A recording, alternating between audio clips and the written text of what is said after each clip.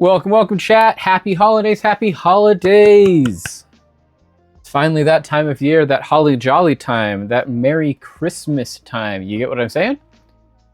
Welcome to the last stream of the year, maybe. I just wanted to make some announcements up at the top about that. Build off of what I was talking about at the end of stream on Friday, and going into what we're doing in the future. First and foremost, the stream VOD from Friday is up.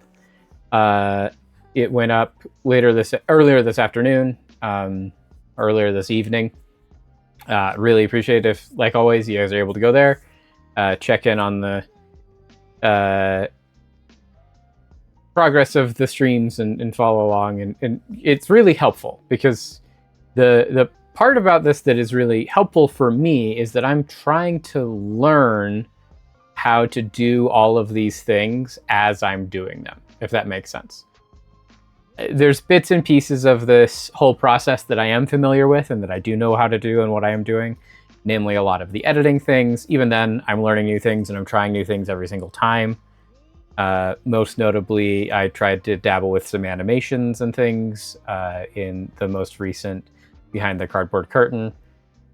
And, just kind of working through a lot of those projects and doing things and continuing to learn and grow.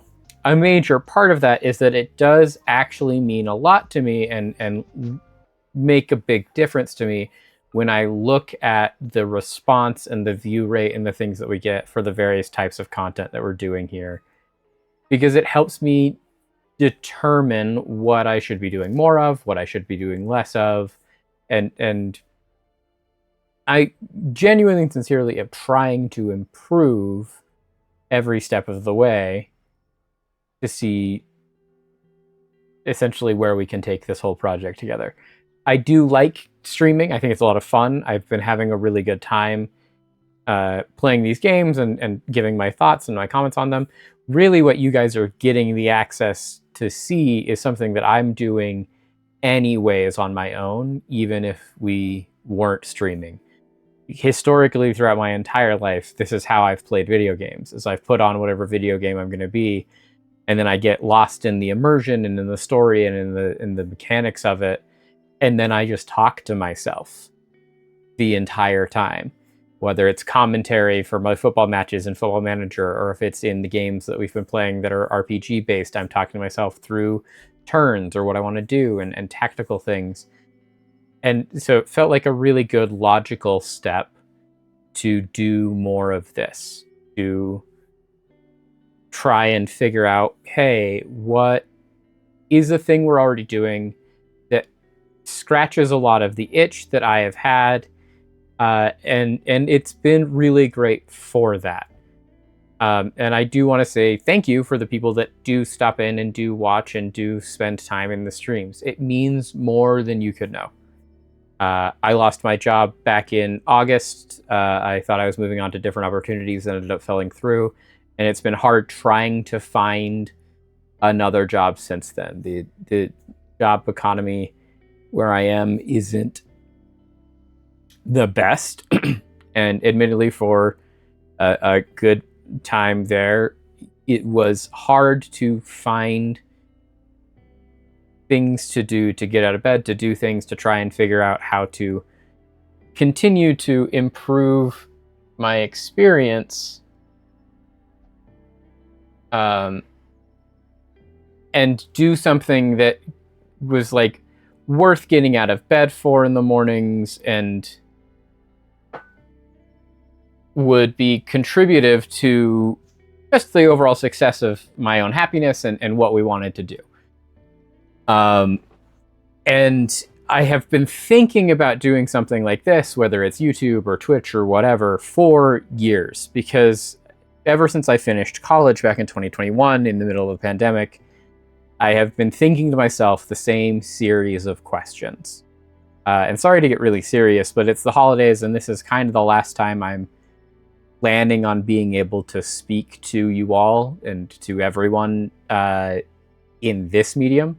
Obviously, I'll be seeing my family. I'm going to my parents' house for the rest of the week, probably tomorrow night, if not Wednesday morning, which is with, Christmas and then New Year's, and between those two is my birthday.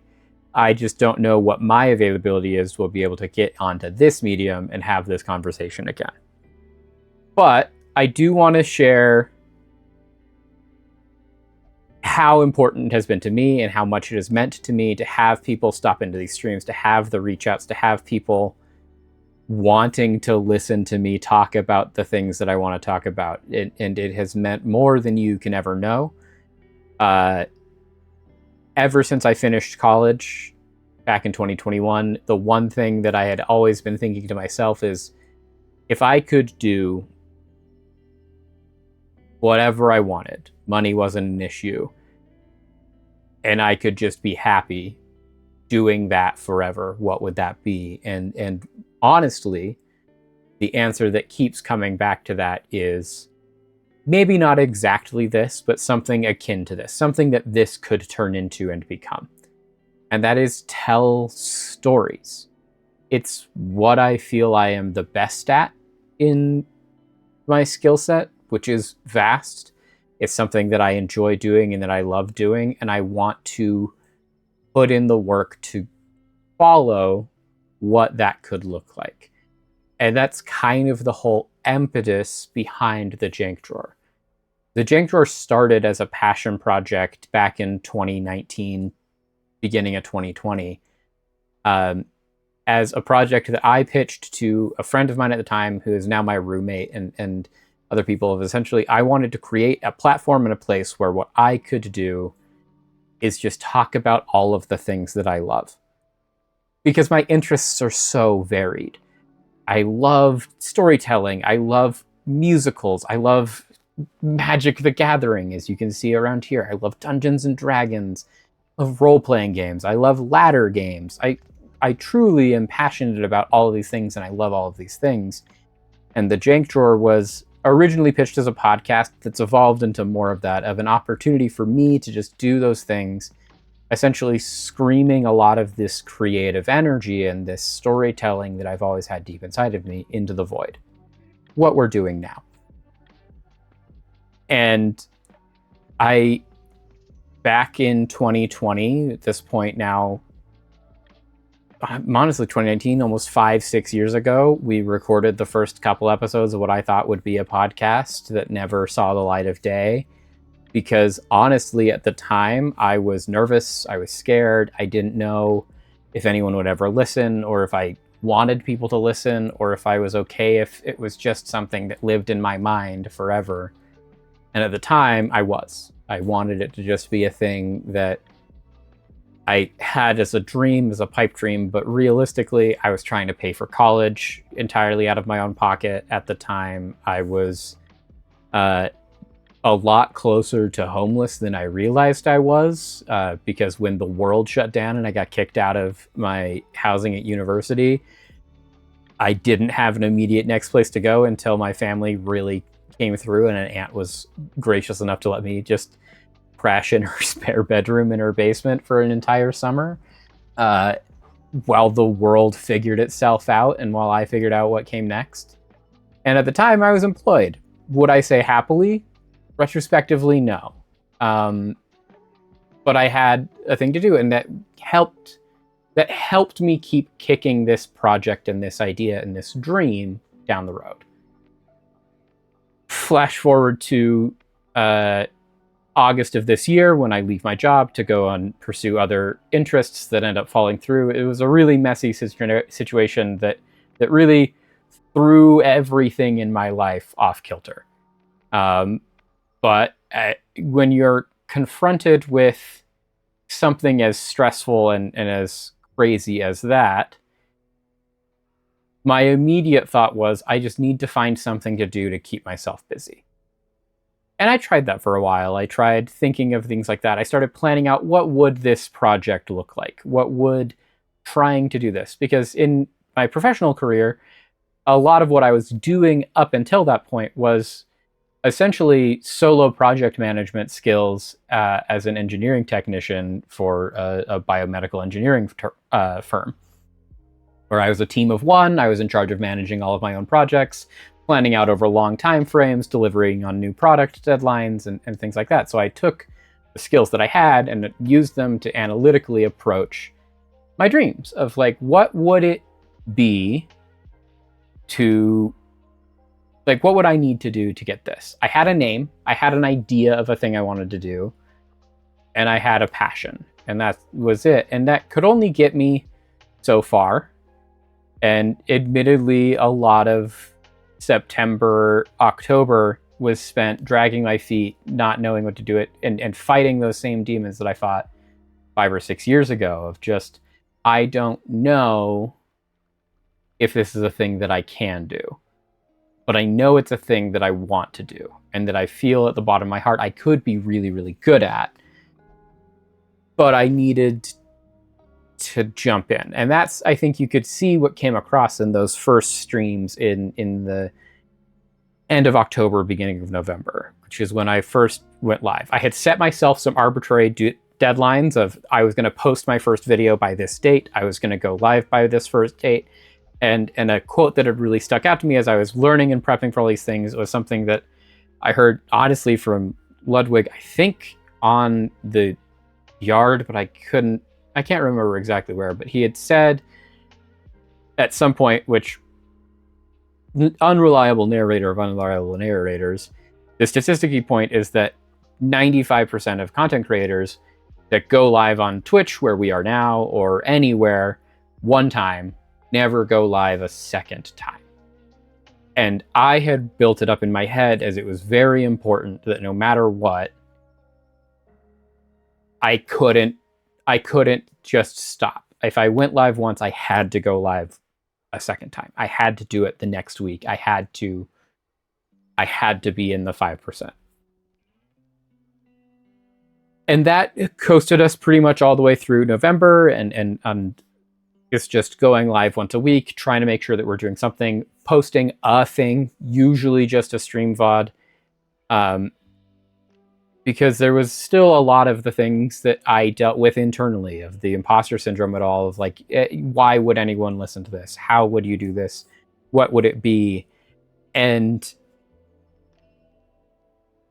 honestly, a large part of me still struggles with that, still deals with that.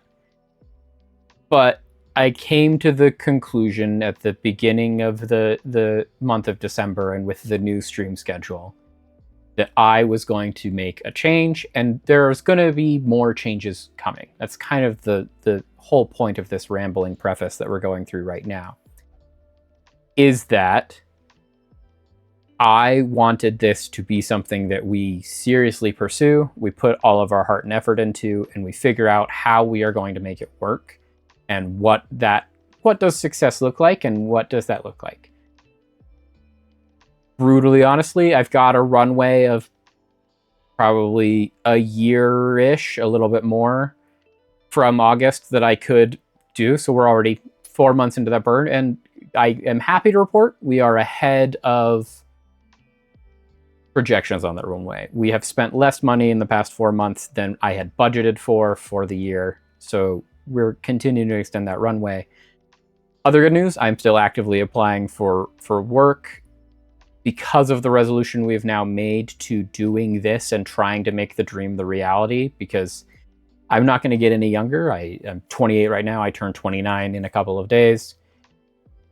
If I'm going to fail and blow all of my money, let's do it while I'm young, so that I have an opportunity to try and earn it all back if this all doesn't work out.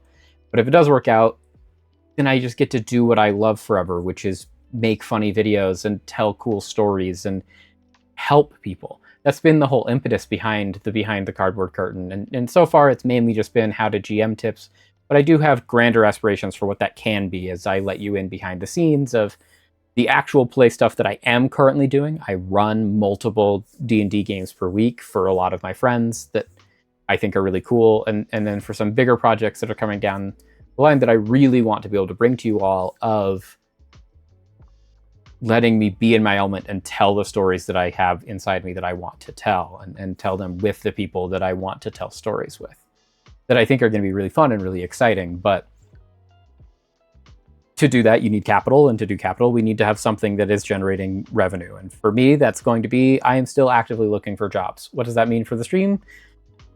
Right now, we're streaming at probably untenable hours, realistically, for someone that would have any kind of traditional employment. So hours are going to have to change. Things are going to do that, and we'll play that by ear as my situation changes. But the commitment that I will make is none of this is going away. The big finding that we've gotten through December and in doing this for the past 3 weeks and for this whole month is been groundbreaking, and I have really enjoyed the entire experience. First and foremost, more people are watching the things that I make than I thought they would. Are the numbers groundbreaking? No. Not even in the slightest. But we're getting pretty good traction. And there's going to be probably some work on these screens and on other screens to help drive that traffic to places so that it's more spread evenly. But to see even just the random streams that we're doing here, like this one, or just playing games that are over a decade old, like Darkest Dungeon, which we're going to play later tonight, or playing Football Manager, get even 40 or so individual viewers is huge. Like, that's more than I ever thought anyone would want to just sit here and listen to me talk about games and play them badly, or talk about my opinions on the world of football.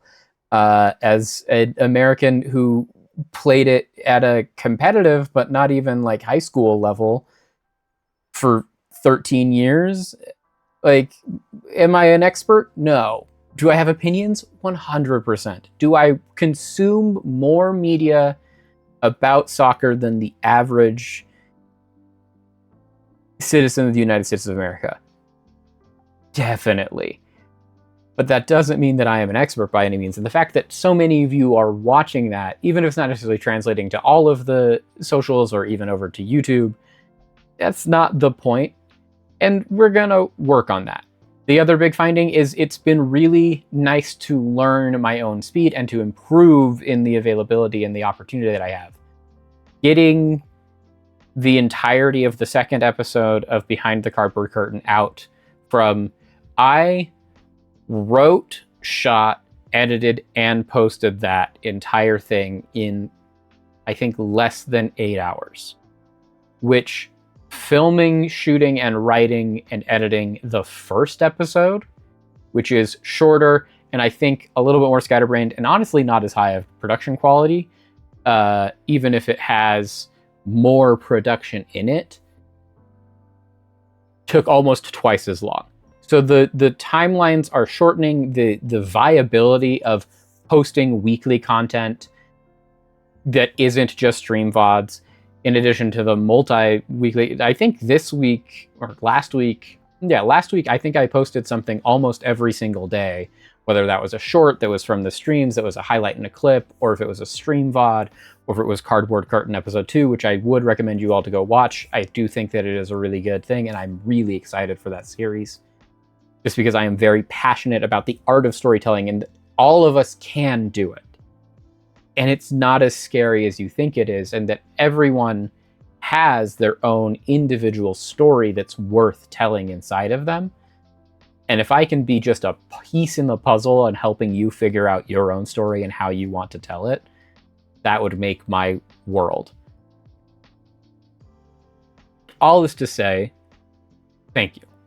This past month has been enlightening. This has been a very edifying and wonderful experience. And from the bottom of my heart, I have really enjoyed doing this for you all. I have really enjoyed the friends that I have made, the people that have reached out, the people that are supporting, the support that I've gotten from family and friends in my real life, as well as the new friends that I've made along the way or reconnected with through this whole crazy process. It has been so wonderful.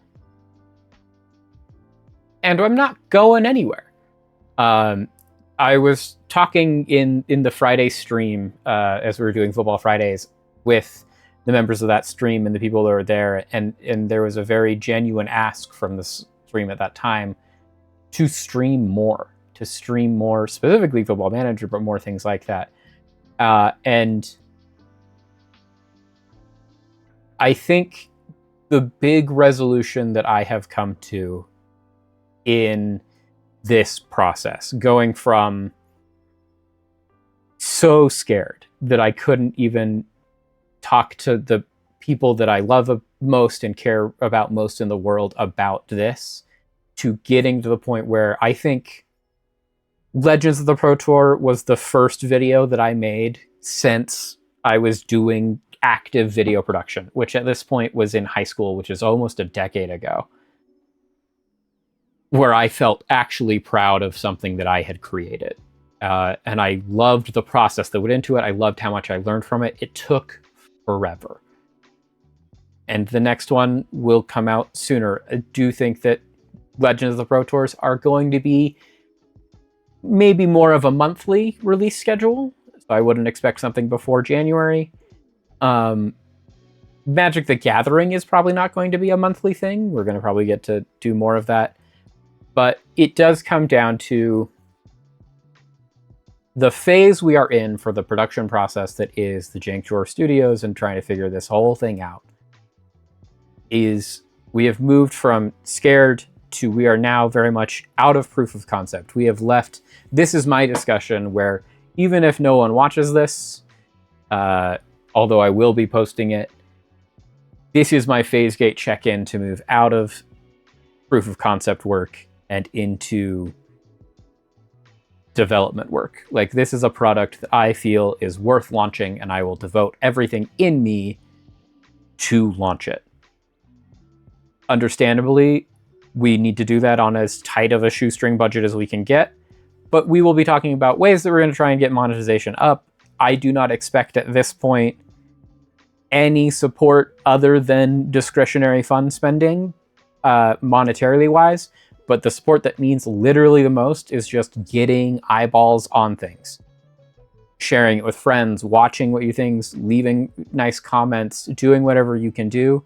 Because the thing that we're trying to do is we are trying to set reasonable and actionable goals. First and foremost, our quickest pipeline on that is right now we are at 11 followers.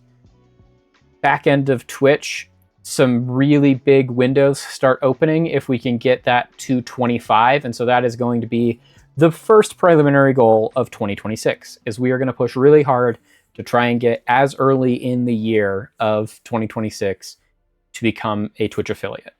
Once we get affiliate, we start getting payouts, we start getting the opportunity for more things. And as part of that, the commitment I'm going to make is, while I'm going to be away from stream, celebrating the holidays, wearing my holiday sweater. It's really big for me and my family. Personally, the holidays are huge. My Grammy was an elf, and we've all just inherited part of that. So I'm going to spend a lot of time with family, with the people that I love and care about. But what I'm thinking of, and what I have been thinking of for the entire time that I've been away from you all since last Friday, is I think I want to do this more. Now, the 10:30 to 2:30 a.m. time slots probably aren't something that we can do every single day. Currently, I don't have a job, so it's fine to live my life in such a way, but it is also one of those that only hits a certain clientele, and I do think that trying and experimenting with different time zones and different opportunities is the phase that we need to be in. So the thing that I want to dedicate right now and that I want to commit to is that starting in 2026, we're going to be ramping up in number of days streamed per week. Just trying to find what is our windows, what are our things, find the games that we want to be doing. Peek behind the curtain, we are getting a return on investment as far as views and individual viewers about 2 to 3 times as much on the Monday Night Dungeon Club and Football Fridays as we are on Midweek Rank Check. I don't know if that's just my abysmal TFT skills, which it very much could be. Like I said, we're always learning. That's the whole point, is for me to learn. It's a game that I've loved and that I've played a lot of, but I never learned how to play. I just learned how to look up the best reroll comp and then force it and get my way to platinum, which is great for inflating your rank, is horrible for learning how to enjoy and play a game. So there might be more football. It might go from football Fridays to football weekends. I can't speak to what it's exactly going to be yet. I don't have that kind of information.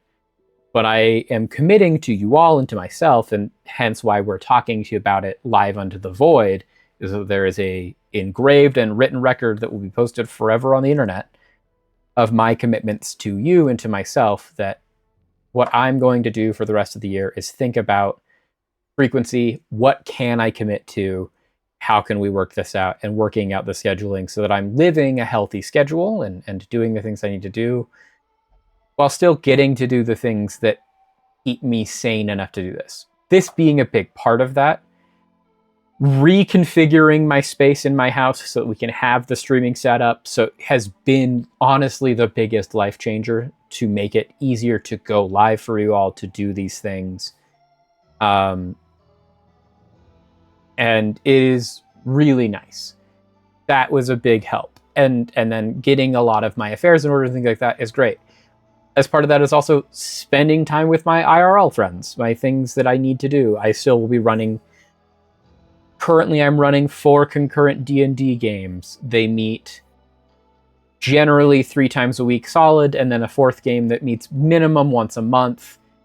I will still be doing those things, and we'll be planning a lot of these streams around those schedules so I can continue doing those things, because it is important to me that I'm spending my time with my friends and doing that with them. As anyone that's ever tried to run a D&D game as an adult, though, knows, scheduling is not the best at those things. And so there will be times where things will fall through, and you might see me going live off schedule as a bonus stream, either for an extended period of time or things like that. And know that that's the reason. But the priority, first and foremost, will be to,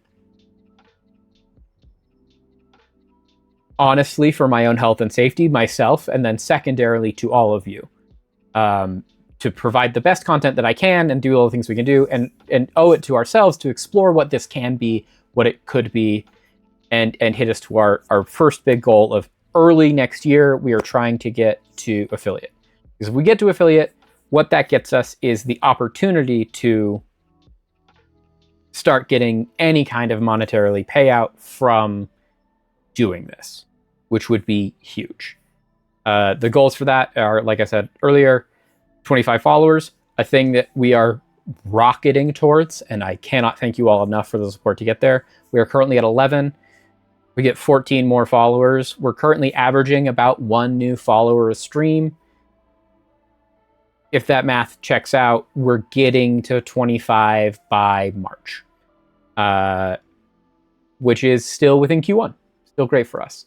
Second part of that is that we need to get 5 people chatting at the same time. We're already almost there. We're at 4 is our current highest, but we can get higher than that. And I believe in us, and I believe in our ability to do that. As well as just trying to do things that get more people involved, doing things like that. On my end, that'll involve trying to plan better streams, better concepts, better ideas, as well as I'll be continuing to check and look through at all these analytics and find what you guys actually want to watch and do more of that. It's a very simple equation. I've done a lot of math in my life, and I don't need all of that mathematics training to figure out how to do this math. I will do that, though, without trying to break our own personal credence here. Of the reason that we're doing this is I need this to be something that I continue to find creatively satisfying, which I do find it immensely so, as well as works with my own particular brain chemistry in allows me to have the flexibility to do what I want to do. Because if we're just trying to do a thing that I don't have in my heart, I feel like that's not fair to me as the streamer. And even more horribly, it's not fair to you, because if I'm not having my whole heart and soul into the thing that I'm trying to do, and I'm not actively interested in the game I'm playing or the event we're talking about or the thing we're doing, how can I expect you to be into it as well? Like, that just doesn't make sense to me. But yeah, that's kind of the big announcement that I had, is that streaming has been great. Our success so far has been greater than I ever thought it could be. I've really enjoyed that. I really enjoy what we're doing. I, from the bottom of my heart, appreciate all of the people that have been helping me get to this point, the people that told me that I could do this, the people that are supporting me along the way, the people that check in and watch. The day ones, and you know who you are, who like every post, who do everything. This has been a dream, because honestly, I think for the first time in my life, I can proudly say I know what I want to do for the rest of my life, and that is tell stories and entertain, which shouldn't come as a surprise to anyone that's known me any amount of time. I've never felt more at home than I have felt in front of a camera and on a stage, and making people laugh, making people smile, making people just generally feel comfortable and welcome is everything I ever want to do and more. And that's what we're going to do here. That's just what it's going to be, because I don't know, now that I've started doing it, that I could ever let myself stop. And I appreciate you all for giving me the opportunity to try to do this. I've been yapping for 30 minutes now without playing the game, but it is really important to me that you all hear this, and even more importantly, that you all, since I am talking to my figurative imagination of chat and the viewers and who you all can be, but I'm also talking to myself. It's important for me to hear myself say these words and make these commitments. So, in summary, it's been a dream come true. I have finally found an answer to a question that I have been grappling with for a decade, of what I want to do and how I want to do that. I think I found an answer. I really want to pursue that. I have put myself in a position doing all the things that I didn't want to do that has afforded me the opportunity to go for it, to chase this dream and to figure out what it can do. The realistic part of that is that if we can get even a part-time job or some other gig along the way to help continuing to finance this, that would be better. But if not, we're still going to keep doing this, because realistically, normally in winter months, it's harder for me to do a lot of things, which I feel is something that a lot of people can commiserate with, and that you can all feel sympathy towards. Just seasonal affective depression is real, and if you get into some really dark places, no, you're not alone, and that you always have a home here at the Jank Drawer, where stories make their home, and there's never any judgment here. We will do whatever we can. I will do whatever I can, because trust me, I've been there. There was, even in the past months, several days and weeks where all I could manage to do was get out of bed and put some food in my mouth once a day, and then I'd get back into bed and just rot. And the single biggest thing in turning that around for me personally has been just doing this. Just going live and getting the first interaction of someone talking to me on the other end of the stream and on the camera, and realizing how fun and how cool it could be to entertain and to just share this genuine feeling with a stranger and have them tell me that they enjoy what I'm doing, was enough for me to shake it all off, reconfigure the stream setup that honestly I'm really proud of. It allows me to display some of my favorite art, some of my favorite things, my greatest trophy. I won this in February of this year at SCGCon Denver, playing Legacy. And don't live in Denver, could not bring it on a plane, had flown there on Frontier, which I don't know if any of you have ever flown on Frontier or know anything about Frontier, but you can't even bring a second bag on Frontier, so no way in the world I was getting this. But thanks to a great friend of mine, Andy, who was able to not only drive it from Denver to his house, but then was coming into where I live a month or so later, but was able to drive Mu Yangling all the way from his house to me, hand delivered. Of course, she's got to be the centerpiece. It's the first of hopefully many major trophies, and we'll hopefully get more of those experiences that I can tell you more stories about the tournaments I've played in, the things I've liked to do. And like a pipe dream, honestly, if we can make more content, we can do more things. Maybe we could go to again.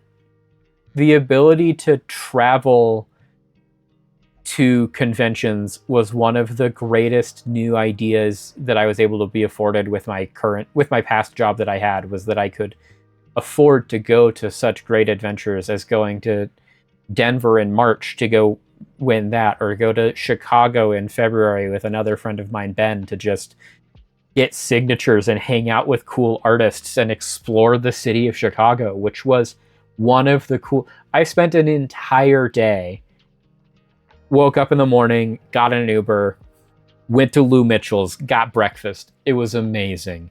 And then I just walked the entirety of the financial district for hours. My phone died. I didn't care. I just explored and wandered the city and fell in love. And like, if we could do more things like that as part of this whole adventure, a dream come true. Every journey starts with a single step. And for me, that single step was getting my life in order in such a way that I could build the streaming setup. I could clean up my space and get into the headspace where I can start making these things. And the next step is figuring out how to do this more effectively, more efficiently, and more importantly, more often. There's a big difference in my mood, in my everything, during the times that I am not creating for you all and I'm not live on camera, and when there isn't. Even today, before I hit live, I've admittedly had a pretty good day. I've been working on just finalizing some last minute stuff for being on holiday time for the rest of the week. I've been thinking of what can I make, since I know I'm going to be canceling the stream Wednesday. And realistically, I will probably be canceling the stream Friday. I just don't know that there's a realistic world in which that we go live. If there is, there is. But I don't think it's going to happen. But I do still want to do Football Fridays, because Football Fridays on Boxing Day is one of the biggest days in the sport. Everyone plays on Boxing Day. It is also a holiday, though, and it is one that I celebrate religiously, because it is the middle of my 3-day holiday, which is Christmas, Boxing Day, my birthday. And I believe that all should observe them with equal importance. There are days that I like to spend personally with my family, and if I get some time to spend it with you all, I would love to. But if I'm away from my setup, there's only so much more that I can do. And that's just the reality of our situation. But I've loved doing this. I thank you all for your support. We're going to be doing a lot more of it in the future. It might take me some time to get that spun up, so don't expect like a January 3rd, all of a sudden we're going full bore. But I am going to be spending a lot of the time that I'm away from you all this week getting the pieces in place of, like, I've been working on the Discord forever. I'll actually just get the Discord set up. I'll figure out what that looks like. We'll get it going. I might try to improve some of the general layouts here that are there. I've looked into it. There's some free Canva courses. Maybe we take some Canva courses. We figure out how to make the thumbnails even better. Although, tooting my own horn, I do think my thumbnail game has been stepping up. I am enjoying the thumbnails I'm creating, but we're trying to get there. I, admittedly, before we started doing this, had every social media account for the better part of a decade and have posted maybe a total of 11 times ever. And so trying to do this and learn the social media of, like, trying to advertise when I'm going live or advertise when a video comes out is all new and daunting to me. I come from the weird generation segment of millennials where my parents were young enough when I was old to be smart enough about online that they knew it was a dangerous place, and that they taught me internet safety of never talk to strangers on the internet, and don't talk to anyone on the internet that you don't know in person. And then am old enough that I didn't get the part of it where we just ignored them anyways and we're all in on social media. And so that's been a minefield that I've been navigating. But I do feel like there are some real friends and relationships that I am making through streaming that are going a long way. And I do really appreciate that. But it is me coming out of my shell and trying to do those things. I appreciate your patience and your grace that you're giving me, and I'm giving myself to do that. All that aside, thank you. It's meant a lot. More stuff is coming. I have just so much more that I want to do, and we just have to figure out the details of how to do it in a way that's safe and healthy for me, but also engageable by you and works within the systems to make it so that we aren't either overindulging and hitting everyone with too many things, or if we are really only generating content once a week, what does that look like? Do we generate more content more frequently? These are all the things I'll be working on and thinking about.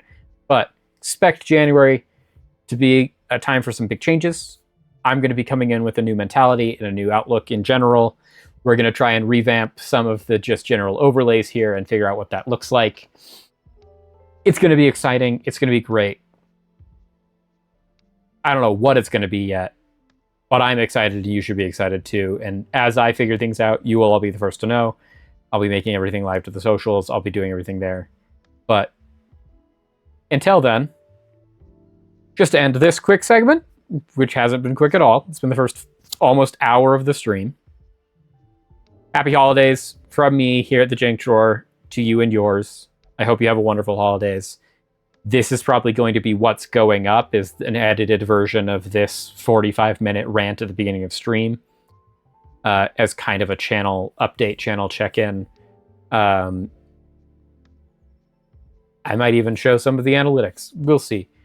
But thanks for everything. This has been wonderful. I hope you have wonderful holidays. Now, with all of that out of the way, massive momentum shift, flip it into gear, reverse, get out of that. Let's hop into the game, shall we? We're back. It is Darkest Dungeon. We are killing it. Recap from last time, chat. We went into the cove for the first time ever. Literal, third hallway of the cove, we got a hallway boss fight of the Collector. I was terrified. It was real scary. We clutched the heck up and dominated. Did not matter. We put the Collector in a body bag. And then we just kind of rode that high for the rest of the time. We did a couple of really good runs. We have built up a really good economy. We have infinite crests at this point, which we should probably do something about. And then most recently, we took in a team of stalwart adventurers into our first boss fight, and we slew the Apprentice Necromancer, which is the first boss of the game. And it is only week 14. So we've made some great progress. As part of that, we have a couple of standouts. This is our Cove team. But Renault has been great. Vitalis has been good. And Claw is great. Belial is our best Plague Doctor currently. But we did finally get a second Plague Doctor in Cecil. Yeah, we're working on it. We're figuring things out. It's going pretty well, all things considered. As far as trinkets, we did get some pretty good trinkets as well now. Let's sort our trinkets. We have our first head. Is it the best head? No. But it is a very good head, just because it is the one that does increased damage. So that's huge. Damage is always very good for us. We now also got the Blasphemous Vial, so we have a very good, very rare trinket for our two Plague Doctors. Book of Rage camouflage coke, and then we have the chalices for our vestals. So like, we're in a good spot. We've started doing medium dungeons, so we are now doing dungeons that give us better rewards, but we also are losing more money. And we still have only lost Dismas. We have only lost our starting highwaymen, which is unfortunate because our highwaymen are very good and we would like to not have lost them. But we're making the best of a bad situation, is the way I'm going to choose to look at it. And we're farming Dismas's death for clicks and likes. As far as other things, we have unlocked all of these camps. We have not done any of the DLC stuff yet. And I don't think that we will for a while because a lot of it just overcomplicates everything.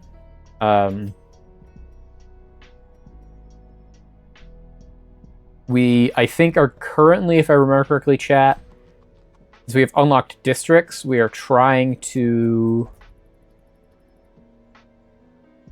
build the bank, which we have our blueprint for.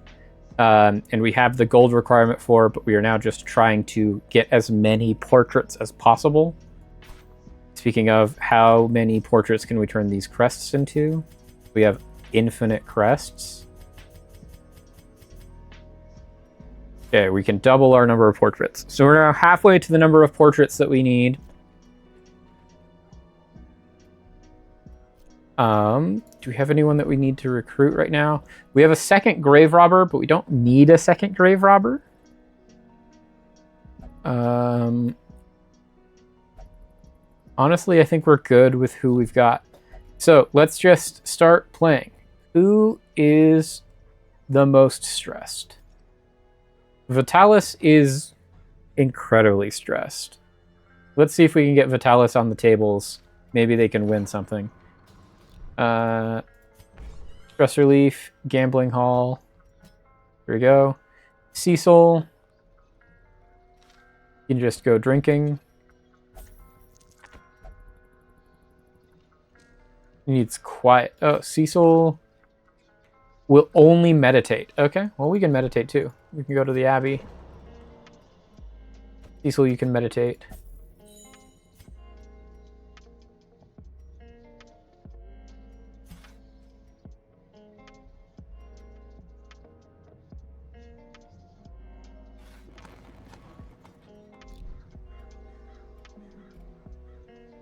Vivers, we got rid of his restlessness, so he's not going to just keep generating infinite stress because he's not going on every adventure, which is good, but he still does have 1,000,000 stress. So let's get him treated as well.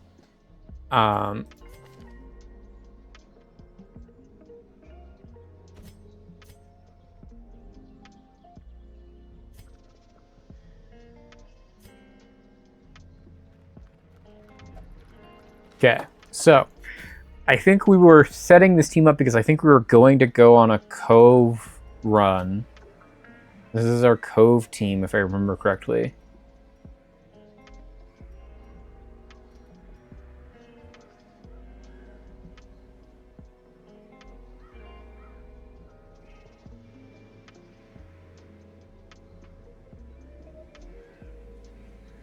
No, this is not our Cove team.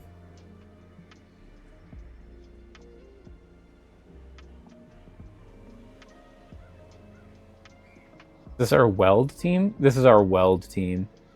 This is 100% our Weld team. That's on me. Yeah, this is definitely our Weld team.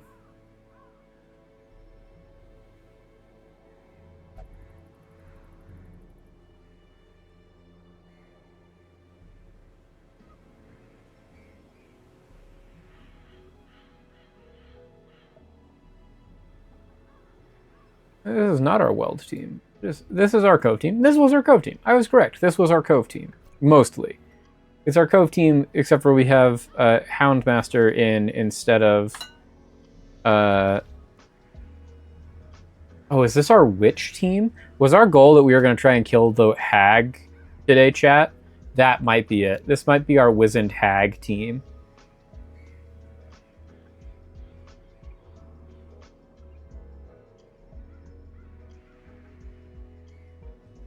This is our hag team. That's what it is.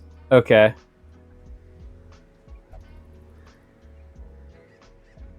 Yeah, this was our hag team. We were trying to kill the hag.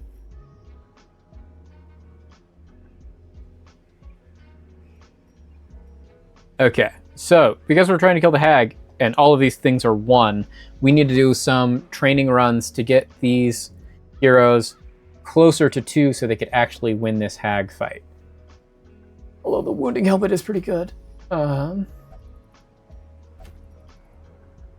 We don't want to do a veteran yet.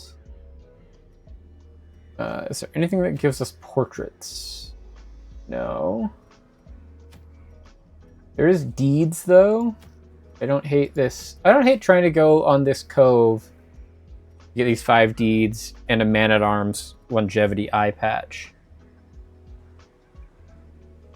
This is also most of our cove team. Or most of a good cove team. This is essentially our cove team minus our occultist and our plague doctor. Which, do we have an occultist that we want to bring to this? This could be a Colombier. I could bring a Colombier. And then plague doctor. Baloy we definitely don't want to be bringing anymore. And Cecil we just put away. So I'm fine with either bringing Bertrand or the Houndmaster or Viewpont. I think we'll bring Viewpont. I think this is going to be our team. Okay, so we already have all the skills we want. We don't actually like that they have winded, but it's fine. We do have a Hellion item that we like, and then our Hellion can have Dismas's head, because Hellion is definitely our damage. Secondary damage is Linum, our Grave Robber for sure. Now, we do have Sickening Satchel.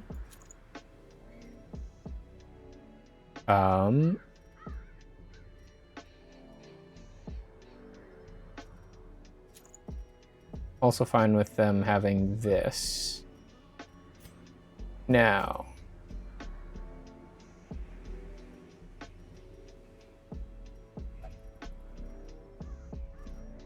do move resist plus dodge. Minus move resist plus dodge. Bleed skill chance is very good for us.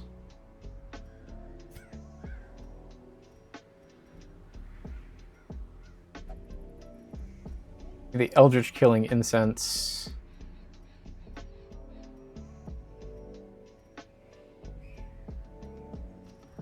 And honestly, just more speed is probably good.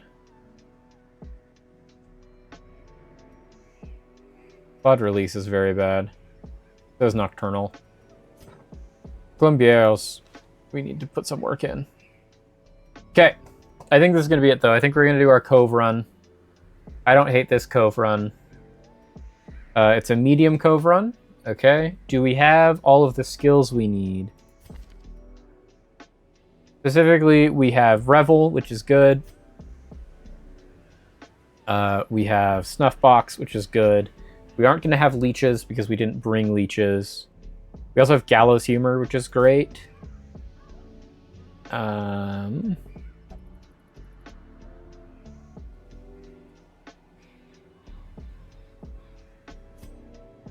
We do have Unspeakable Commune as well, which is good, because Unspeakable Commune is currently our only person in this party that can get rid of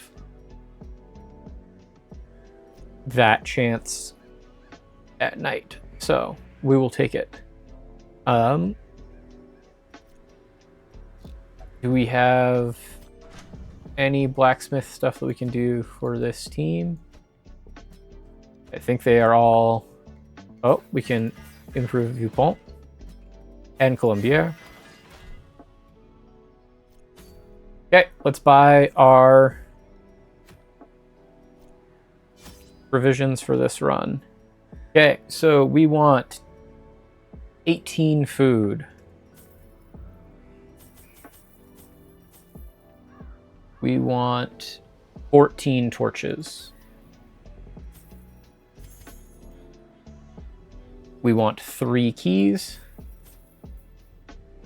We want 3 shovels. We want 1 holy water. We want 2 herbs. And we want 4 bandages. Okay, let's go, chat. First dungeon of the stream. Only an hour into the stream, we finally go into our first dungeon. I wasn't expecting to give that long of a preamble.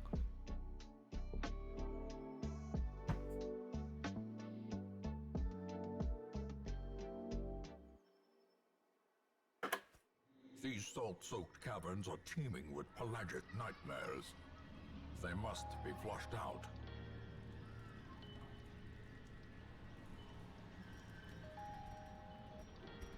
Okay, do we get a scout chance? We don't. Okay.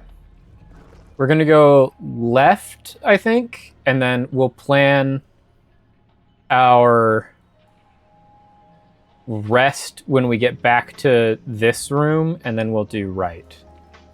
I think going to be the plan, chat.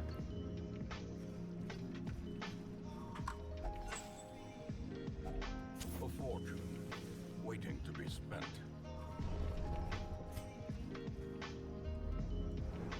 Ooh, we got a scout here. Perfect. So we have to go down, we know, because we have to do this room battle eventually. So let's continue with the plan. Plan does not change, chat.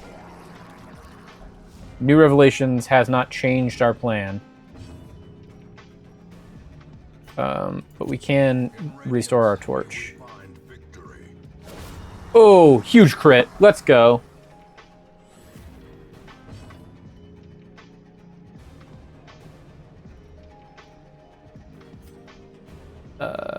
Let's hex here, because this one more people can hit.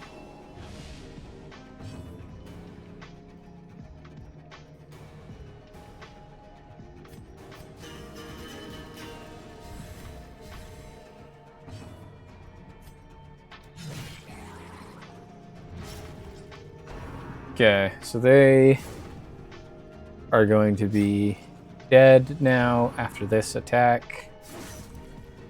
Okay, fine with this. That was a fine first round.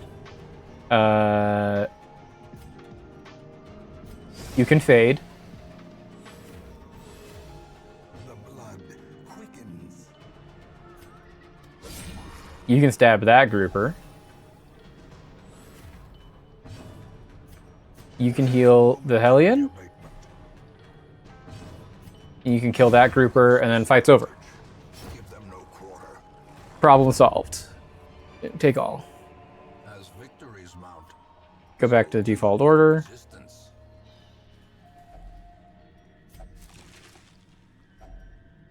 Ooh, got another Drifter's Buckle, which is just money because we already have one, and you don't need more than 2 of them. Okay. Didn't get another scout in this room. Hopefully we get a scout at the end of this hallway. Loss of safety. This is a gross fight. I don't like this fight. I like that start to the fight, though.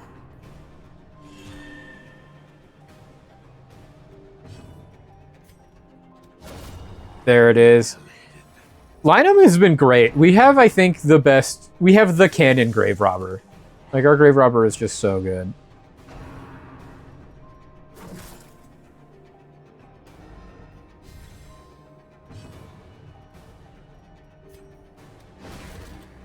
Mighty Yop. Didn't get it.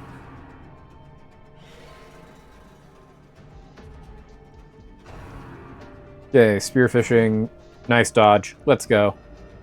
Huge dodge.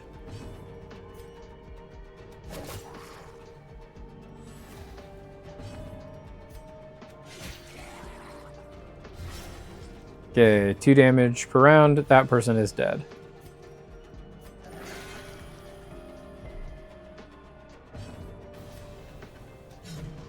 Missed. Not great. Love the dodge. Team is dodging well tonight. Another crit. Huge for the team. Battle Ballad. A time to perform beyond one's limits. A death by inches. Oh, huge damage on the maggot too. We like that. They have very high prot.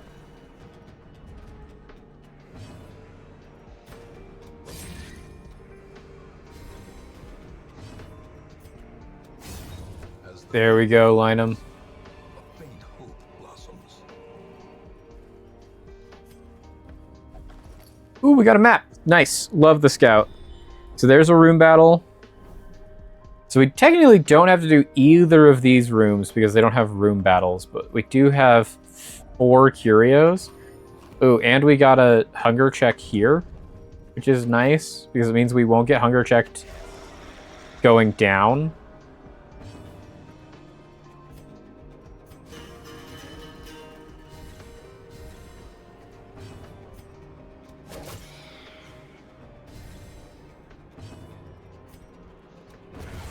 There we go. Got rid of the stress dealer. Ooh, don't like that they got a crit on us. Oh, massive crit. Let's go, Eshwil.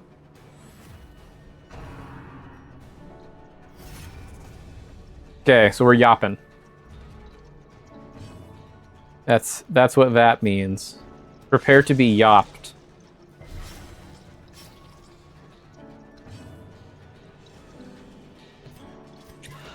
Get rid of our bleed. Give ourselves the buff. Inspiration and improvement. Heal. Gave ourselves a bleed again. Nice dodge. That's what the buff is for. We yop. 1-800 yop.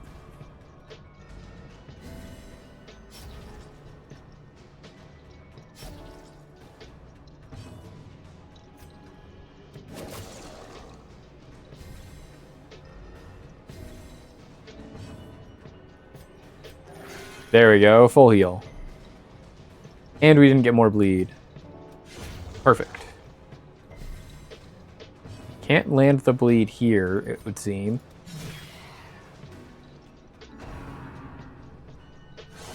Octoseptus. Got another bleed.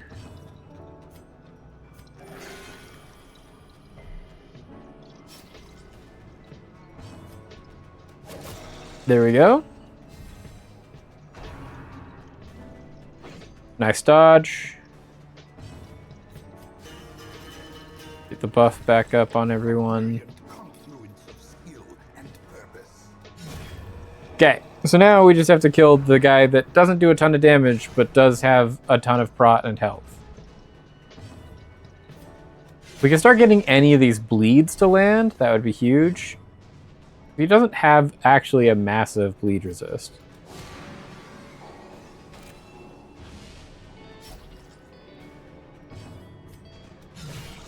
Oh, I love that crit. That crit's massive. And we got the bleed. He's dead. There we go. Well, now he's just dead because Linum's going to kill him. Ooh, we get a journal. The way is lit. The path is clear. Journal of Darius, Highwayman, 3 of 6. Day 6. As we traveled from the hamlet, an eerie dread grew. We all felt it, but did our best to shrug it off. We've read this one. No, yeah. We've read that one. Okay, so I don't know what to do to this curio. Fish idol.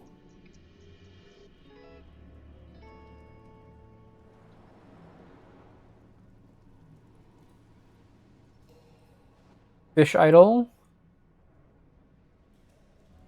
Ooh, it's damage until camp. Then we are going to camp now. We are camping early, chat. Gathered close in tenuous firelight and uneasy companionship. Okay, so one thing we need to do, we have to have Unspeakable Commune. I'm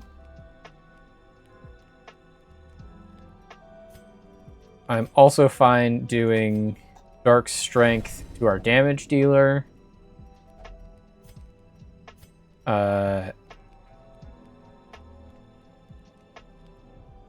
Gallows Humor to everyone.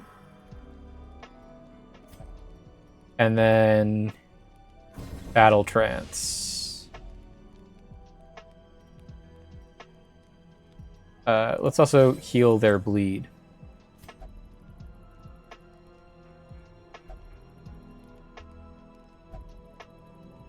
Okay, so we are just going to have the most jacked Hellion ever. Our Hellion now has plus 63% damage. In addition to this plus 25% damage and a plus 15% bleed chance. So like our Hellion is just going to kill literally everyone.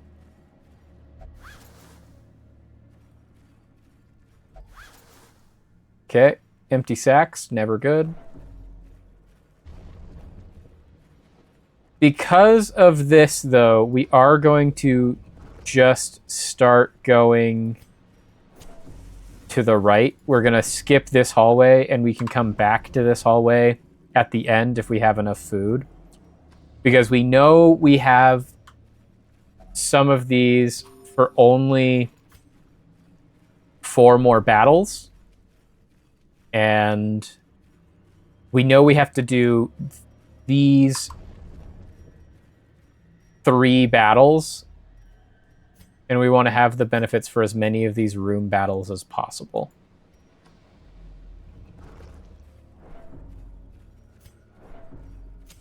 The match is struck. A blazing star is born.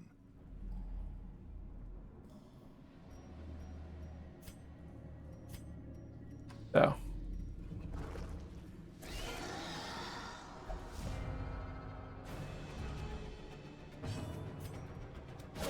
Well struck. Nice crit.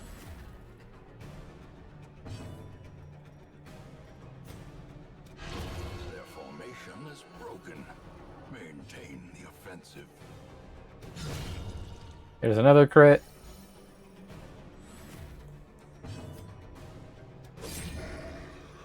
That one.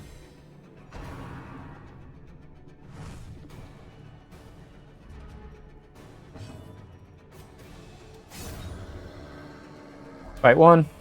Ooh, we got the bloody dice for Jester. So clearly in view. Or is it merely a trick of the light? It's just a better bleed stone for us on the Jester specifically.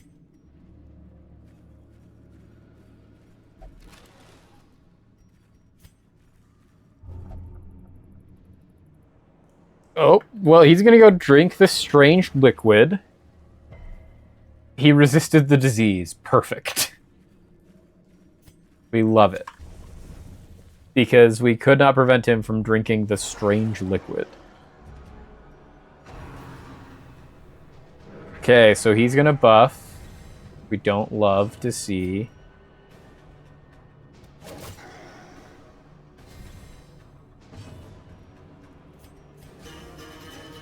There's that buff for our team. There we go. So we were able to kill that one. Huge crit. Our Hellion is pumping. Big damage only. Oh, well, now we just took 14, so that's not great. Okay, so we're going to have to yop. But it does mean that we can now throw daggers into him. I see your crit, and I raise you another crit. Honestly, do we even want to yop? I don't know that we want to yop. I think we're fine just attacking the Pelagic Guardian. Yeah, we just do a billion damage. So let's just do 1 billion damage.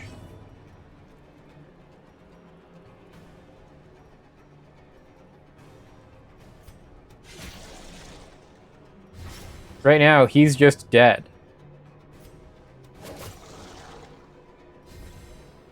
He gets a turn, and he dies.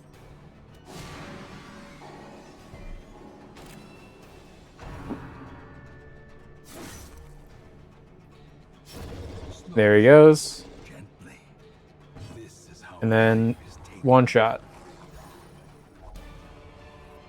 Take everything. Ooh, we found a secret door. Okay, so we know what we're doing now is eventually we're coming back here to get that secret door. So we actually want to find a whole bunch of food because we have so many hunger checks that we're going to have to confront. Yeah, you get to disarm the trap.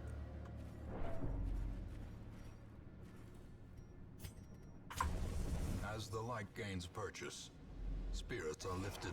Oh, we lost our holy water. So if we get a holy water from this fight, that would be dope.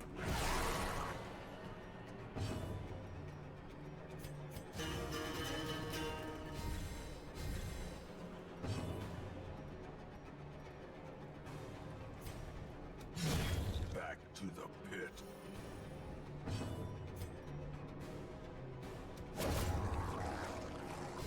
Okay.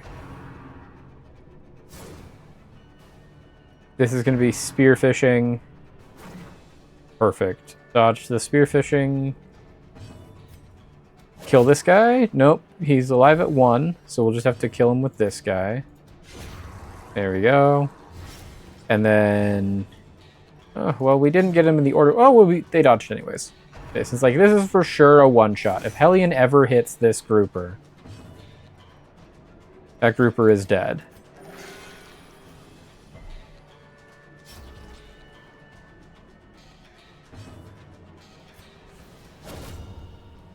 Nice crit. Yeah, there we go. We did not get the reward we wanted. But a victory nonetheless. Eldritch Altar, is there anything good that can ever happen if we interact with this Eldritch Altar? It can remove a negative quirk, which would be huge if we had Holy Water, which we don't have. But we know we have to come back here anyways. So I say we hope that we find Holy Water somewhere else, and we come back here with it, is the current plan.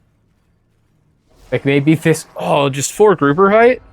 I don't like seeing a 4 grouper fight.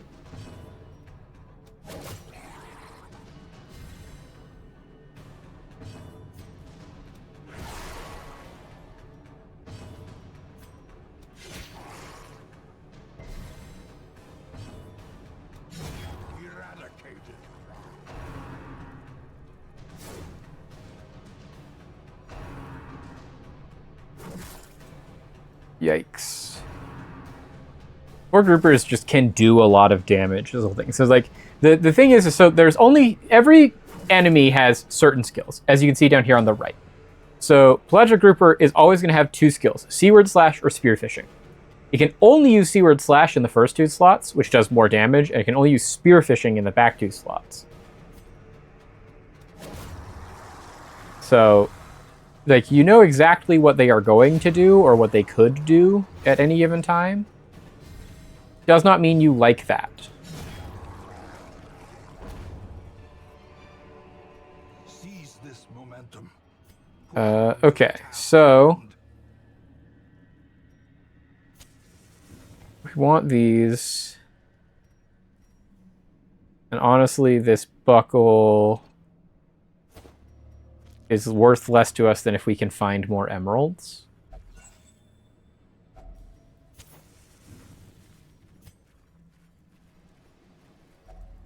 Another mariner, another misfortune.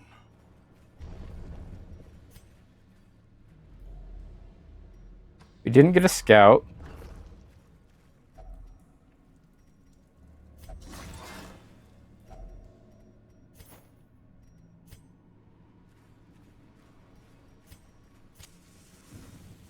Brackish Tide Pool. Anything we can get that's any good here?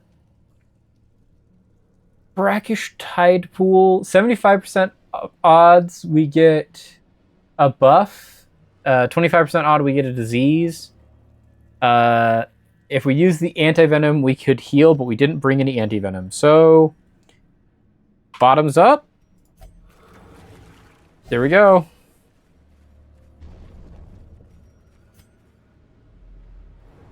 Okay, so last room is our last.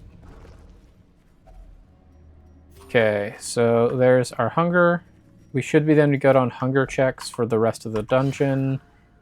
Just because we have only really one place we want to go, and that's the secret room.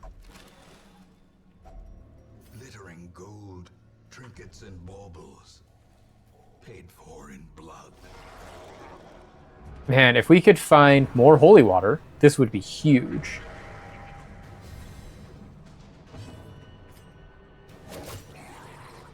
We want to kill this grouper because he has great damage right now.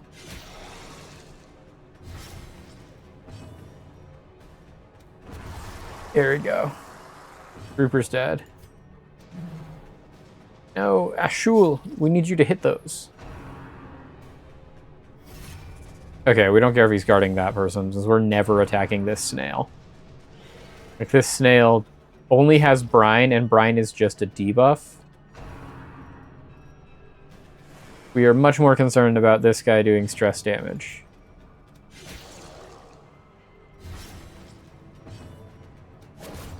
Nice. Now we are no longer concerned about that. A big yop.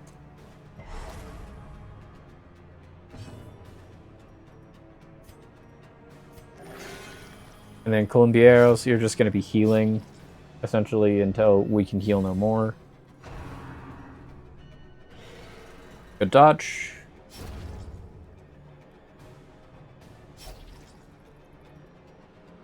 Get rid of your bleed, Jester. Battle Ballad.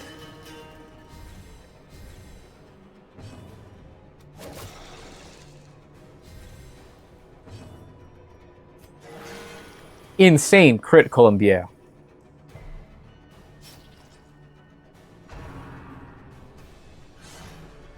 Big dodge.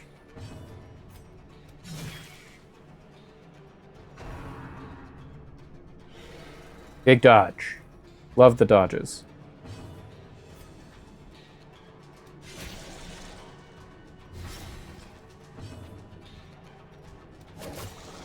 Okay, he's dead.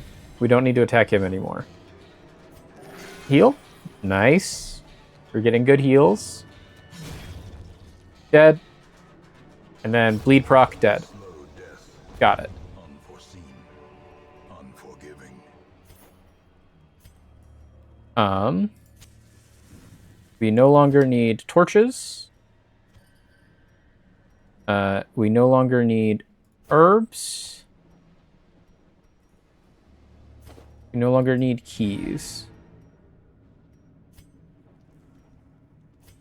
Because we are taking no more fights. These Eldritch things could potentially be good, correct?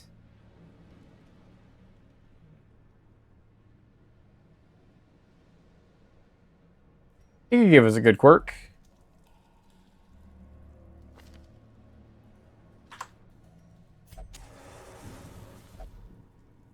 Oh, it got rid of the winded quirk. Let's go.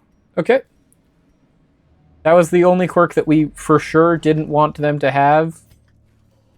That's huge for us.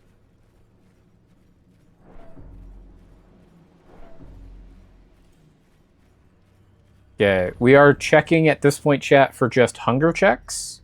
We can pass 2 more, but we need to know when we can get them so that we know how far we can do it. Because every time you get a hunger check, you can only get hunger checks in hallways. And when you get a hunger check, you can't get a hunger check in the next hallway.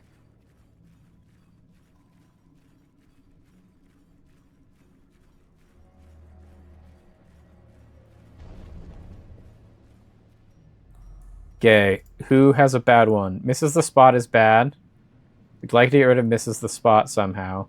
Oh, Columbialis just has a million bad ones. So we're just going to try purely decorative. Dang it.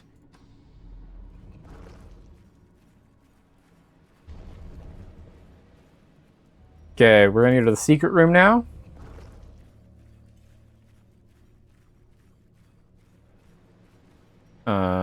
We are going to kill the torch. And then go to the secret room. Oh, we should have kept our keys. We forgot that we needed keys for exactly this purpose. Should have got rid of the bandages instead of the keys. Okay, so we blew that one, chat.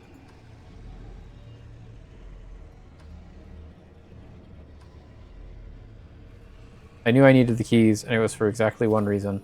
Okay, so we can't get hunger checked there. Which means we can go get these 2 curios, and then we can leave. Because we could get hunger checked in this hallway, which we can pass that hunger check.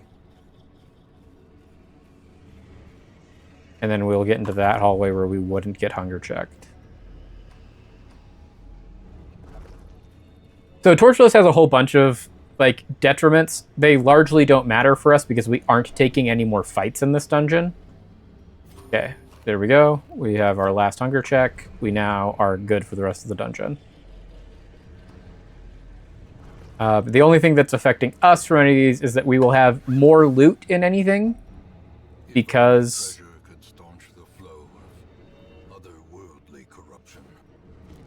we are in torch, and so when you have no torch, you get more rewards, and then if you're walking in the dark, you get more stress.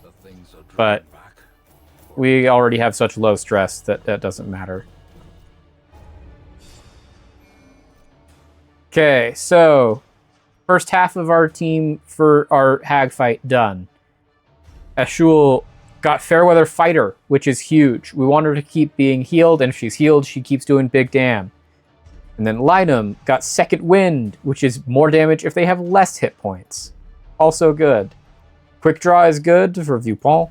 Elon Combier got Tuckered Out, which is just another in the long line of just horrible... Like, Colombier just has so many detriments.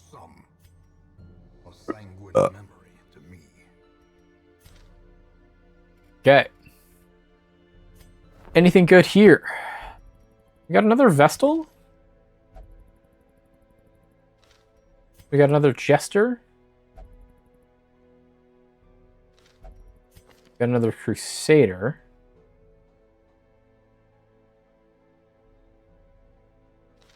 And we got another Abomination. Don't care about any of those.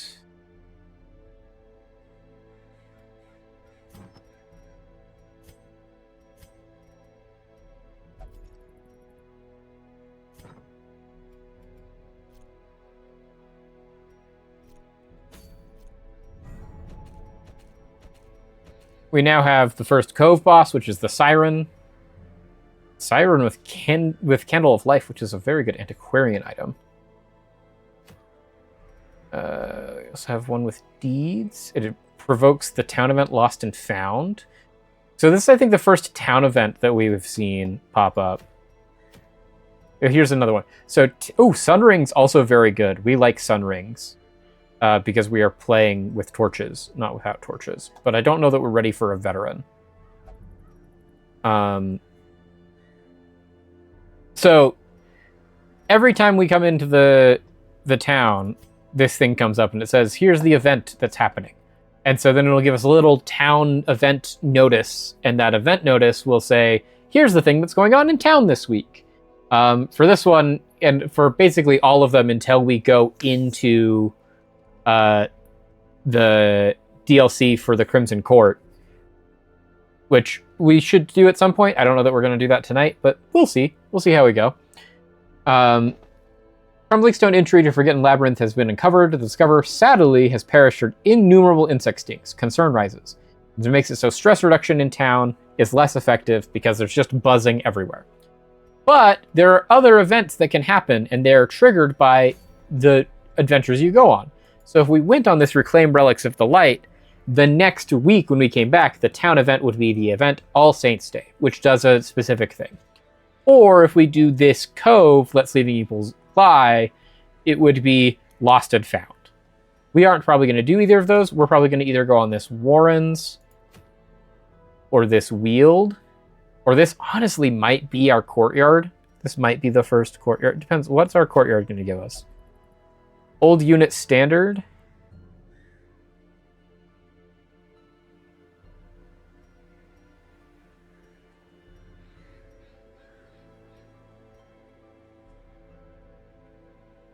Baron's Invitation.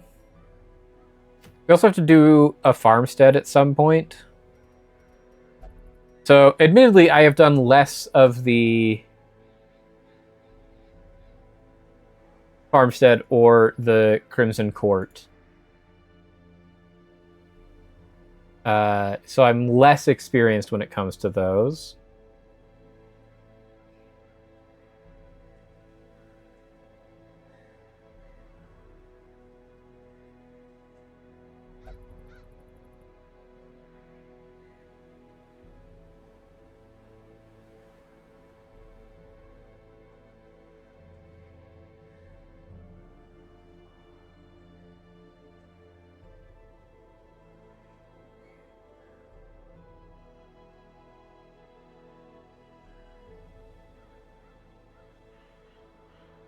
But we do want to bring in... Will Ashley even go on this courtyard? Looks like it.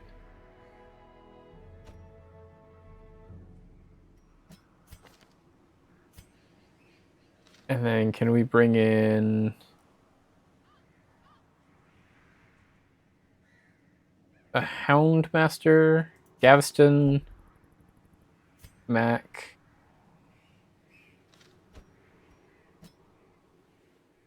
And then where is a funny man? Viewpont we could bring. I want to bring Bertrand.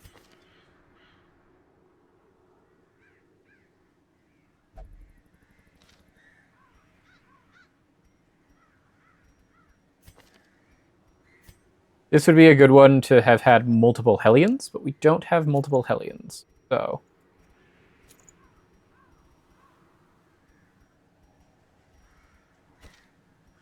Oh, why did I click that? We didn't want to click that. We want Weibo. Weibo.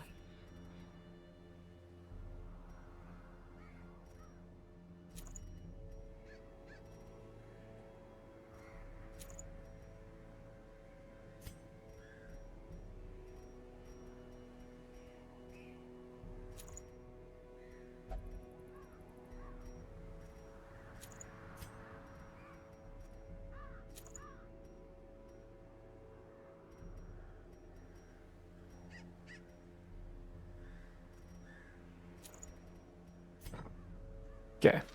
I think this is our team. We're going to do the first courtyard.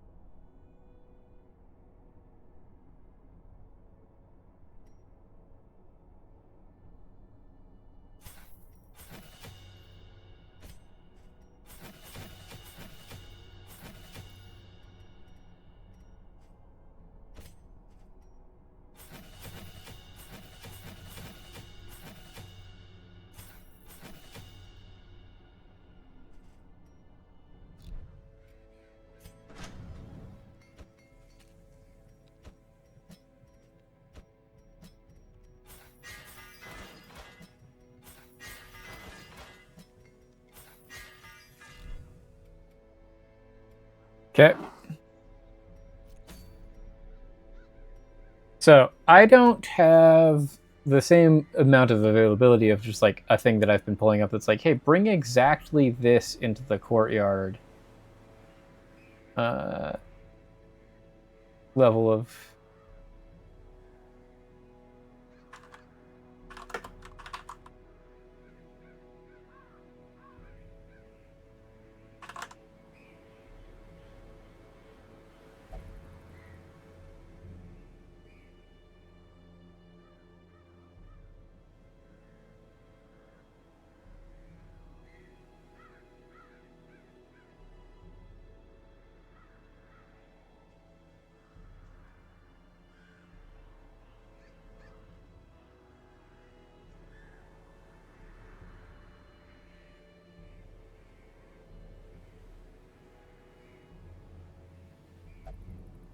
Okay, so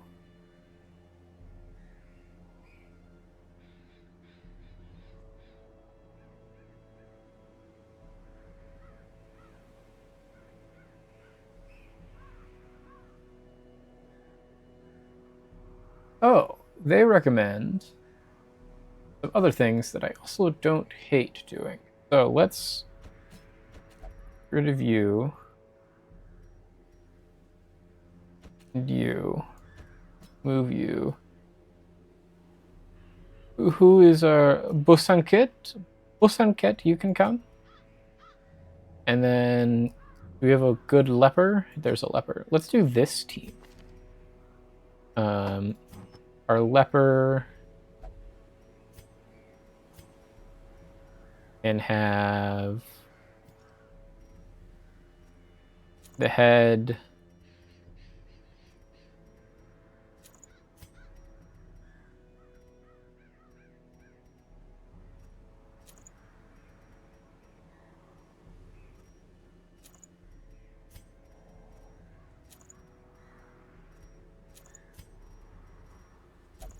Chalice, second chalice.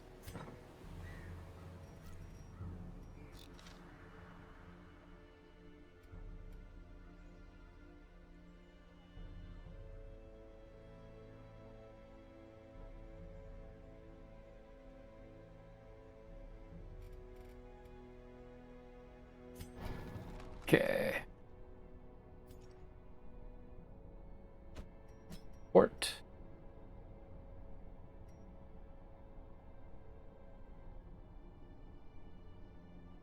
Okay, so these are going to be pretty intensive things, it looks like.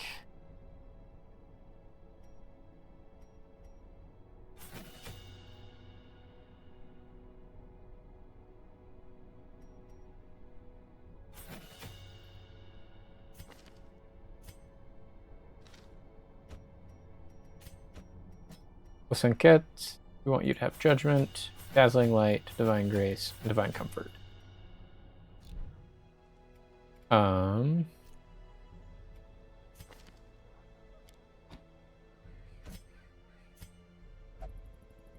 Yep.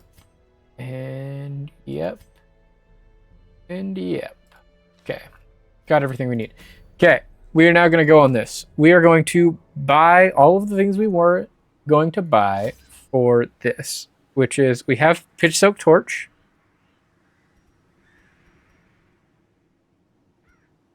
We are going to bring all of the food. We're going to bring all of the torches.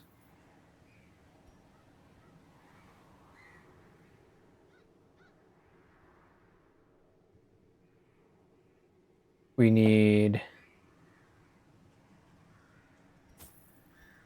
almost all of the bandages. 3 shovels.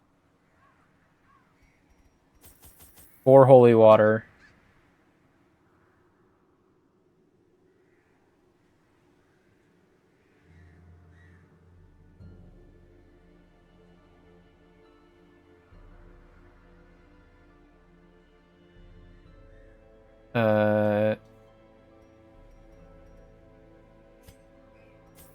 Bring one more of these.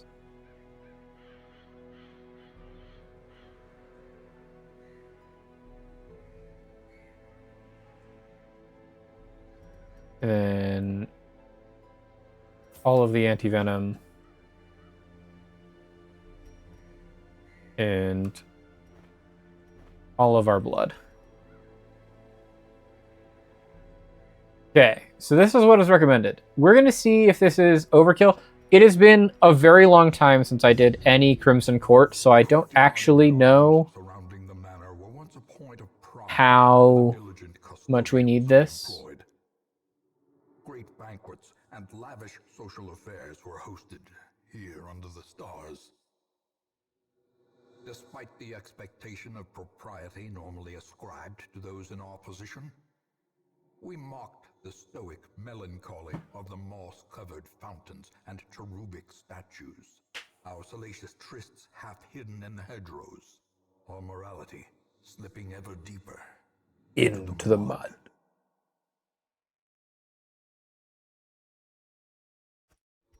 Soaked and sinking, these stone terraces and sprawling gardens were the site of long-forgotten revelry and well-remembered regret. Oh, we got a scout.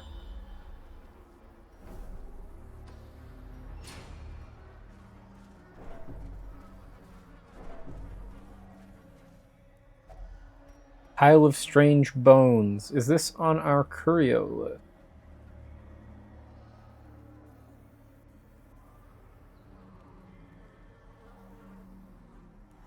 It is. So 50% odd, gain bleed, 20% on gain loot, gain disease, use bandage. Or we can use blood to summon a fight, which we don't want to summon a fight. So let's just use a bandage. We get food. We get loot. There we go. And then just before this fight, let's get our buff. Okay, so this is the Crimson Court. Everyone here is essentially a mosquito. There's a disease that you can get called the Crimson Curse that requires you to have blood. And it gives you a whole bunch of debuffs and buffs if any of your people contract it. And then all of these people inflict bleed and usually can do stress damage.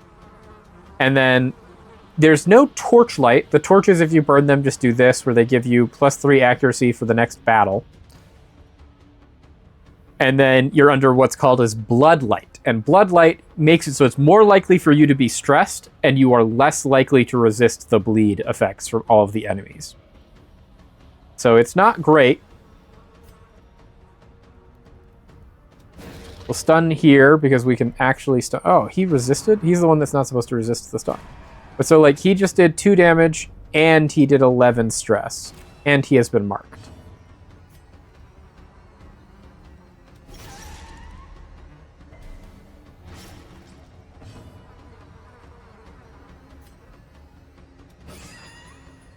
But we're doing this because this bleed is going to kill him.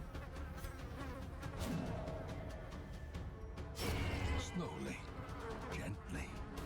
This is how a life is taken.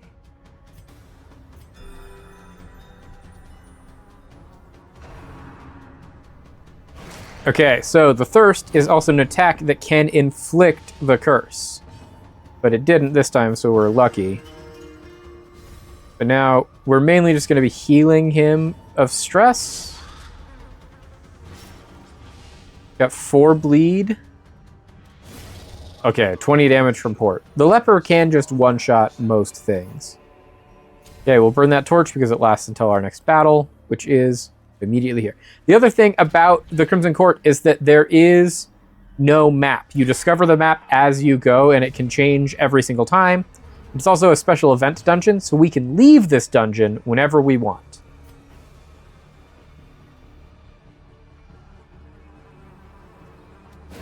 Can we get a stun? Probably not, since they have 150 stun resist. Did you get a good bleed, though?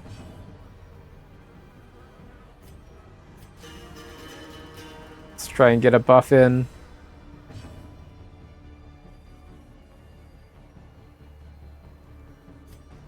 Can we just kill one of them? Yes, perfect. One shot. Just the less that we have to deal with these. So Maddening Wine is a stress attack. It's going to deal stress damage. Redigestion. Inflicts blight. Which is why we bring all of the anti-venom. So that we can try... Oh, okay, the thirst is also bad for us. Because it heals them.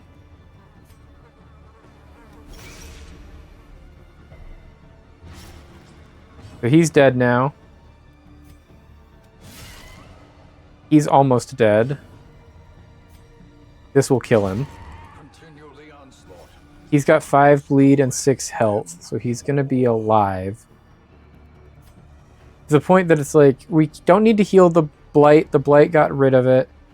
It's honestly, I say we Judgment, because Judgment will deal enough damage that he'll die to his bleed and will heal us, which is what we would have done anyways. So he'll die to his bleed. He'll die to his bleed. Yeah, 11 bleed. Take everything.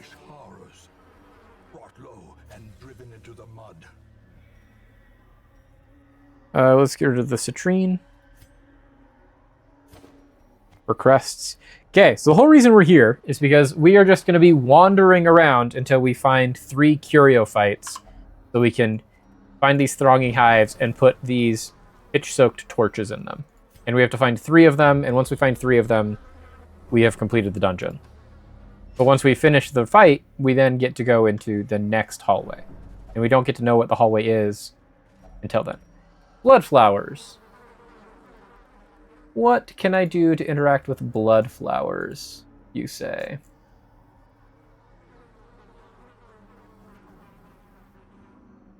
Blood flowers in the courtyard. If we use the blood, nothing happens. If we use holy water, we gain a whole bunch of stress, but if we use a shovel, we gain loot.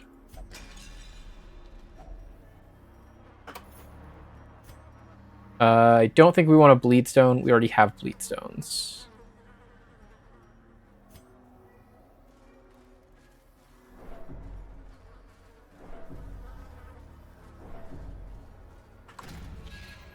Okay. This is a curio room, but not a fight room. Throbbing cocoons.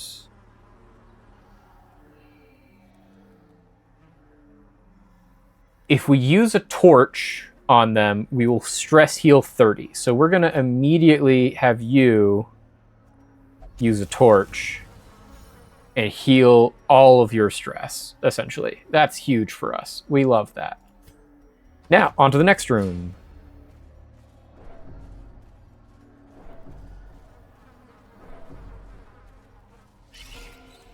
This should be a pretty easy fight. We've got 2 sycophants. Start with a heal.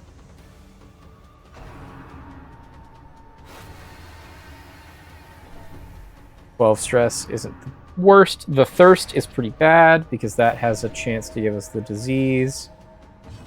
Luckily, we're winning all these disease procs. Inspiration and improvement.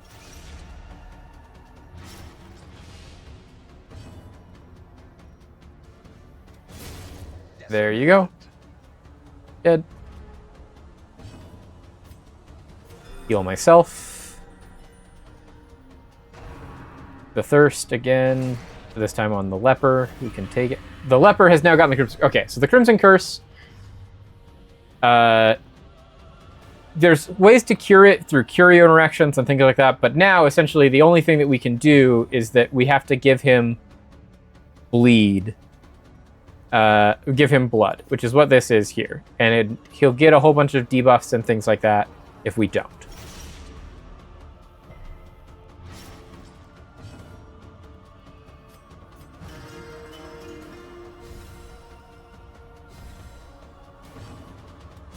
Press this advantage. Give them no quarter.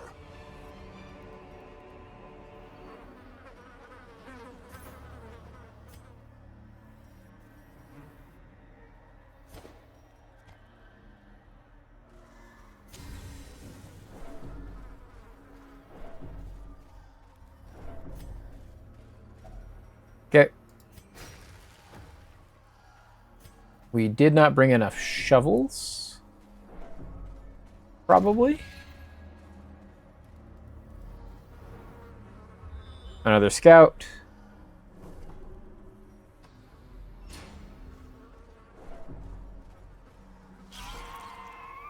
Another fight.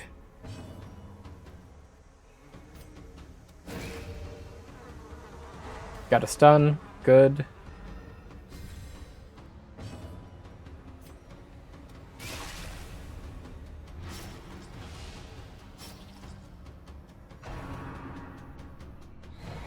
Nice. We love a miss. We love a miss.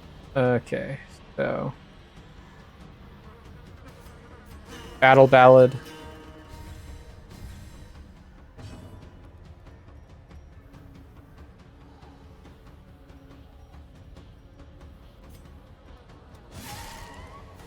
Didn't kill. Unfortunate. Gather the blood.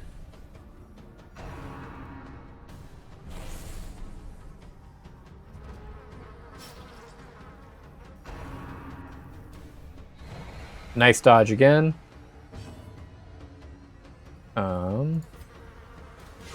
There we go. We got one kill, and then this guy is dead on his turn.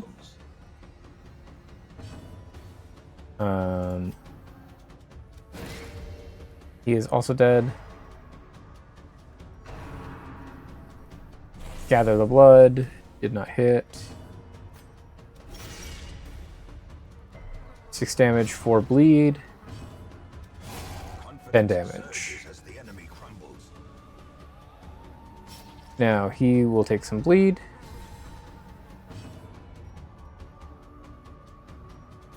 Rain of Sorrows. There we go.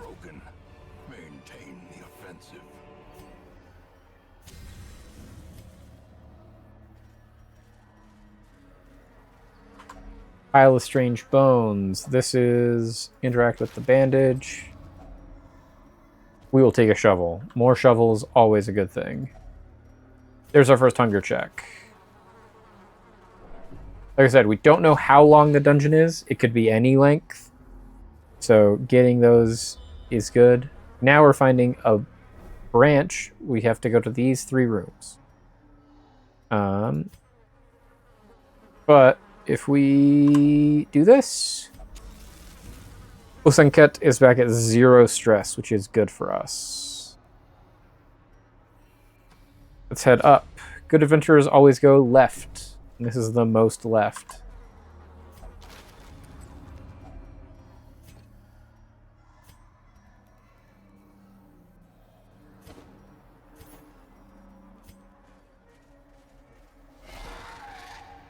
Oh, there's one of the hives, so we need to kill that.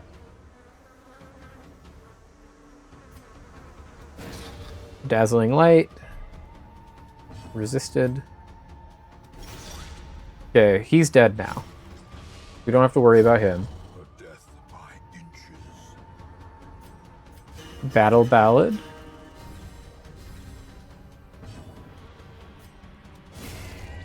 There we go.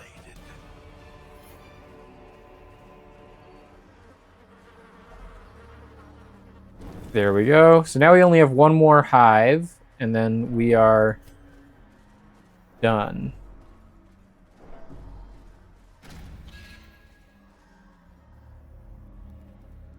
Okay, so Damned Fountain. What can Damned Fountain do for me?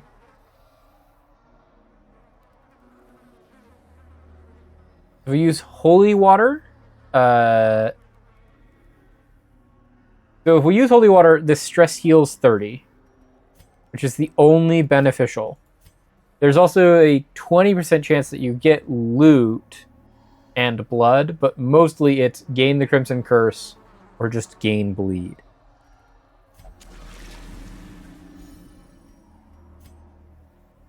Okay.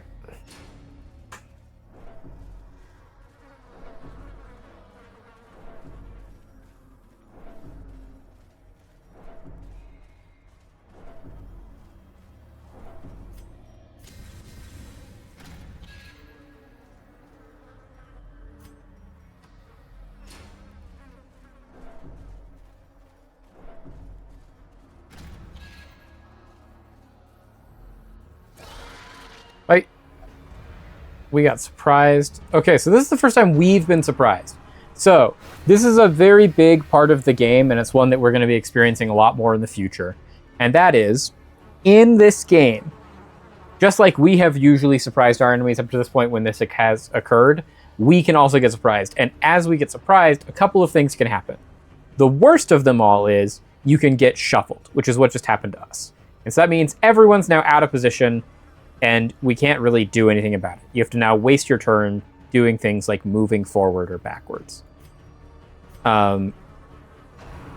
Because now our entire team is in the wrong places.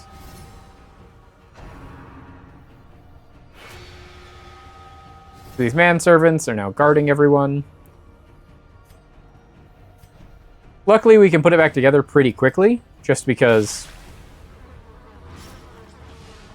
jesters are very good for moving. It's their superpower is that like they can move around wherever they need to be very easily.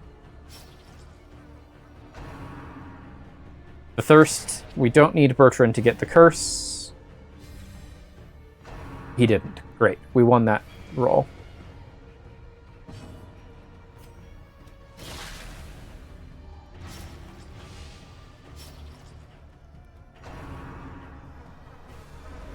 Nice dodge. That's very clutch. Heal everybody.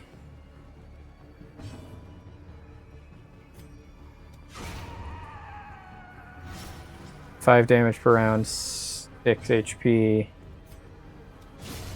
Just kill him, since these are both almost dead to their bleed. He's dead to his bleed. He's dead to his bleed plus any one attack. Perfect. He wasted his turn protecting this guy. Which means I can just hit him. A time to perform beyond one's limits.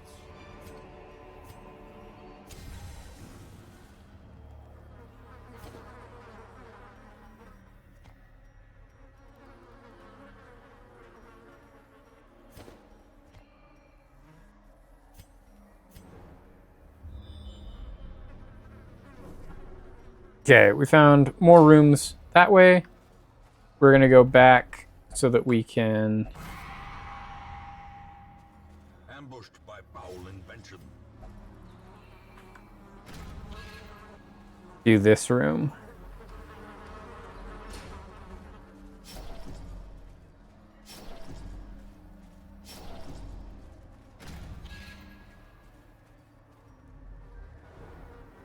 Okay, more scouting. Let's do a room with a fight, but there's a curio in between. It's not one of the curios we need. A fortune waiting to be spent.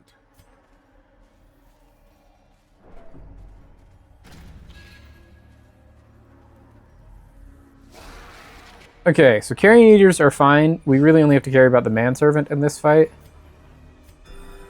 Compassion is a rarity in the fevered pitch of battle. So we're going to start stacking bleed on this manservant. Because these guys can just munch. And it does some damage, and it can inflict blight, but like it's not that bad. Whereas this guy can like inflict the curse and do all the horrible things, and so we don't want to deal with that at all.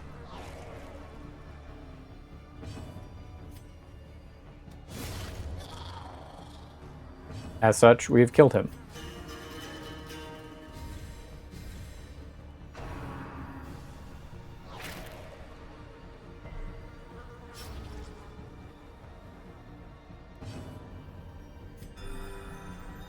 There we go.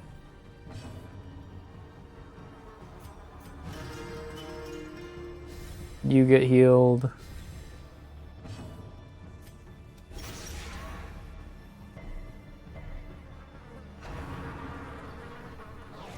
Good dodge. There we go, one shot. Good dodge. Let's go. That's what we want, chat. That's what we want. Keep stress healing. A devastating blow. Next crit because it gets rid of the body. There we go.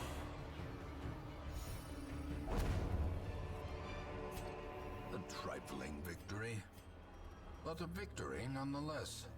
Okay, so now we are just going... Okay, so now we have Crimson Curse Craving. So these lists will just continue going down. And so his max HP is down. He has less chance to get a Virtue. He's faster, but he also will now go from a 5% resist to a 10% resist, subtraction to stun, blight, and bleed. And the way you cure that is you give him the blood. Now he has Bloodlust. So his damage is huge, his speed's up, he resists almost everything except for bleed. But he's no longer craving or wasting, or there's a whole bunch of things. The worse that he gets, the more he also affects all of the other people traveling with him, because he'll either like try to attack them, or he'll do similar to like if they fail a virtue roll, heroes will then all of a sudden have tendencies to either affect the stress of their party members or do weird things. So do cursed people, people with the Crimson Curse.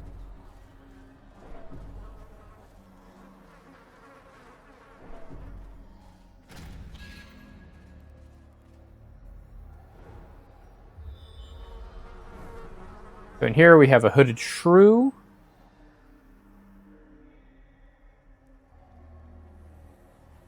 If we give the Hooded Shrew blood, they give us 2 trinkets. Bag of Marbles and Witch's Vial.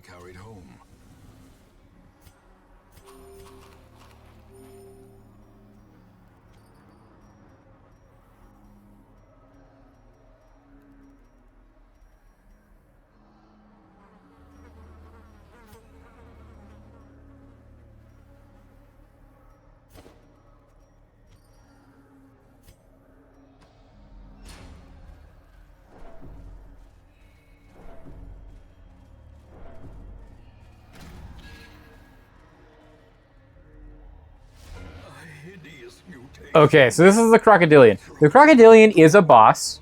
It's a boss that only appears in this area. And it does some weird things. Of like, it's got these bushes in front of it.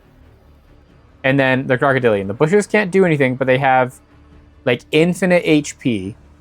And then you just have to attack the Crocodilian. And you're just basically damaging him as much as possible to try and get out of this alive.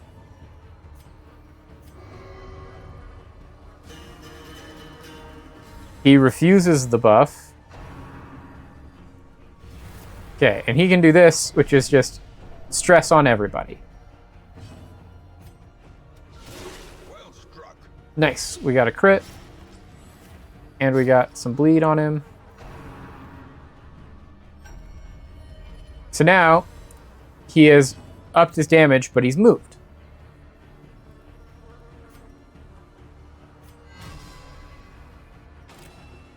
Our leper has now marked, so hopefully he's gonna be the main person that gets attacked by these things. But we are just trying to damage the Crocodilian. The Crocodilian will move all around. And we're hoping to not die. He can also pull us, apparently. Which is not good for us.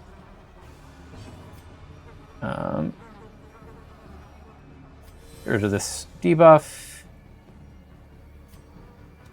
Dazzling Light, can we get a stun? We cannot.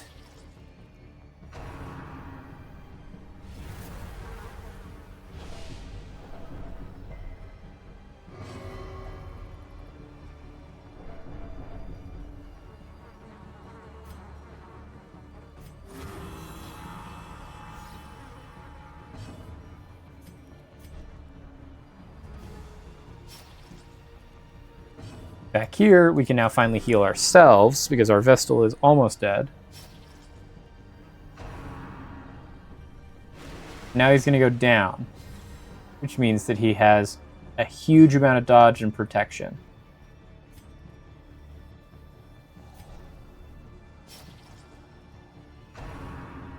He's going to attack here, which is who we want him to attack, because that moves him all the way up here. We can get big chopped. Oh no, he dodged. But we can also put more bleed on him. Which is good. Nice dodge. Love that dodge.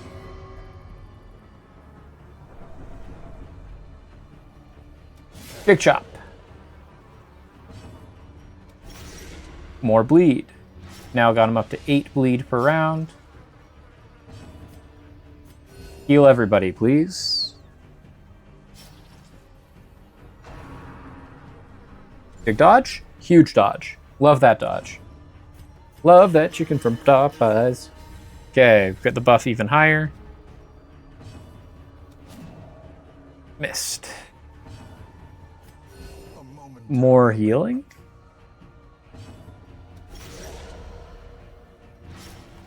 Okay, we're now at 12 bleed per round, and he gets 2 actions per round. So we're doing 24 damage per turn with our flagellant. Now he's moved as well, so we will get to attack him with the Jester.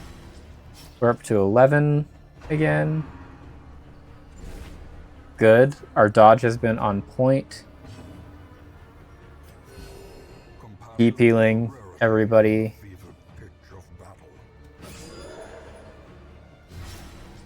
10 bleed. 15 health. 14 bleed. Goes to 1. Gonna submerge. That heals it some. There we go. We have killed the Crocodilian. That's a minor boss here. He gives us Vengeful Kill List. Remind yourself that overconfidence is a slow and insidious killer.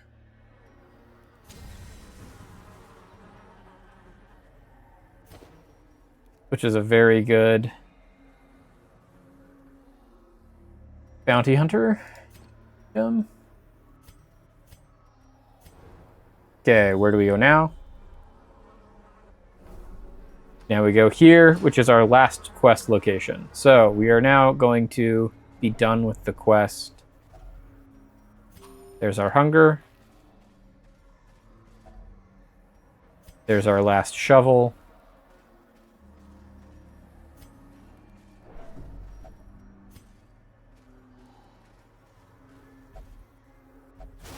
There's disarming the trap. Okay, and now he's out of blood crazed, and just we're in regular blood mode. The maddening whine of multitudinous wings abates. Okay, so that's Crimson Court. For years, my home was a hive of unbridled hedonism. A roiling apiary where instinct and impulse were indulged with wild abandon. A bewitching predator slipped in amidst the swarm of tittering sycophants. Though outwardly urbane, I could sense in her a mocking thirst. Driven half-mad by cloying vulgarity, I plotted to rid myself of this lurking threat in a grand display of sadistic sport. But as the moment of murder drew nigh, the gibbous moon revealed her inhuman desires in all their stultifying hideousness.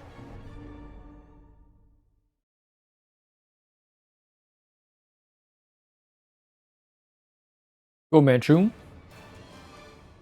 Wayne June.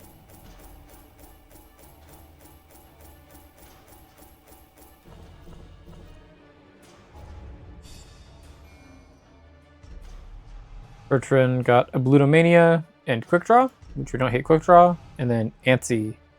That's bad. So we immediately have to put our Vestal in the Sanitarium. So we got Insidious Infestation. It's been restored to livable level of degeneracy once more. Essentially, it's no longer vibrating, so all of our good things that we can do for curse healing, we can still do. We want to go to the Sanitarium. We have to treat Antsy. So we cannot cure the Crimson Curse. So Port will just be cursed kind of forever now.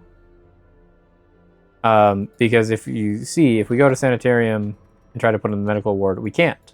because he doesn't have a disease that the medical ward can treat.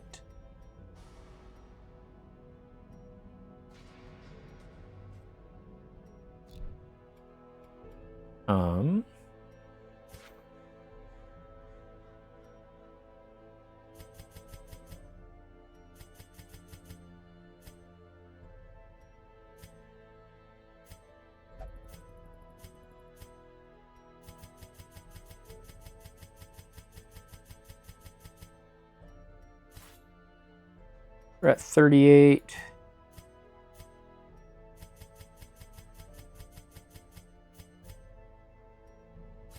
$46. We are one portrait away from our bank. We need money, though, to put in our bank. And so the thing about courtyards is they spend a lot of money. Now loosed from their brackish prison, they will spread like locusts across our land. So we have Gather the Blood.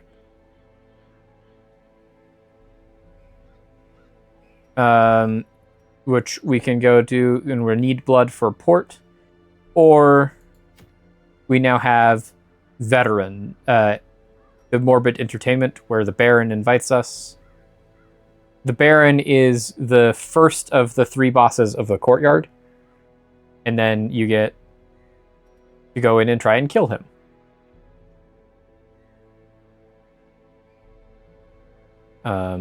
We have no options to go to the ruins.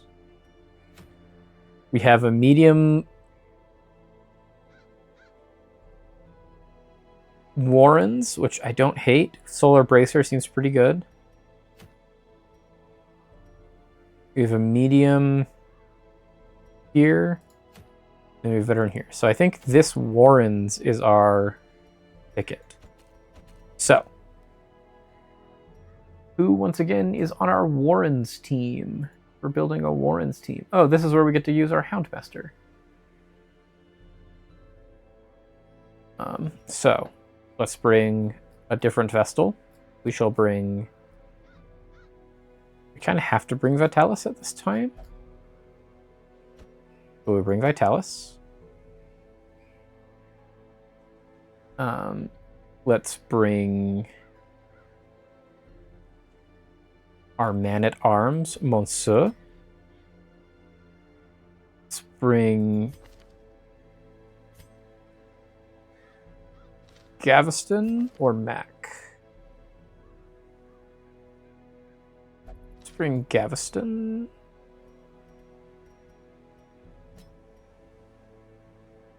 And then this wants us to bring a Musketeer, which we do not have.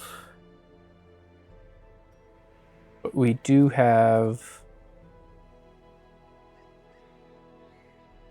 Solars. Let us bring Solars.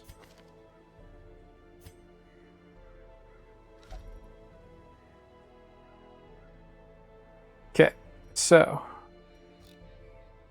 down we go.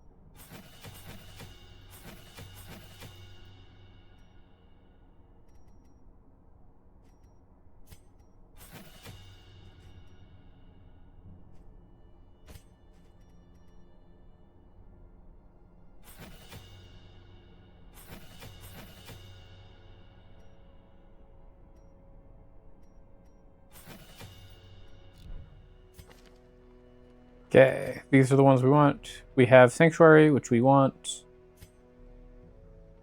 We don't have Therapy Dog, so we'll have to go get Therapy Dog.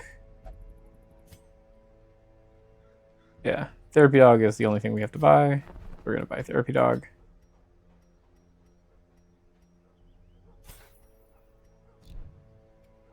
Okay. Let's also do equip these.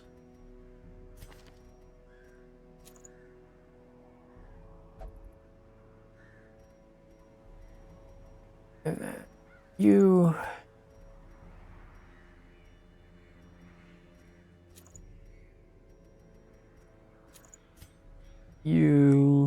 get speed.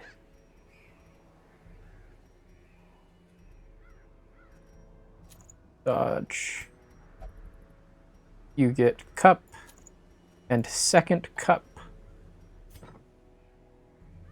Okay, so we're going on this Warren's. Get rat carcass, which is nice. Rat carcass is actually very good because it means that we can give it on Fort, and then he can't die from his curse. But also, Fort might get replaced by another leper if we find more lepers at a certain point. Okay, Warrens. What do we want to provision for the Warrens? We are going on a mediums. We want 16 food.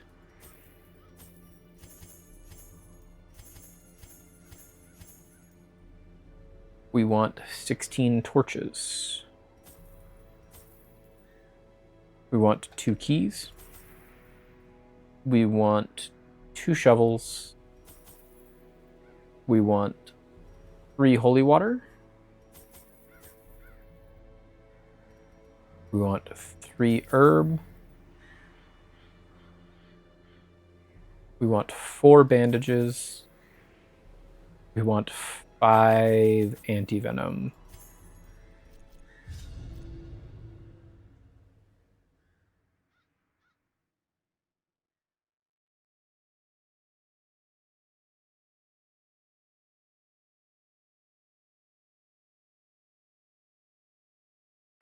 Okay, in we go, chat. What's more into the Great Blue Yonder? Ooh, Super Scout. Nice. So sometimes you get a Scout, sometimes you get a Super Scout. Difference is radius. So Scout, you only get to see the next room. Super Scout, you get to see the next 2 rooms.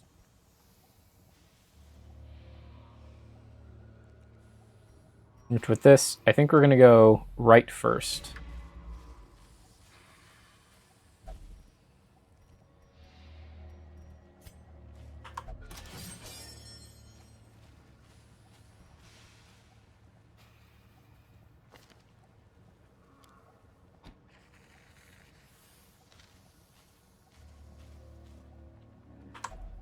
Moonshine barrel. Is there anything good that we can do with a moonshine barrel?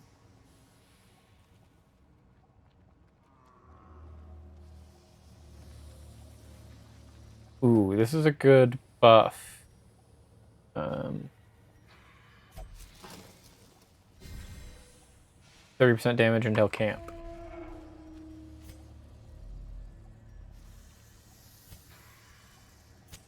The light, the promise of safety.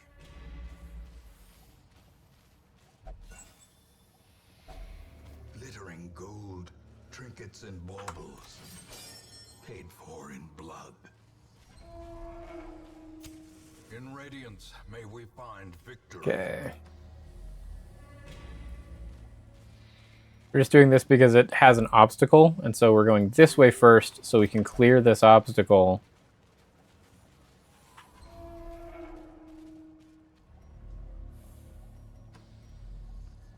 And then there's most likely not going to be another obstacle, so if we have this shovel, we should be good to use on whatever we want.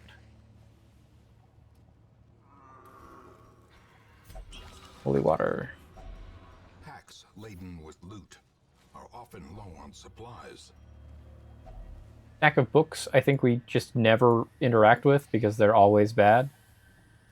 I don't know that there's a good way to do this. Yeah. Just like you either get a quirk, take a whole bunch of stress, nothing happens, or you take even more stress damage. So we just ignore stacks of books.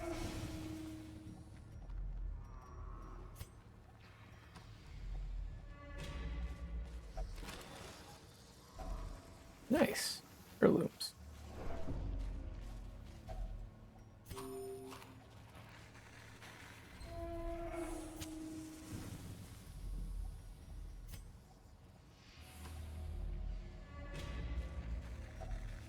Dinner cart. I think this gives us more food if we can play this right. Yeah.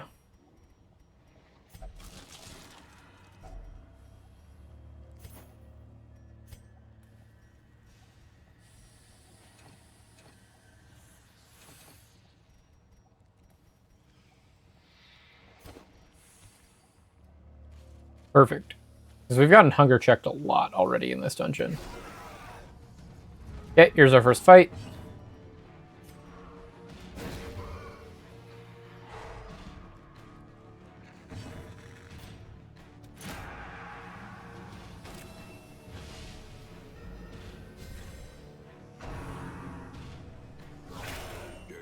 Don't like the immediate crit into a blight.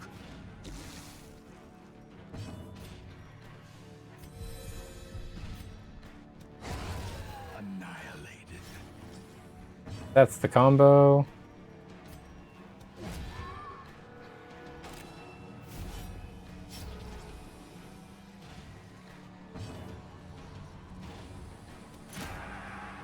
Mark. Drums of Doom is bad, but we like the riposte. Big heal. Basically healed off that entire crit, which is nice. Massive damage from the Houndmaster. Don't like that crit either. That crit's also bad.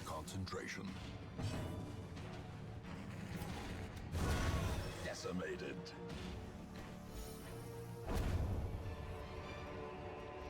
As victories mount, so too will resistance.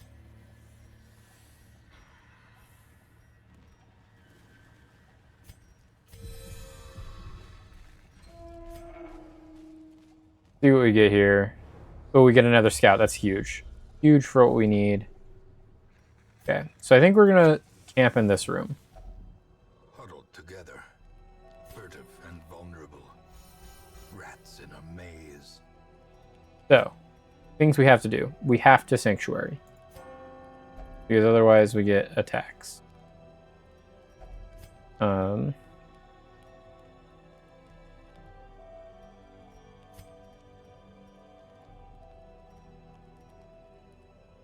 Don't hit marching plan.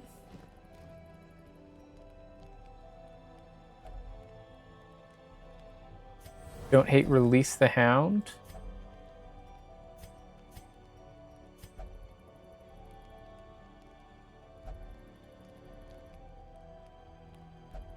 Scouting chance is just also really, really good.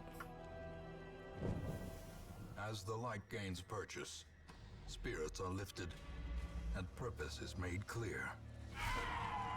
Okay, so now, because we have opened the Crimson Court, we can find Crimson Court enemies anywhere, which is what we're seeing here.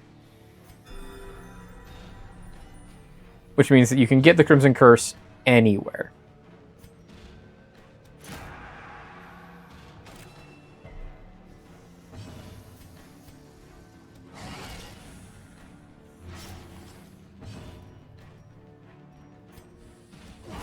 Their formation is broken.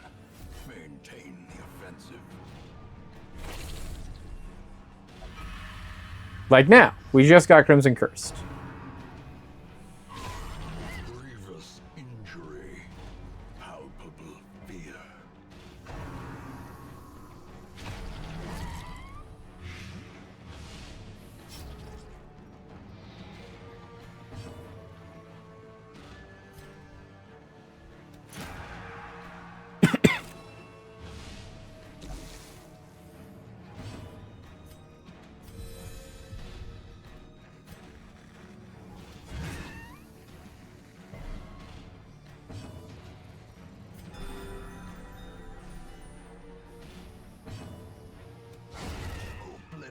dead.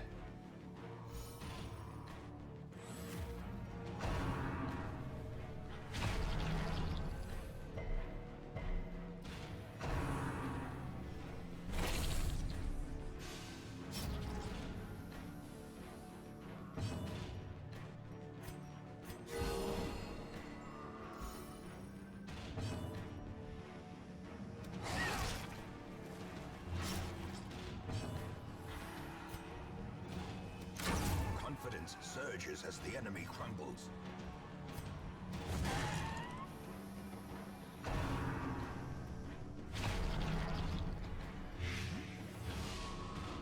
Okay, so this is why I didn't want to do Crimson Courtyard stuff immediately. It's because it does get you into this issue. We now have to pick up this blood. Because we have to have it in case our Vestal goes off the deep end.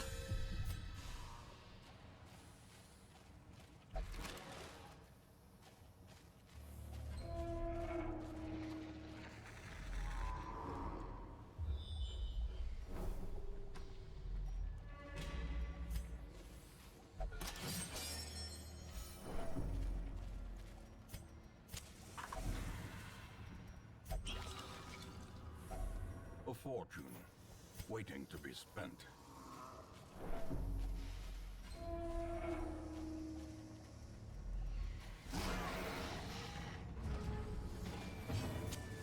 The way is lit. The path is clear. We require only the strength to follow it. Okay. There's our first dog treat.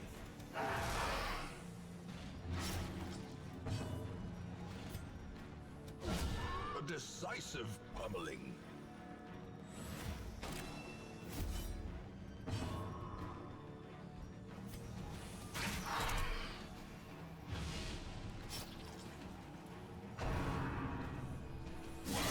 Wow, that's a big hit.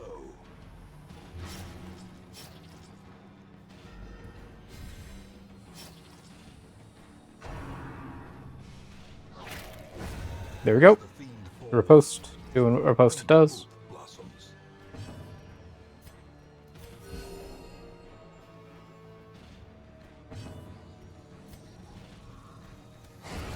Continue the onslaught.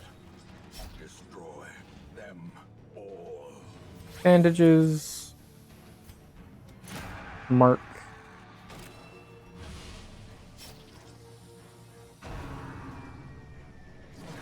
Already cursed. What are you going to do? Make her sick again? I think not. Nice dodge on the ball and chain.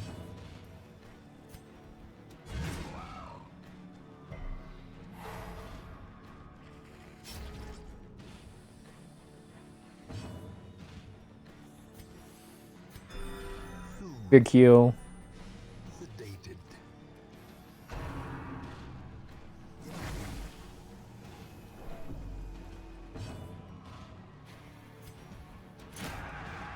Good mark. Destroyed.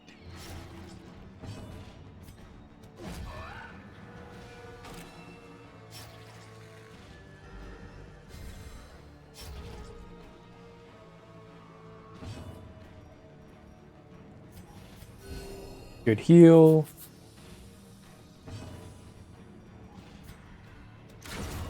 There we go. Devastating blow. Massive crit. Seize this momentum. Push on to the task's end. We don't need crests. Okay. Now we have to go to the other side of the dungeon.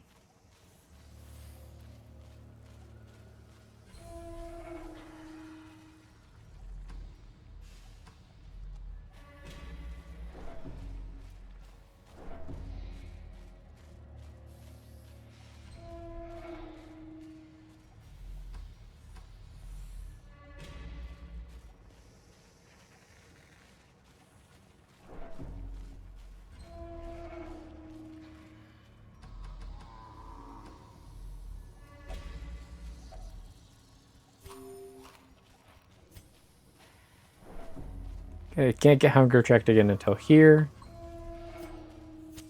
The match is struck. A blazing star is born.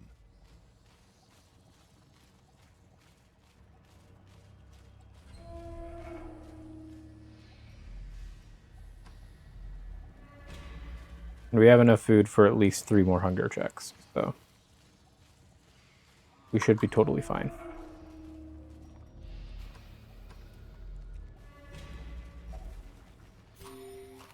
Yeah, I can't get hunger checked again until the second of these 2 hallways. Nice map, so we get to scout out the rest of the dungeon. There. So we just know there's another curio.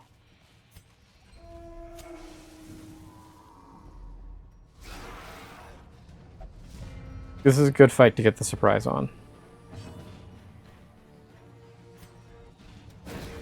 Just pick one, does not matter which one. Mark him.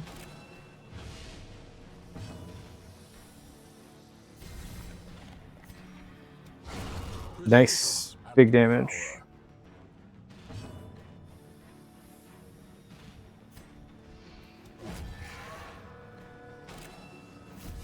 And these guys want to munch the marked target, which is why it's nice having him, because he does riposte and mark.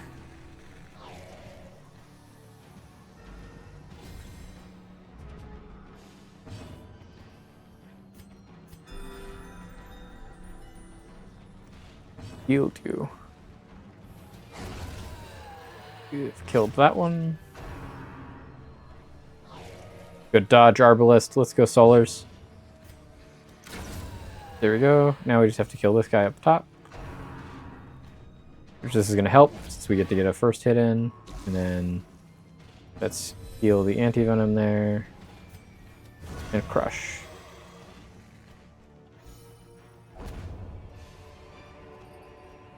Remind yourself that overconfidence. Blood-soaked pages torn from a journal.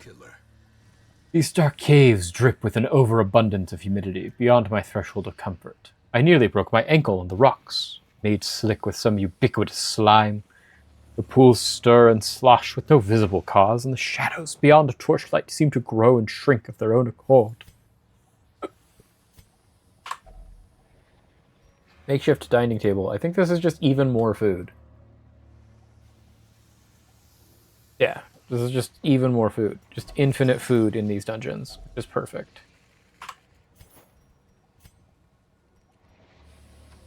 Okay. Disarm that trap. Dash heirlooms we like.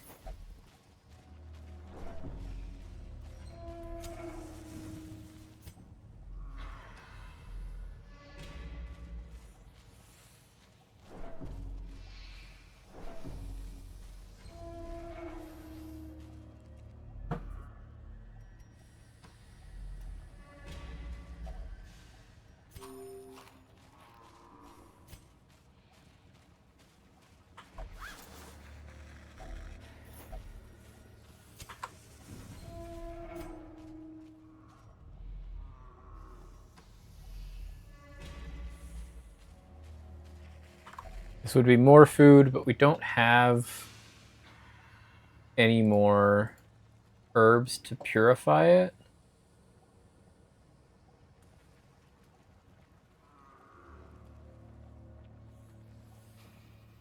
And it's therefore not, it's a 25% chance that anything good happens, and it's a 50% chance that some pretty really bad things happen. So not worth investigating. He's going to steal a looted pack. There's nothing in it. Huzzah! Good proc.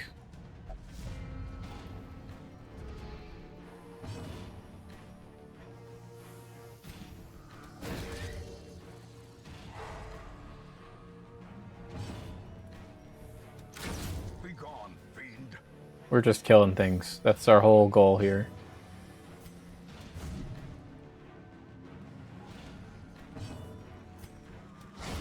Executed with impunity.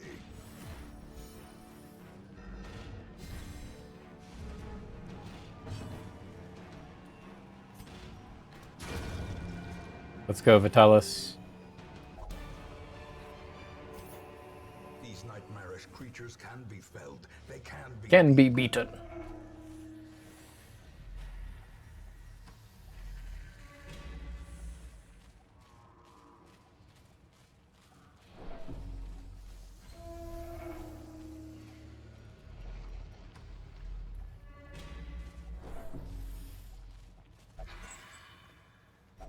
Wealth beyond measure, awarded to the brave and the foolhardy alike.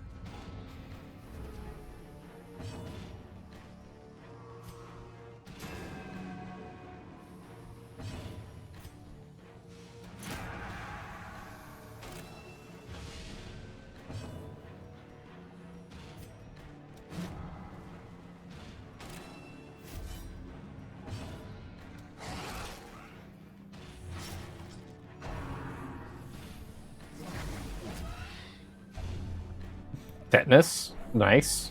We've now contracted 2 diseases, 1 curable, 1 incurable in this dungeon.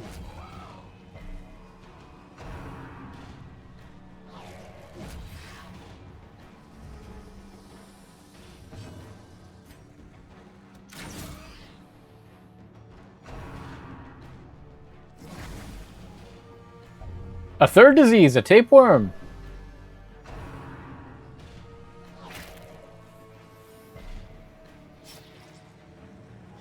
This was a bad dungeon for us. This was a...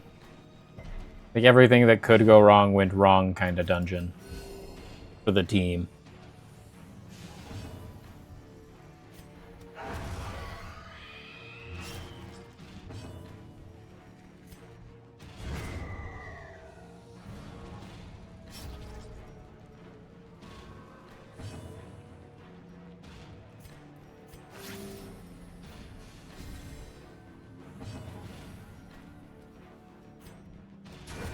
Here we go. Secrets and wonders can be found in the most tenebrous corners of this place.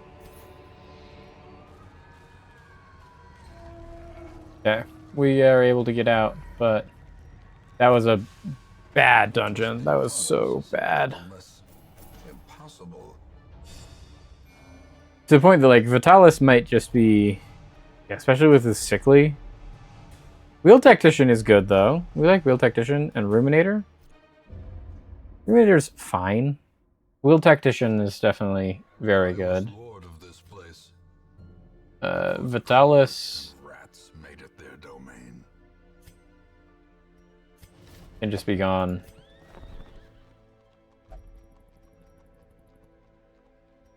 Definitely want...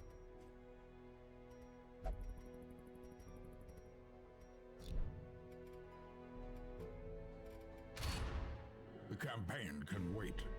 For now, carnage calls. honestly, I wouldn't be opposed to picking up a 2nd Antiquarian. Reaches where others will not go, and seize what others will not. Hotshot's a good one. This one is less good. The task ahead is But a terrible, 2nd and weakness Hellion not is be nice. tolerated. Sacrificial Cauldron. Okay, so Sanitarium. We have to start curing people. Gavston first.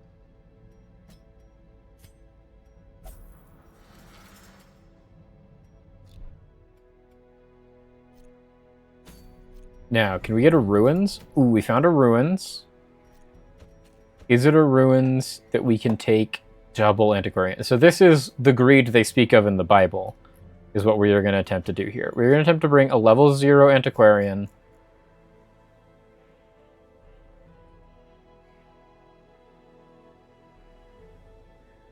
Where's our other Antiquarian? A level 1 Antiquarian. And then we're going to try and bring Percy and Percy. This is the team we are going to try and bring on this medium dungeon. And here's why. antiquarians really are only able to survive the ruins, and the ruins are great for antiquarians to be in.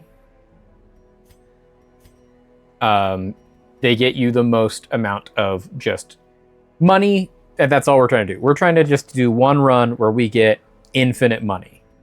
That is the goal. That is the whole plan. Ruins can basically be soloed by a good Crusader Highwayman combo, and we have an okay Highwayman and a Crusader that doesn't hate. Like, a Crusader that generally actually wants to be almost dying. But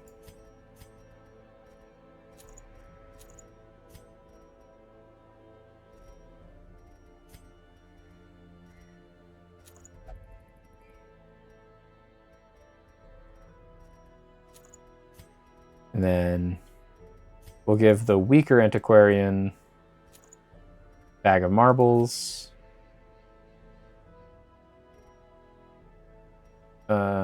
We will give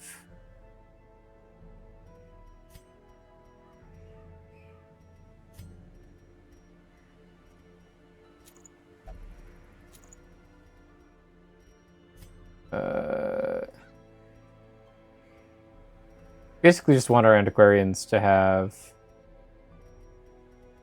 as much dodge as possible.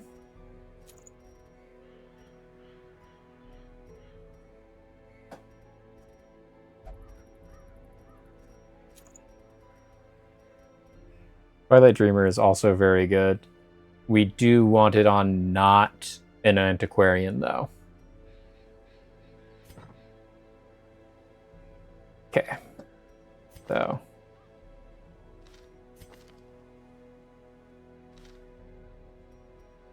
we will do some improvement.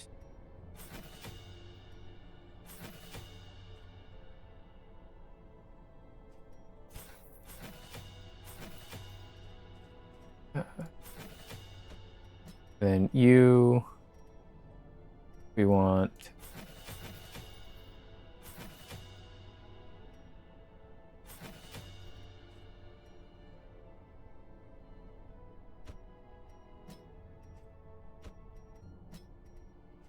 you already have all of the abilities we want you to have.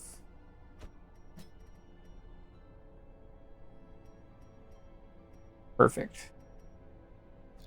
Now, as for survival, since this will be the first mediums, we need you to have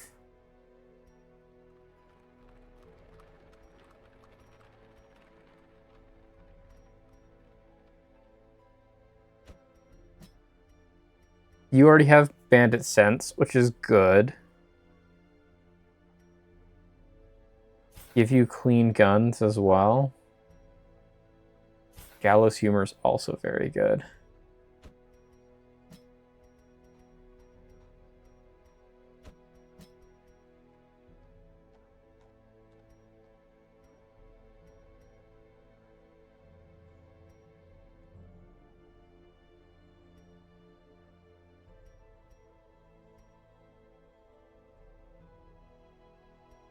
Yeah, let's try to not spend any more money. Ruins. We're going to go on this medium apprentice. We are going to provision medium ruins.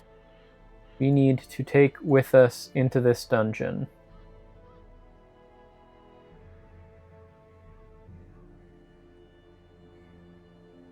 Um, 17 food.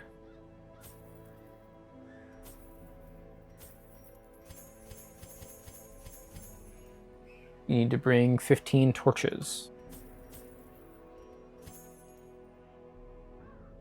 2 keys. We already had 2 keys because we have 2 antiquarians. 3 shovels. And 4 holy water. Okay. So we are going pretty low on money with the hope that we can go very high on money at the end of this because the antiquarians will just give us a billion money. Your lineage once familiar, now foreign. We're already off to a good start. waiting to be spent. Day 7. We tangled with some unruly louts. Raven called them cultists. They were ferocious, but clumsy.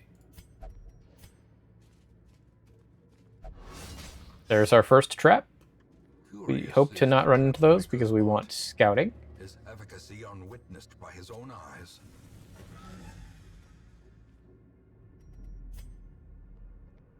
We are getting really unlucky with scouting chances. We get the decorative urn.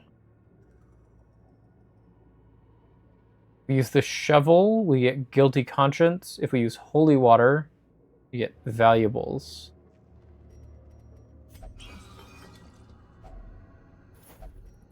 Money, money, money, money.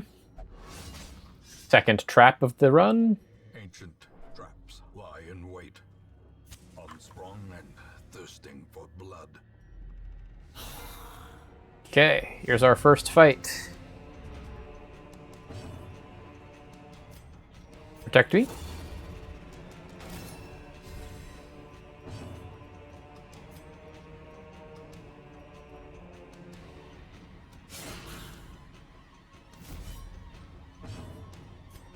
Protect me. Okay, so I can only have one of them protecting at a time.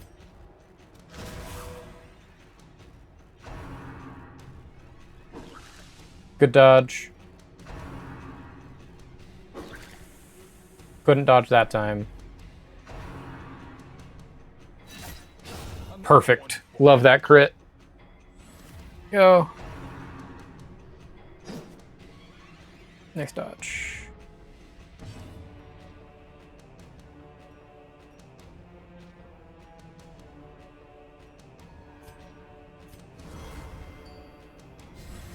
We're just gonna buff everybody. Nice crit. Percy is on an absolute tear right now.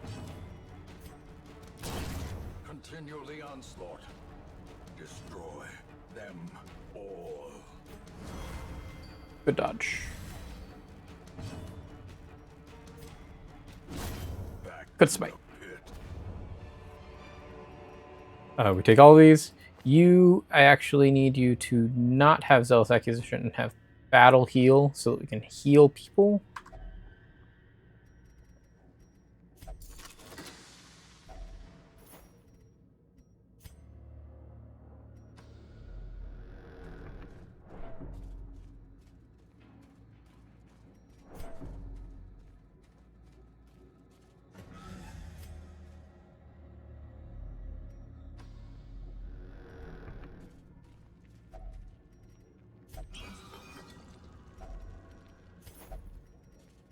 We've got a good lineup of things that will give us money.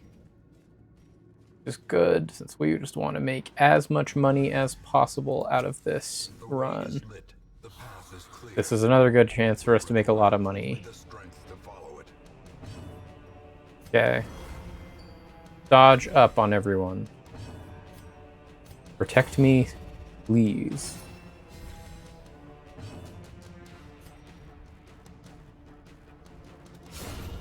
Nice crit. Huge crit.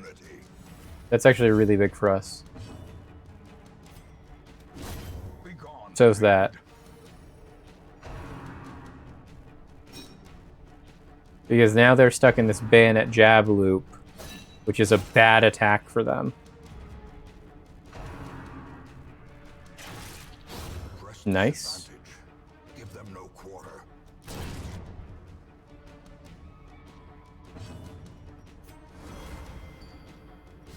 Good buff.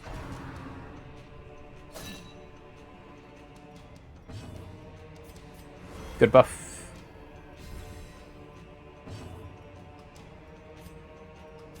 Battlefield heal.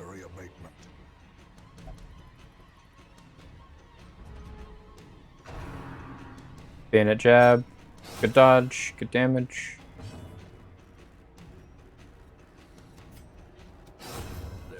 Dead. Perfect. Take all.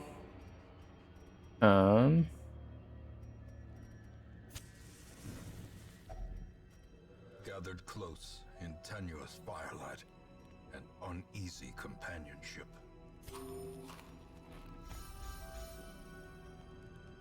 So we have to do bandit sense. I think we honestly just do all bandit skills, all highwayman skills, and then we're good to go. Because we're just really counting on him to carry literally everything. Skeleton key. Take all that. We don't care about crests. Big scout. Get a super scout? Nope, just a regular scout. But it doesn't mean we aren't going to get caught by this trap, which is nice.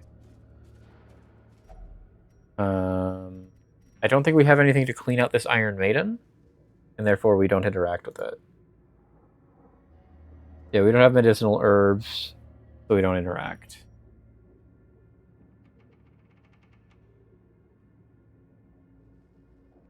There's no reason to interact with that, so we won't. We'll disarm this trap. As the light gains purchase, spirits are lifted, and purpose is made. Ooh, another scout. Love it. Super scout this time. So we have to do this one because it has treasure.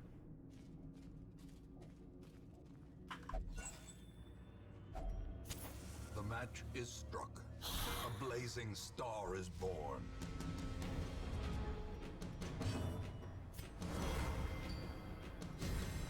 Inspiration and improvement.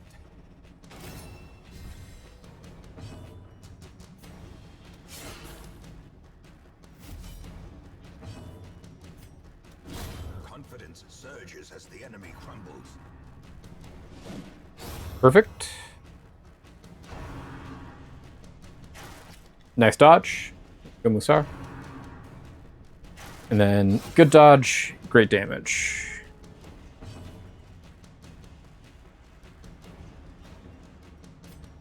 Just keep buffing. We can't take any damage if we never get shot. Here we go. Killed the first one. Good dodge. Buff everyone.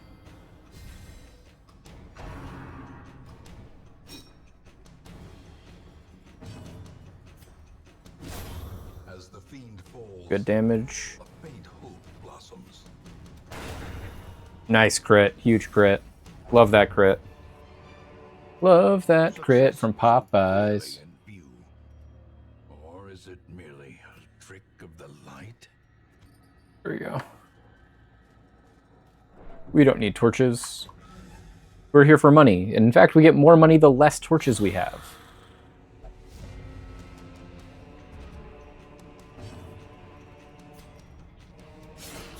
Here we go.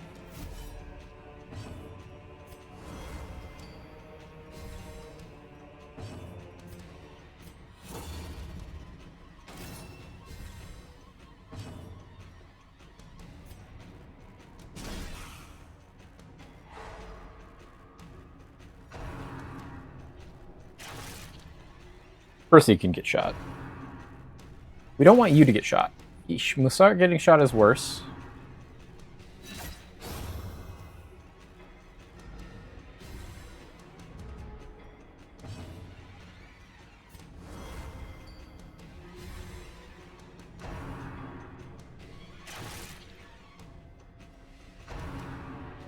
Don't hit. Nice. Good dodge, Musar. Huge crit. Love the crit.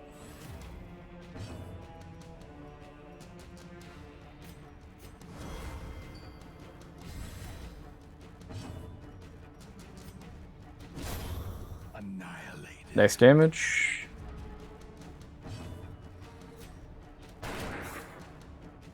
Some damage.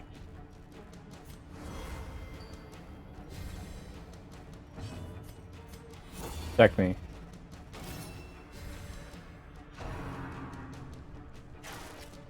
Good dodge. Heal the squishy.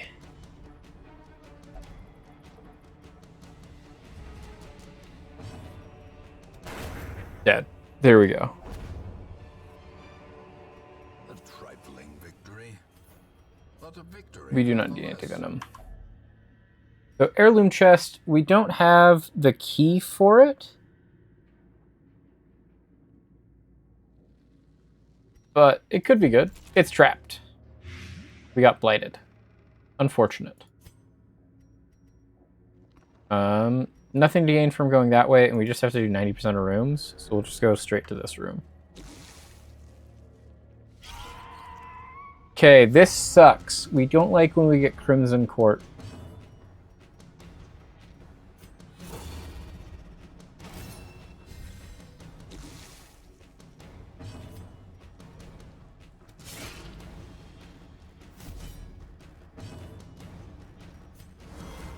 Trying to buff dodge across the board. Just kill this.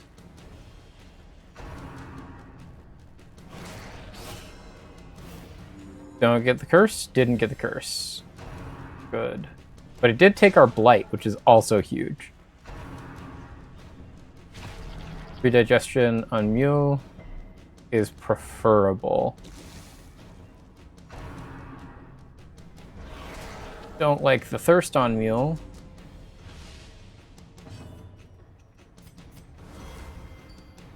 Good buff. Stop attacking me. Huge crit. Love that. Heal him, please.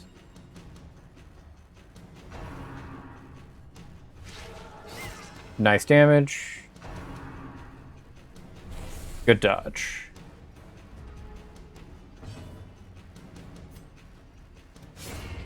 Kill you. Buff.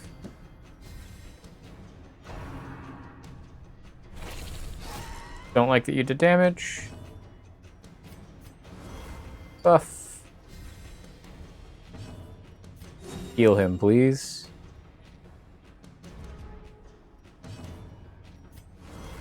Buff. Perfect. Okay. 4 ways that that could have gone. That was the best of them. At least promises success.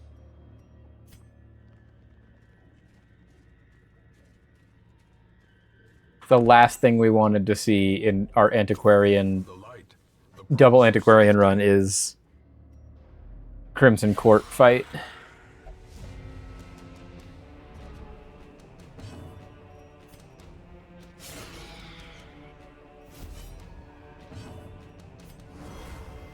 Good buff. the blood quickens.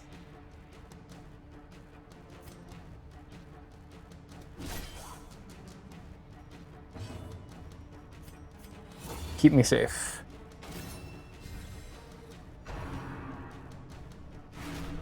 Okay. Stress isn't great, but like we can take that. The bigger problem is he's at 9, so we're gonna need to start healing him. Good dodge. Love that dodge. Good dodge, Percy.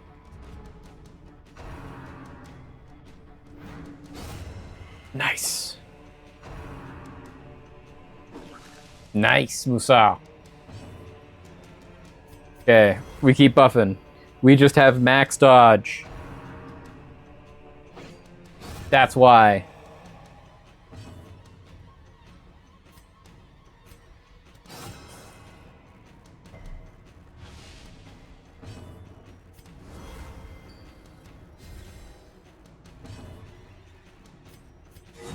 Oh, crit heal is also massive. Crit heal is actually so much bigger than we could have ever hoped for. A singular strike.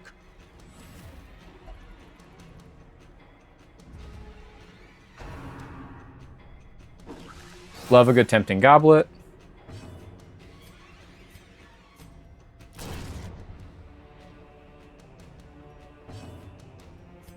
Buff. Buff. A time to perform beyond one. There we go. These nightmarish Elvish creatures can be felled. They can be beaten.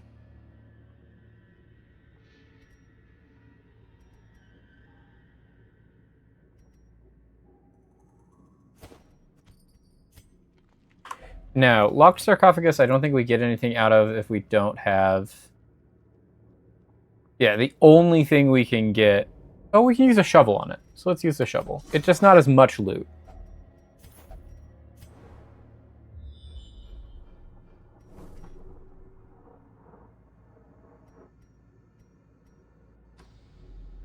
Okay.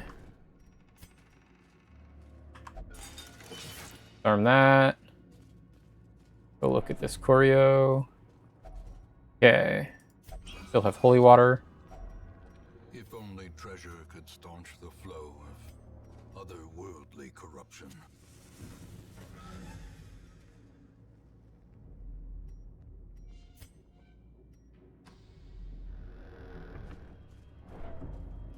Gotta interact with the books. Disarm the trap.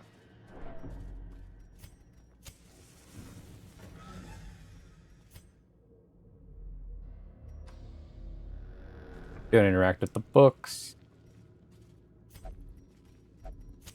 In Radiance, may we find victory.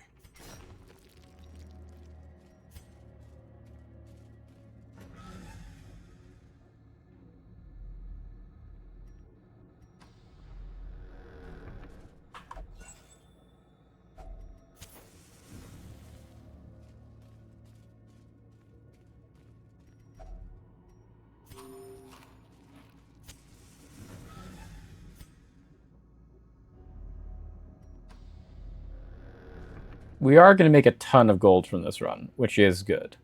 Like, we have successfully navigated in such a way that we are going to get a huge payday.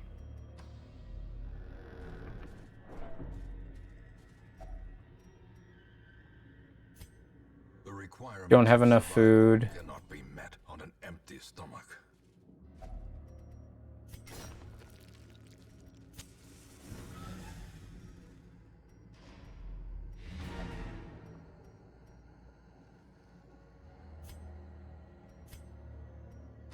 We know that this is an empty room.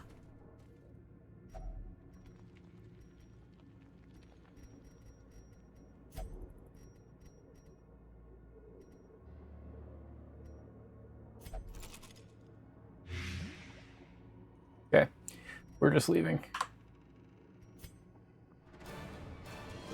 Okay, so we just made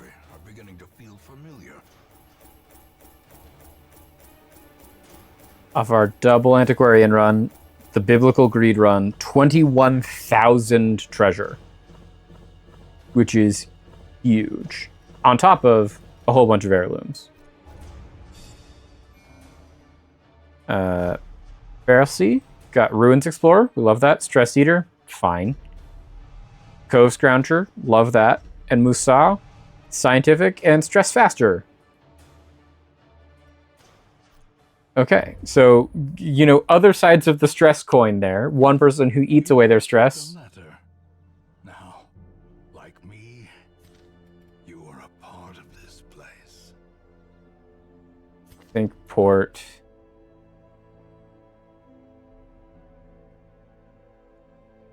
Also not good enough to keep with the Crimson Curse.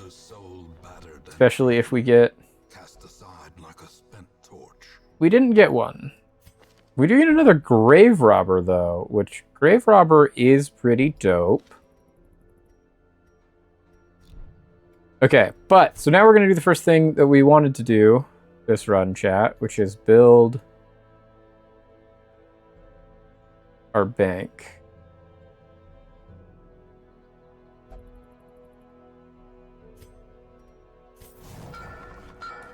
So now we just have passive gold generation per week, which is pretty good.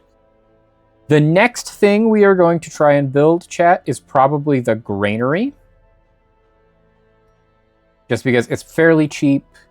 It just needs busts. And it gives you additional healing whenever you eat food, which happens on rests, and it happens if you just eat food. in there. And then it also gives you free food, which is just saving more money.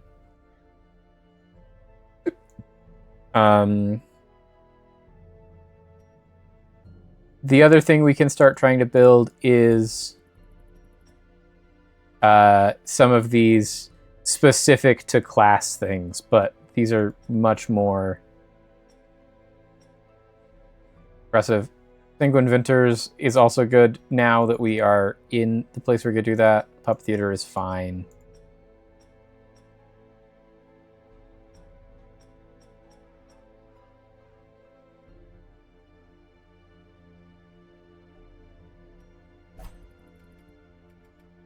Okay, Nomad Wagon, nothing we want. Musa, where... That's with self-worship, does that mean... No, you can go anywhere.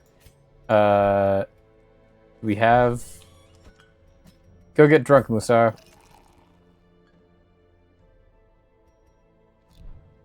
Okay, so... Do we have our... I want to try and end us on our last run being our hag, which, ooh, this is also a very good focus ring. So let's see what our current hag team looks like.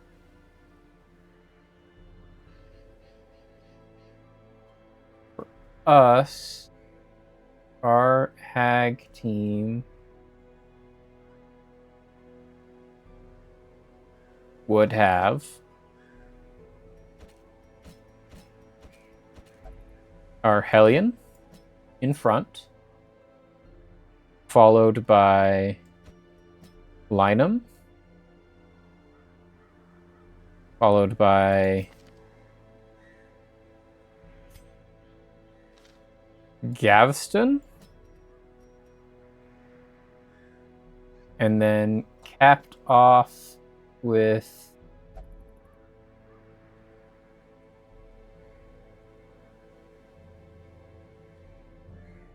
who? Who do we want to have? Do we have another two? So we could either bring Reynald, which we shouldn't bring, Encore, Beliol, Yule, Bertrand, Columbert, Tourneville. Let's bring Bertrand.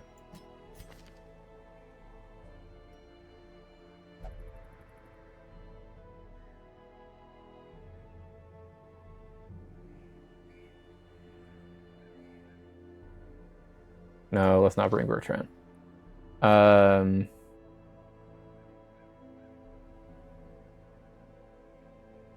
know, honestly, who we should bring is Solaris. Solaris can do some healing.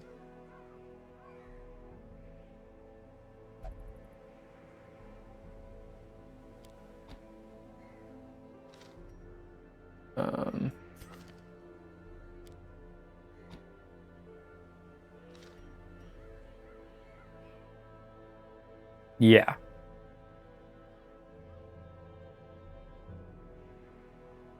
Okay.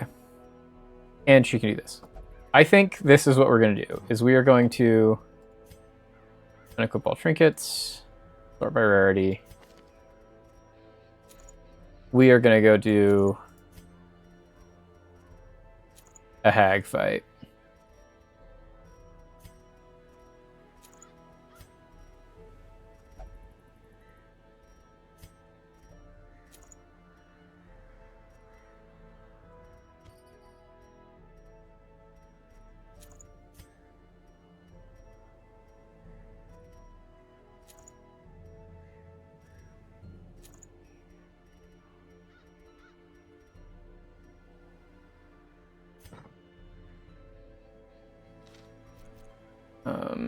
Let's go to Sanitarium, though, and get our one man-at-arms not sick anymore. Get rid of his tetanus.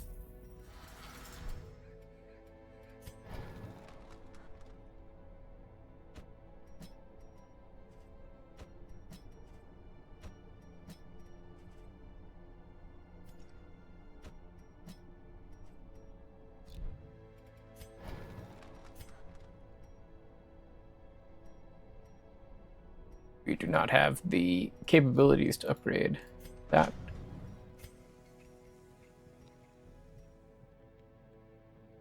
We're not far on the furnace one, though, to the point where it's like, what do we need to do?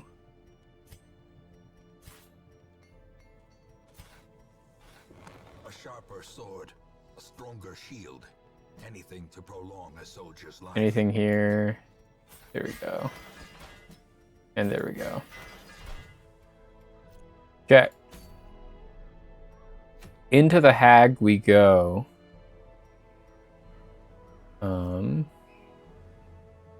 What do we want for wields? We want ideally something that prevents us from getting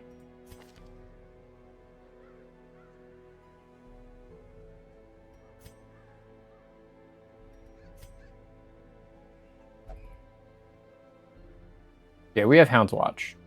Hound's Watch is good. Okay.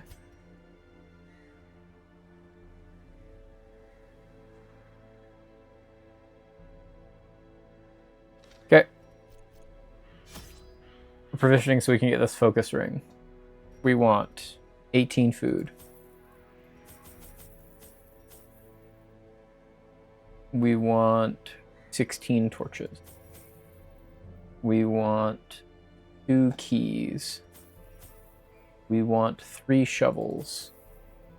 We want 1 holy water. We want 2 medicinal herbs.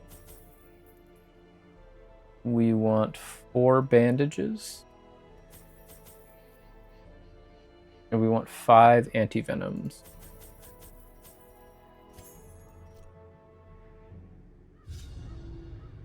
I had collected many rare and elusive. Okay, we're gonna try and kill the hag. And if we kill the hag and still have time left in the stream, we might enter the second DLC. Striking young woman who insisted on repeated calls to the house. There is method in the wild corruption here. It bears a form both wretched and malevolent.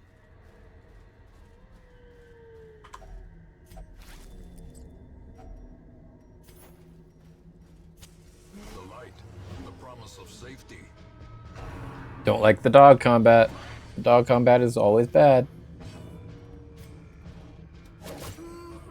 Madman is also not good for us, but the dogs are good.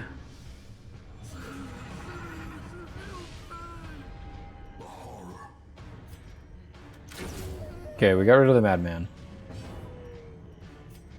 Yop these two.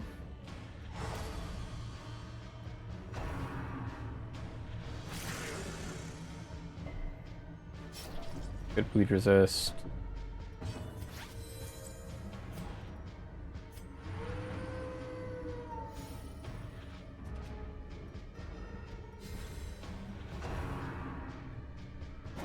Nice dodge.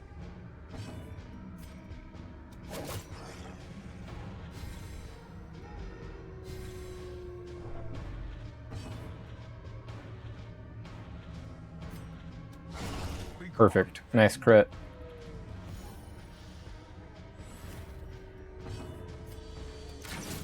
Good damage. Nice crit. There we are. Off to a great start already.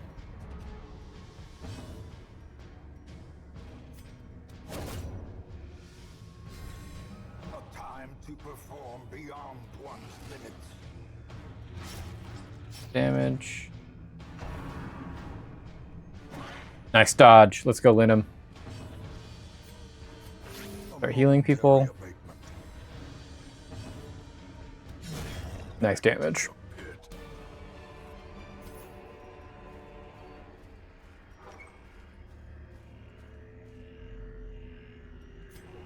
Okay, scout. Nice.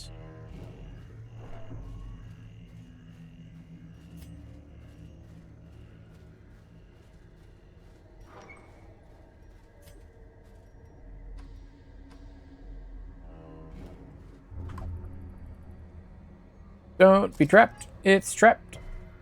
Resisted it like a champ. Okay, so you have 110% trap disarm, so we're gonna just have you do it because you can't fail.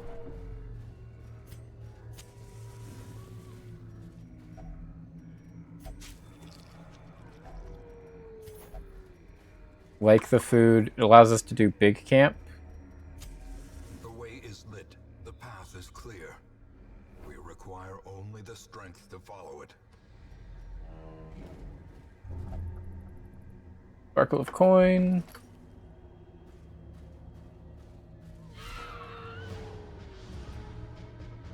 We're mainly taking this fight just so we can heal him from his stress. To be fair, we then picked a stress fight, so...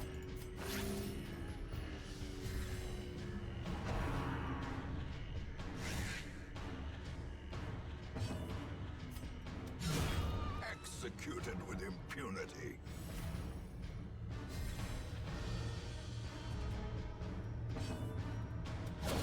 Nice crit. Destroy them all. We full healed him. There we go. Honestly, that was worth it.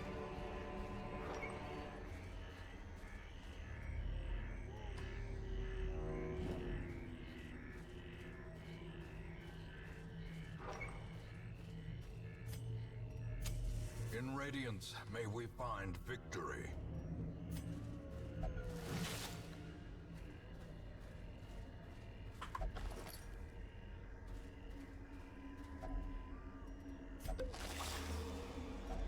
A handsome reward. And we got more blood. That's always good to find, because blood is a scarce resource. Currently, we don't have anyone cursed because we keep releasing all of our people that are cursed, but... good to have blood.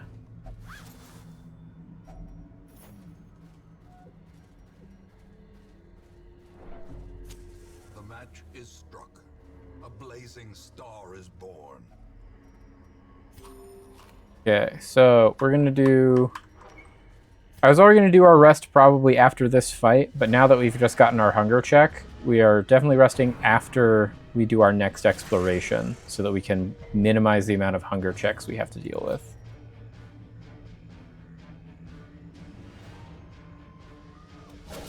A powerful blow.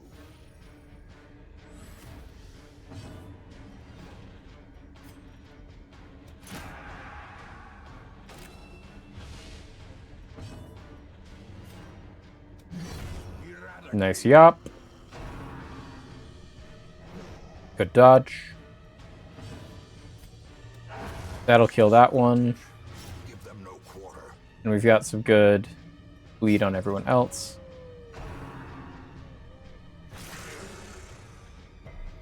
Resisted the bleed. Go.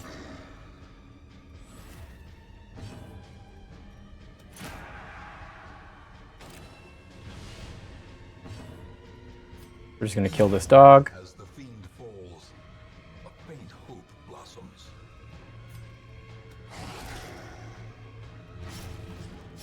Good damage. Good damage. Dodge. Let's go line him.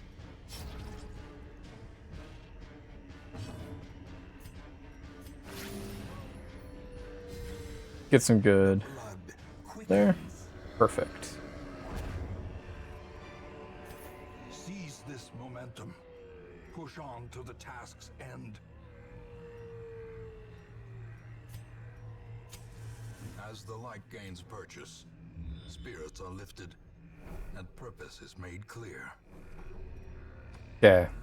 Go to this one. Troubling Effigy. I know this one can do good stuff if I remember correctly, like some actually really good stuff. But I can't remember what it does or how to activate it. Use holy water, you gain a positive quirk. So...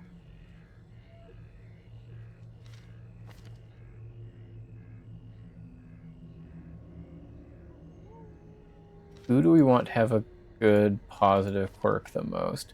Honestly, Linum is like endgame for me. Bynum got Unholy Hater? That's huge. Love that for us. If only treasure could staunch the flow of other... The wound is starting to fester. The flesh around it is gray, flaking and rigid, almost scale-like. As I write this, my breathing has taken on a hollow timbre, and is more labored. My compatriots are laughing, and tell me not to worry. It's just the salt mist in the air that pervades these caverns.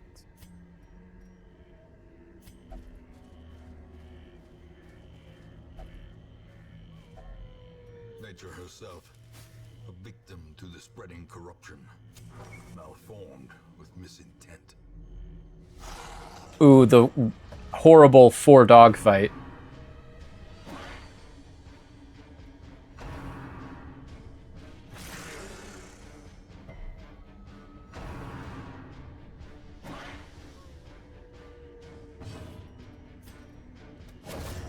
Good, we got rid of one dog. Maintain the offensive. There's another dog. This is one where we're just trying to deal as much damage to dogs as possible. Although, oh, they both dodged our Yop. I was gonna say, a Yop there would have been huge. Because it's essentially just a free heal on him if we can Yop them. And he can lick wounds.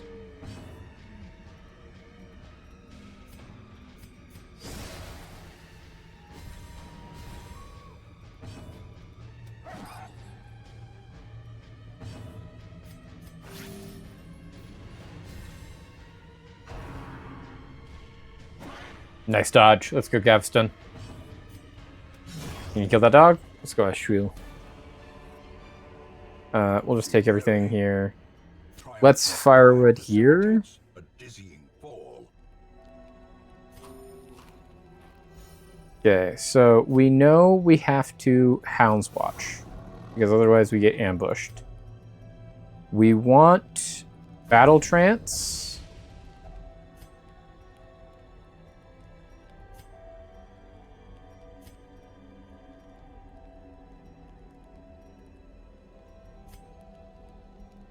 Honestly, Marching Plan is not bad.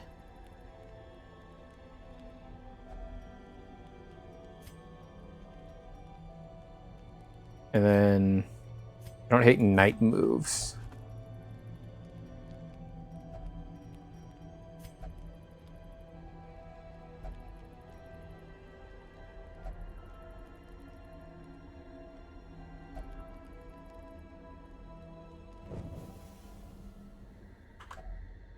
Traveler's Tent.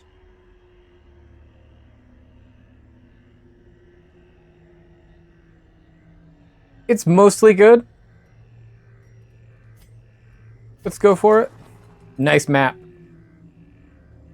It didn't show us anything that we didn't already know, which is unfortunate, but I know Hag. So this is a Hag crawl, so we know one thing for sure going into it, and that is always an avoidable chat, and that is the Hag is in either of these two rooms.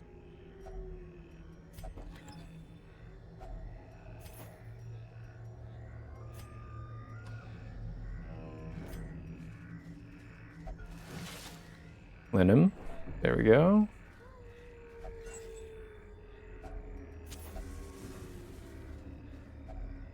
Shallow grave. Anything good come from digging up this shallow grave? Yeah, we use the shovel, we get loot. Good with that.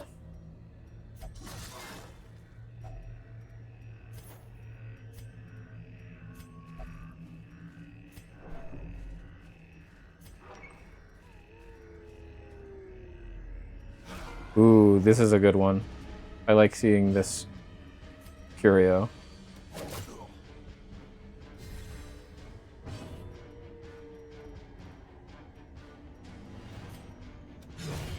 Decimated.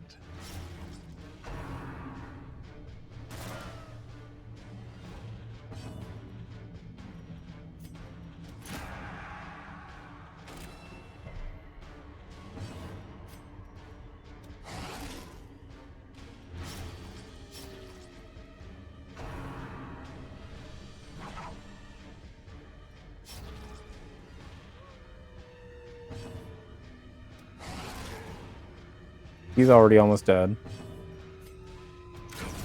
He is dead. Now he's dead. Let me say, that fight was effortless. Success So Pristine Fountain, I know, can do some good things. 100% odds, it stress heals. If you use Holy Water, they stress heal even more.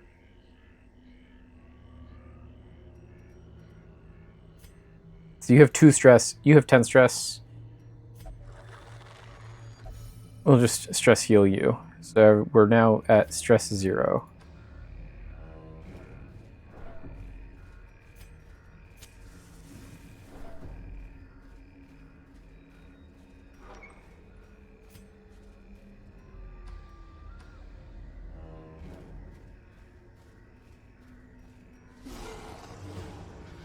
Okay, dogs and a madman.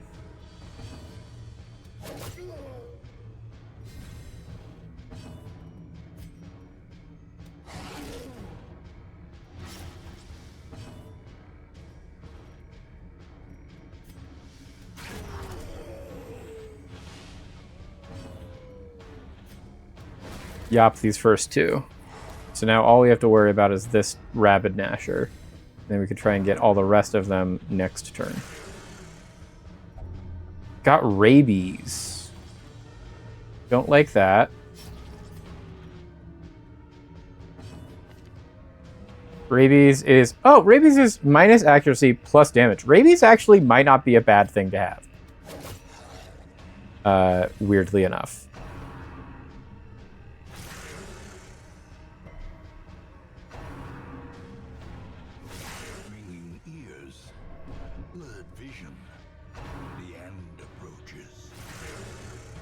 Line up, that's the first time I've ever seen you get hit.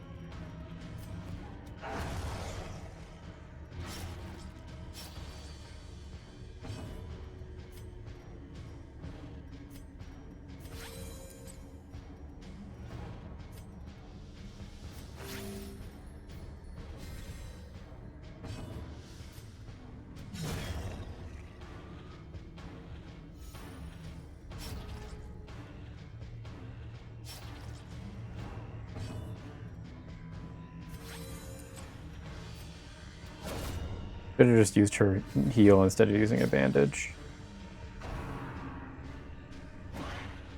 Good dodge.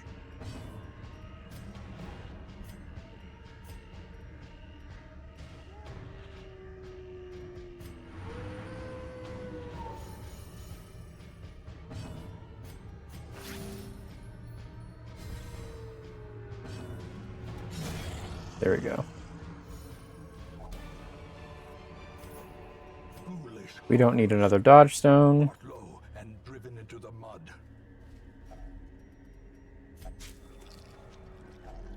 Hacks laden with loot are often low on supplies. We are not low on supplies. We have a lot of supplies. Okay, so here's our Crimson Court fight for this time. Thanks, I hate it.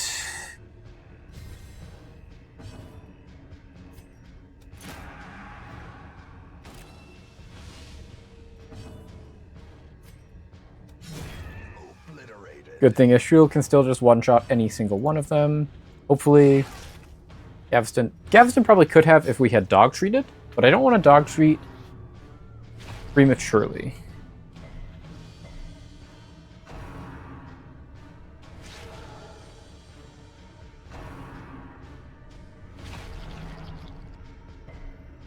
Let's go line him.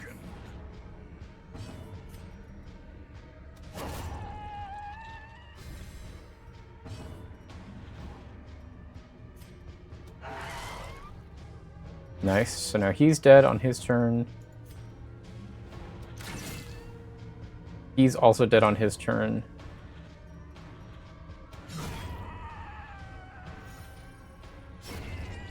Got through the fight. No one got the curse. Take all.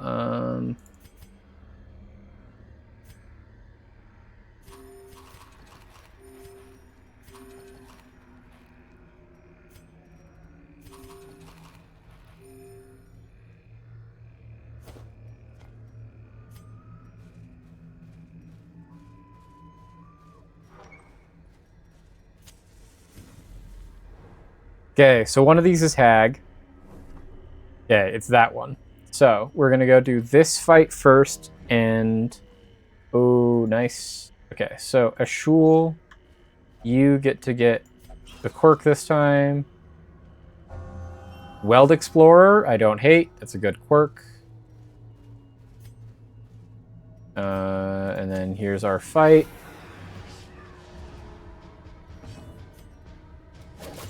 Nine damage. Respectable. Eldritch Pull. Nice dodge. Just kill this guy.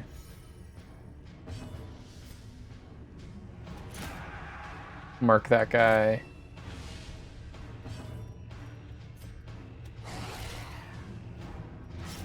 He's dead now too. Now we just have to kill this acolyte.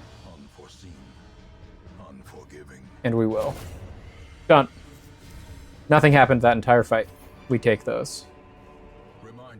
Okay, so now we have a Curio fight. That's another Crimson Court Curio fight. Ugh.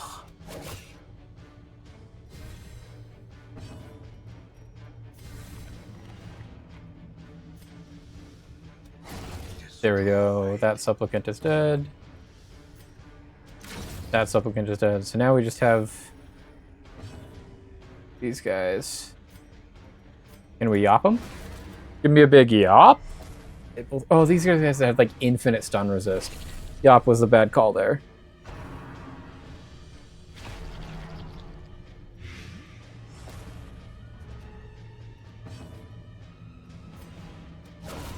Nice crit. Huge crit. Love that crit.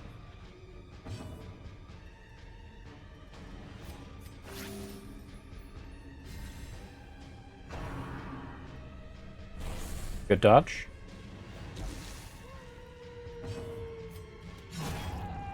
Good kill.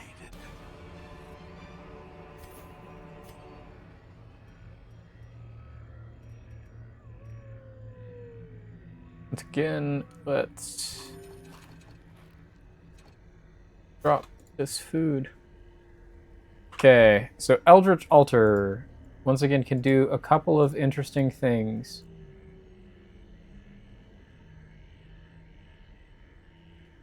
If we had Holy Water, it removes a negative quirk. We are out of Holy Water.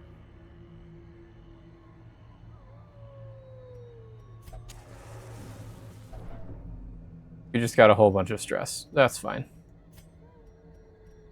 Okay. Oh, another fight, eh?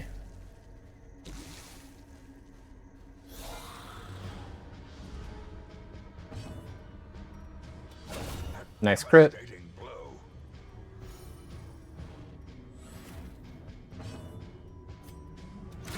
Another crit. And look at that.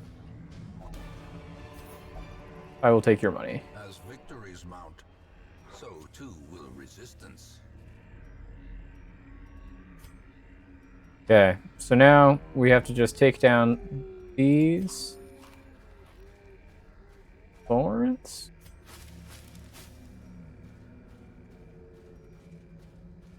And here's our Hag fight, chat. Okay, Hag will only ever be here in the back, and she's going to just start putting people into her pot, and we just have to damage race her. Okay, they took the Arbalist, which is honestly perfect, because that is the person of anyone that we wanted to go in the pot.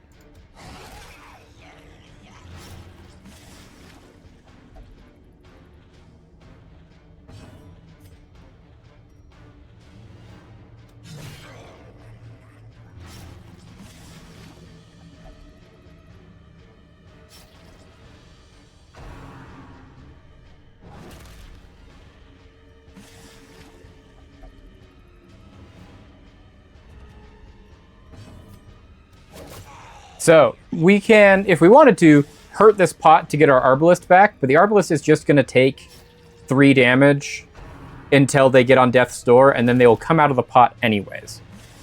And in the meantime, we can just do stuff like that.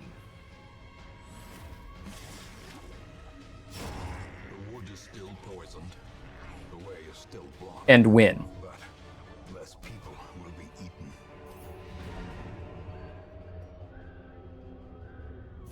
And that's how you kill a hack.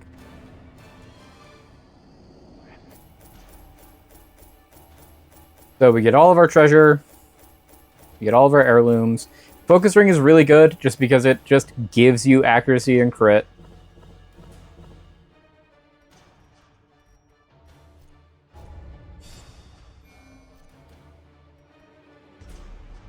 Lynam got Slugger, which is great. We don't have any melee skills on her currently, but there are good melee skills for Grave Robbers. And then Balanced is also very good for Solars.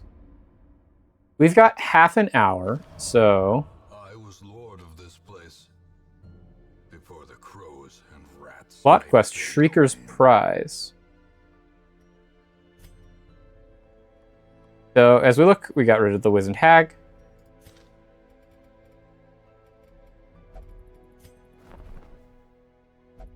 We don't have a new Vestal, which is what we're really looking for here.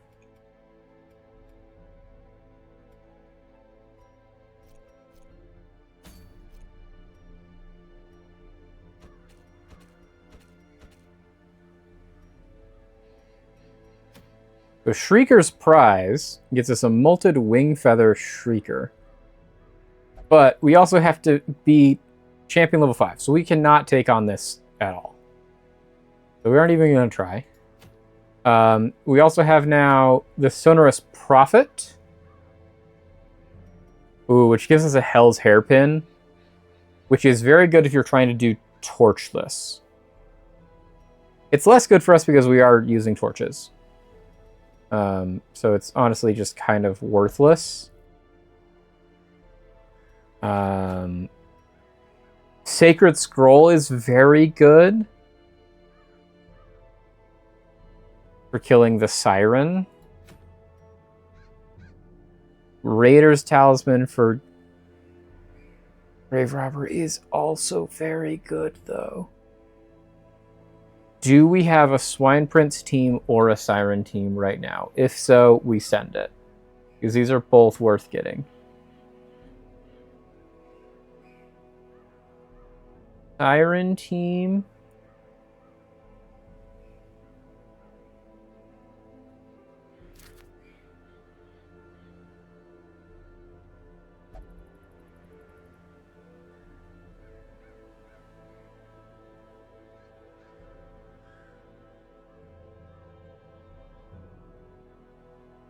We could probably do a Siren team. We have a non-zero chance of having a good Siren team.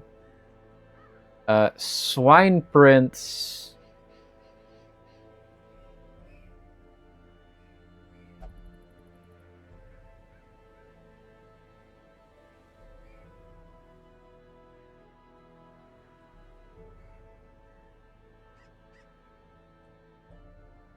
We also have a good Swine Prince team, so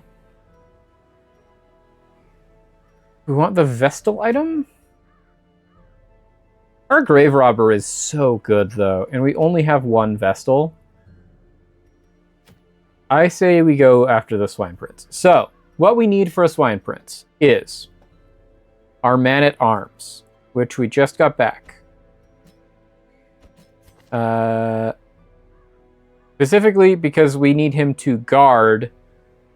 Swine Prince's whole thing is that he has two enemies. The Swine Prince, who's the big guy that does a whole bunch of damage, and then this teeny tiny little guy that stands behind him that's a little pig and just squeals and marks certain individuals as targets.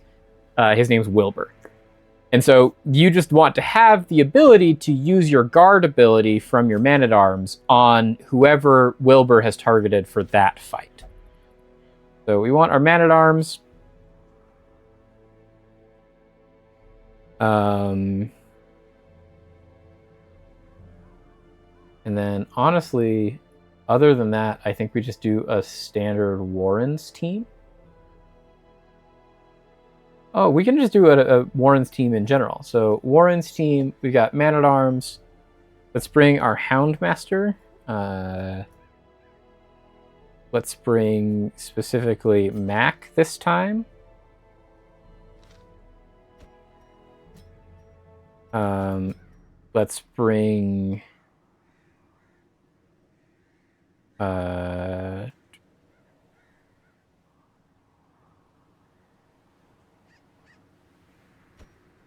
Solars and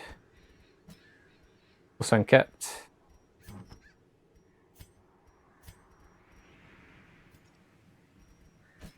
Okay, so you will wear this and your eye patch. You are now in the front, so you can have your cudgel and dismiss. Focus ring, camouflage cloak, cup, other cup.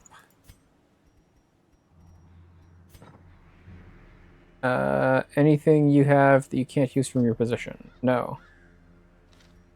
Okay. Anything we need to know about abilities to increase?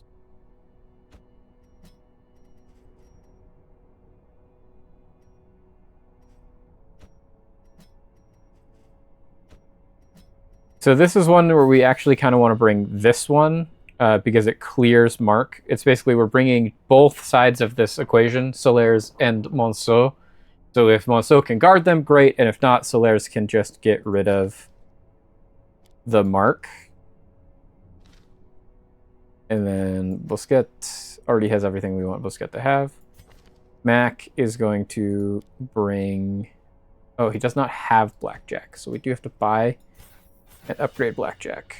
Because you are going to bring Blackjack.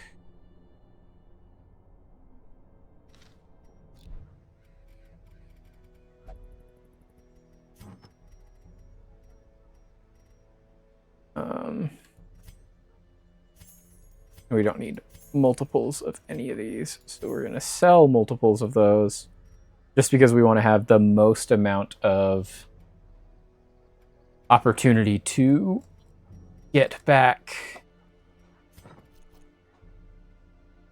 interest as possible. Okay, let's go kill a swine prince. We are going into the Warrens. We want to have 16 food. We want 16 torches.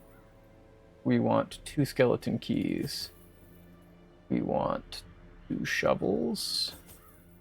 We want 3 holy water. We want 3 herbs. We want 4 bandages. And we want 5 anti-venom. The ways and rituals of blood sacrifice are difficult to master. Those from beyond require a physical vessel if they are to make the crossing into our reality. The timing of the chants is imperative. Without the proper utterances at precise intervals, the process can fail spectacularly. A nameless abomination. A testament to my failures. It must be destroyed.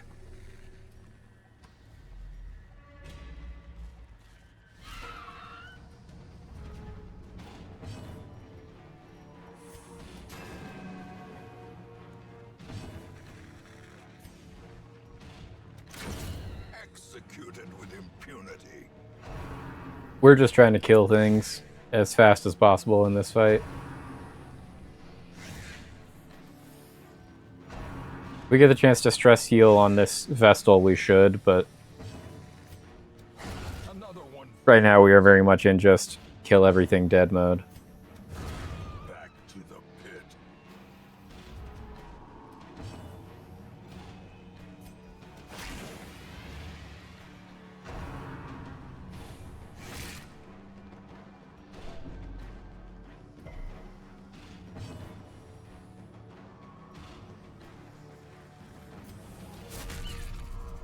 We can't stress heal because we are not in the right position for stress heal.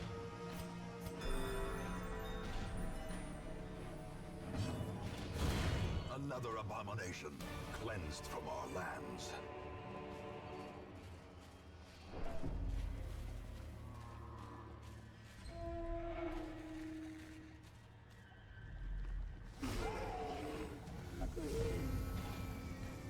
Nice surprise. The match is struck. A blazing star is born. Nice crit. Huge.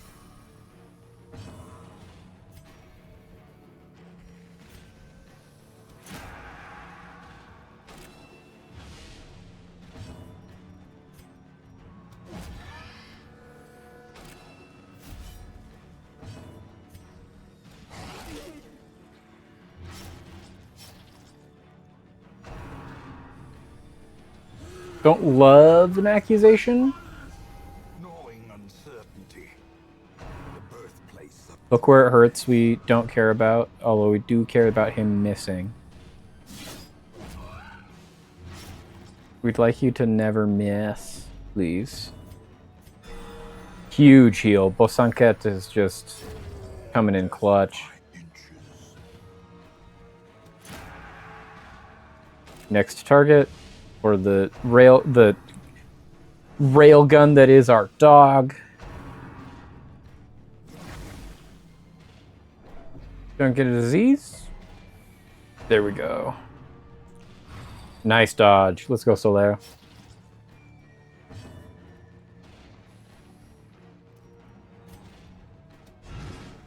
We miss.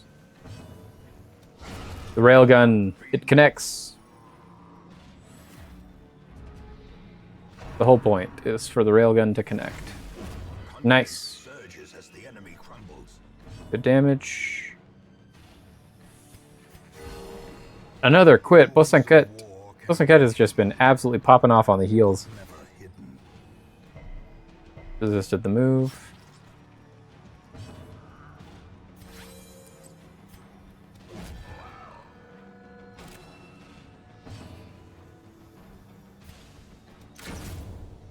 Back in corpses.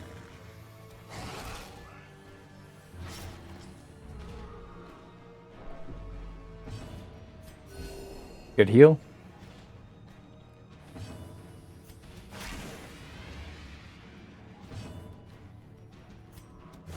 Press this advantage. Give them no quarter. My end. I scrawled this victim of cruel fortune, who took me upon my wager, for I have lost my lucky coin, and I now lie helpless as my blood flows swiftly from my ruined body. My fingers are cold. It was no trap, no raving cultist that sealed my fate. We were ambushed by strange undulating shapes, two small entities that I cannot hope to describe, and a third much larger beast. Poor Moira was crushed into a pulp as Therion defended her. He soon lost his arm, and his wits left him. Shambler! Shambler! He kept shrieking as Raven yanked him to flee. I tried to play hero to buy them a few moments to blew away one of the smaller monsters. Last shot. And smashed into the wall. The big one. Maybe they made it out. That's sick. Darius meeting the Shambler. We have not done a Shambler fight. We will at some point do a Shambler fight. But not currently, because we do not have a team that I think currently could take a Shambler fight. But soon. You do want a Shambler fight pretty early. You don't want a Shambler fight all of your Shamblers really late. Glittering gold, trinkets and baubles, paid for in blood.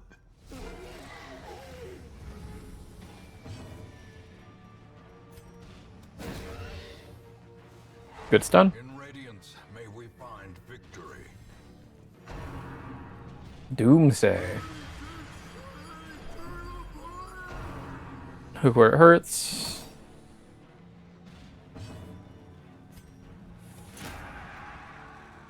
Mark.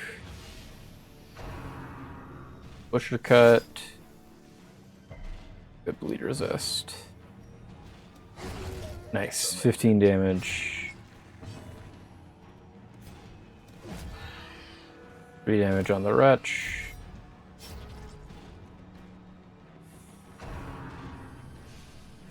Okay, can we fade a disease? We did. We faded the disease.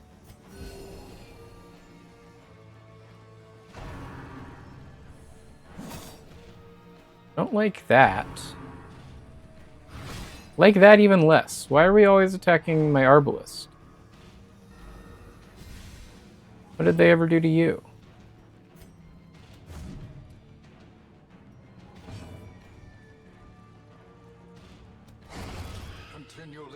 I also don't want diseases anymore, so skill the thing that can give diseases.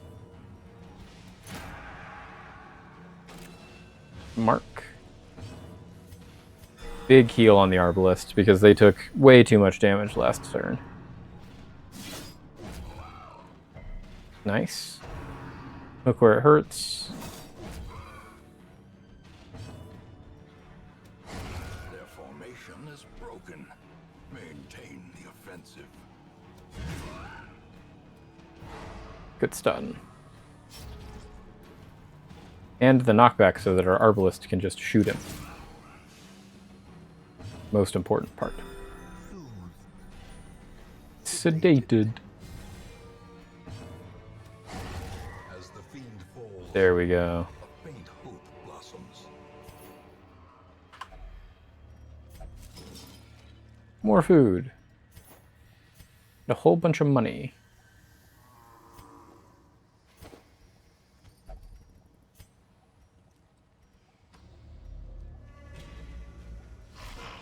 Just 3 wretches? The worst day ever. Sedated. You already have rabies. Now you have the rabies and the red plague, Arbalist. You are always going to bleed. Okay, good to know. Eradicated.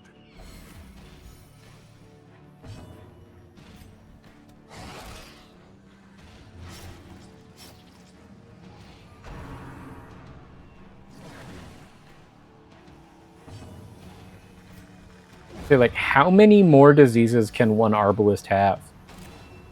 The answer shouldn't be many.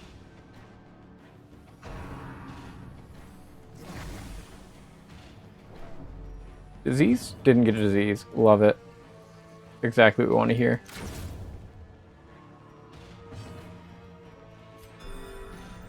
Nice.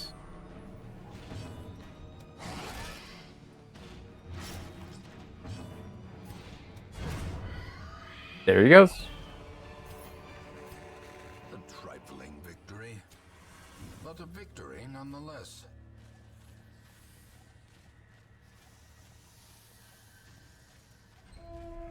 Okay. Okay, so we want to kill the drummer first.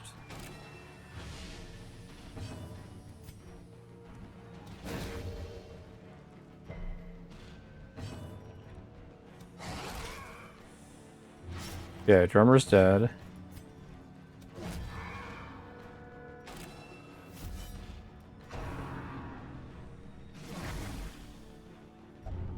Oh, rabies. Cool. Actually, rabies I'm fine with, because rabies is just a damage increase.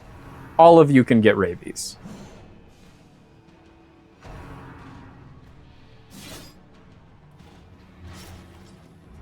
You're just always going to bleed because you have the red fever. You can't not bleed.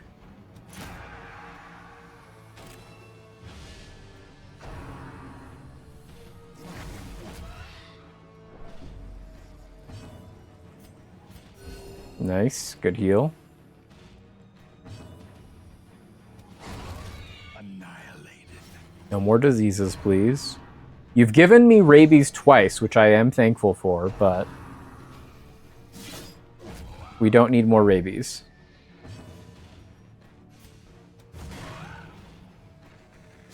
Fine damage. Good heal. Nice. Better. Seize this momentum. push on to the task's end.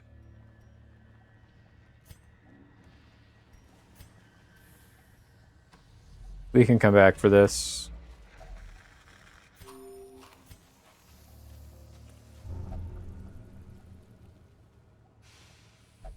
Contains loot, and he stole it all. Oh no, he didn't steal it. There we go. Right. The promise of safety.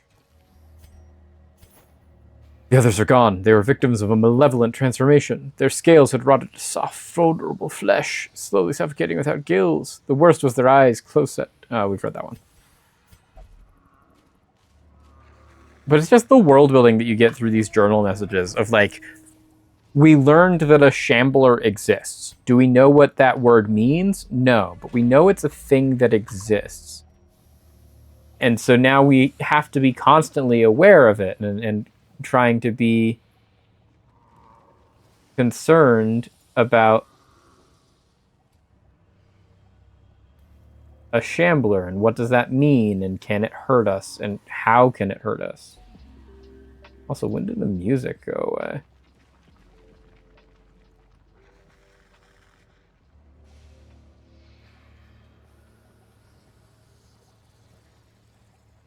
We do not want to use holy water.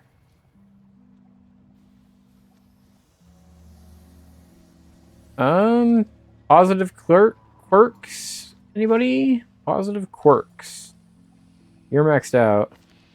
Honestly, Bosanket, roll the dice.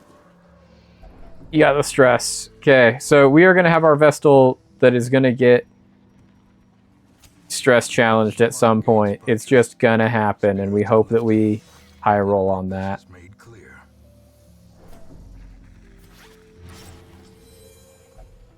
Resolve test. Focused. There we go. A moment of clarity in the eye of the storm. Focused is a huge one.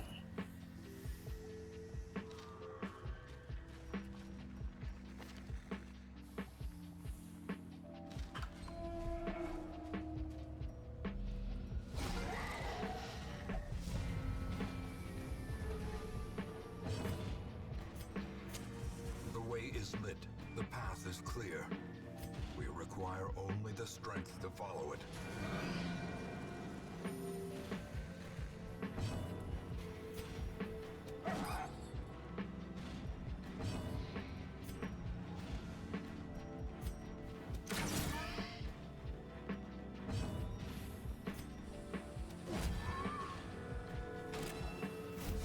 Okay. Dodge, good.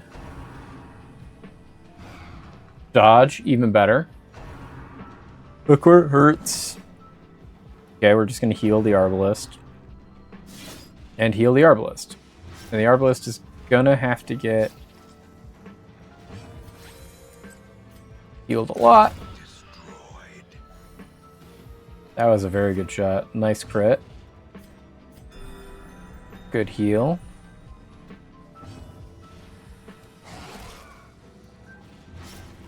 Good bleed on the drummer. Drums of Doom.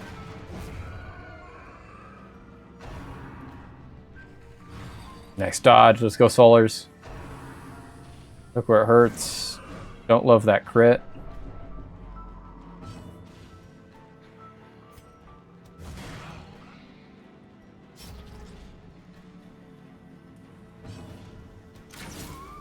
Nice damage there. Don't love that. That's okay damage. Wow, insane damage on Solars.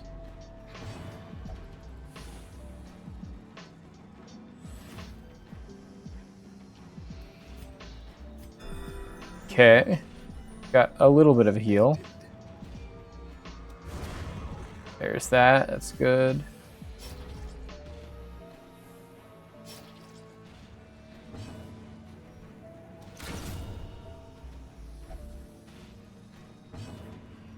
There we go. We got another heal off. Perfect. We got to go twice before you go again, which is nice.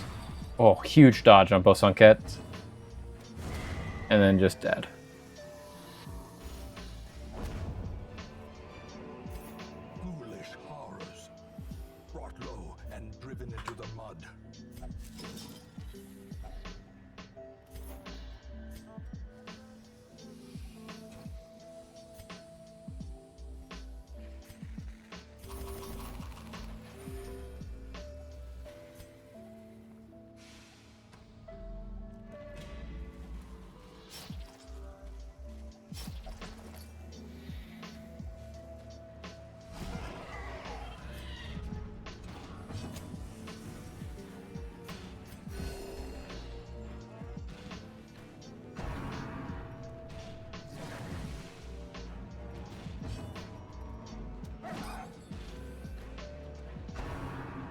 Butcher Cut I don't like. Because it's for sure gonna stack more bleed.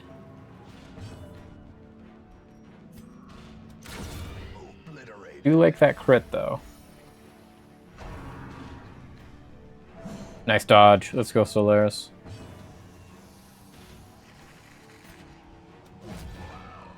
At a certain point, we should probably just guard Solars.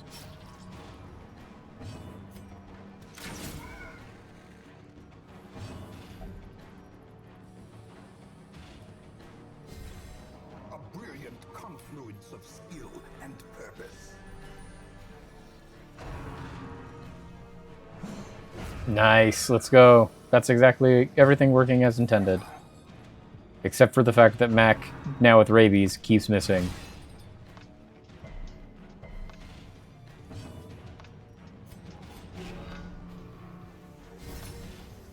Stop attacking Solars.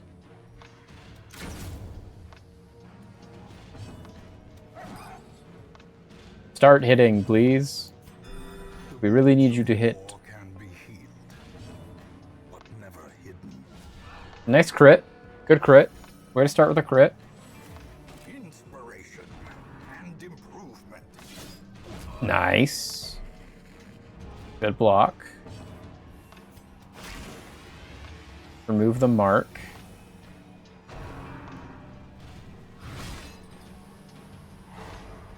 Dawn on the Vestal is bad. Bad for us. Good stun there. Damage. Damage is damage. As victories mount, so too will resistance.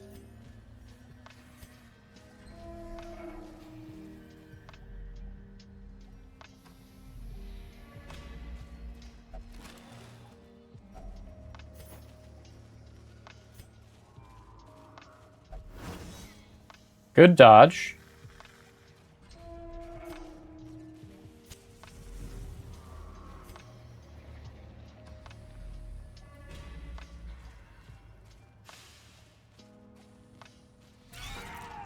Here's our Crimson Court fight. I hate that we have to have it. The wounds of war can be healed, but never hidden.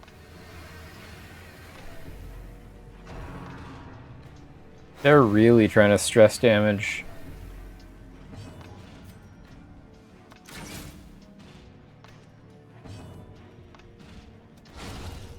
Nice crit.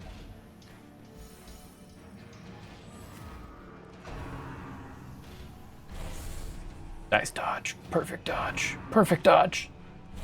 Oh, yes, Solars. Perfect dodge. Both times.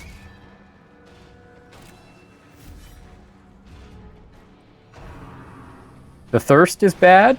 We don't want another Vestal that gets the Crimson Curse. We didn't. Perfect. This Supplicant is gonna die. Almost.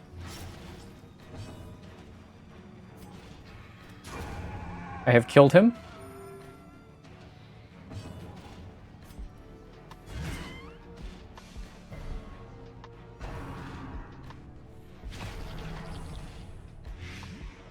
Blight. That's our first Blight of the encounter so far. Bombing run.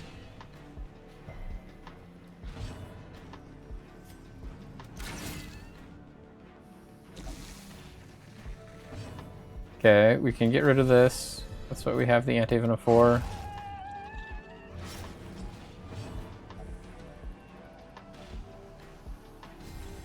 Let's go.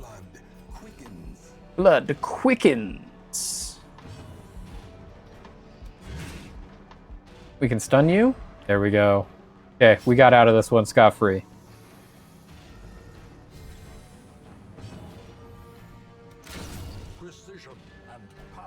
We have survived.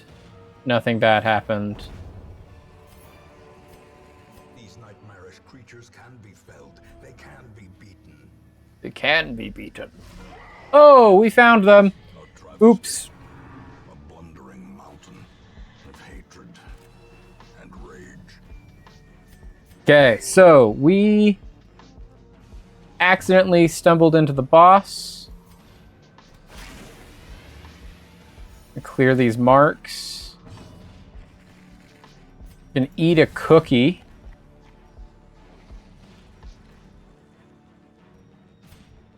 We're gonna try and stun. Okay, we're gonna put a single mark on, and it's on this guy. We want him to have the mark because we know that he can take the damage.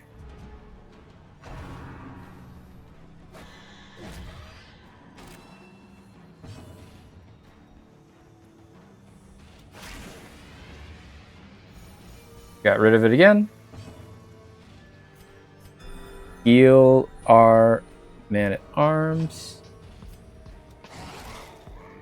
Swine Prince. So, if we kill little Wilbur back here, who is very easy to kill, he has almost no hit points. Then what will happen is that the Swine Prince will go berserker mode and kill everybody. It just essentially maximizes the amount of damage he can deal.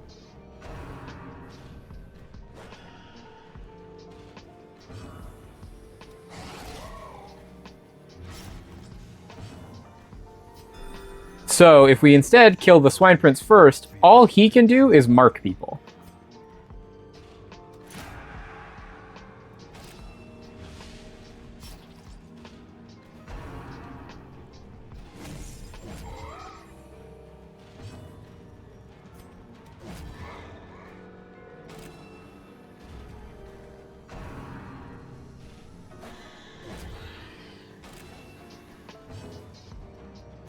So, like, the fact that Wilbur keeps marking him so we keep retaliating is very bad.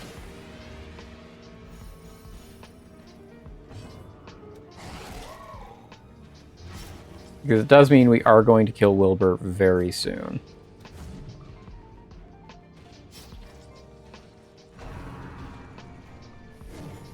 Nice. Like, Wilbur dies right now because he hits him. Which means we just have to try and do in as much damage as possible right now.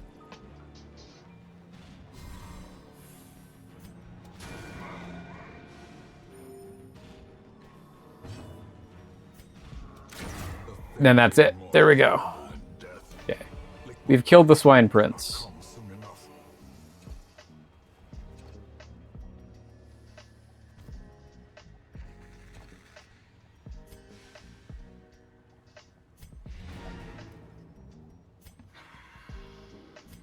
So, I thought he was at the top. That's on me.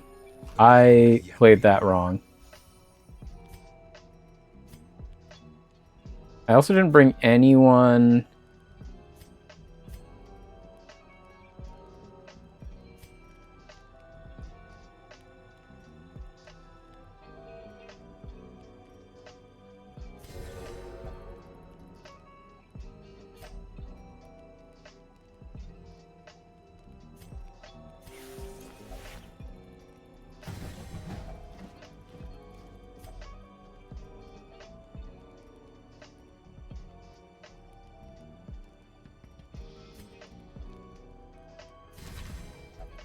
Okay.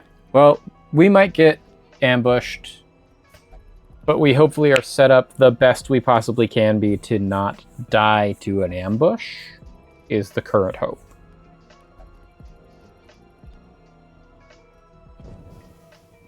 We didn't get ambushed. Okay.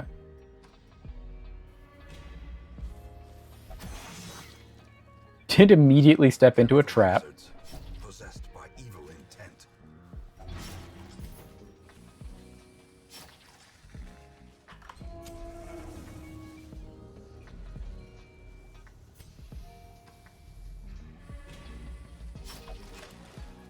I thought this was going to be Swine Prince room, this top room. Such blockages are unsurprising. It was not. These tunnels predate even the earliest settlers. Okay, so now we're just going to go pick up all these curios. And we know there's no more fights, so just... And now, the dark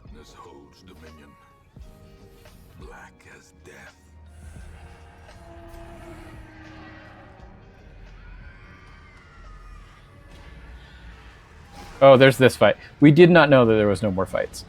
So, little preemptives there. We can do some things about it. With little to no effort.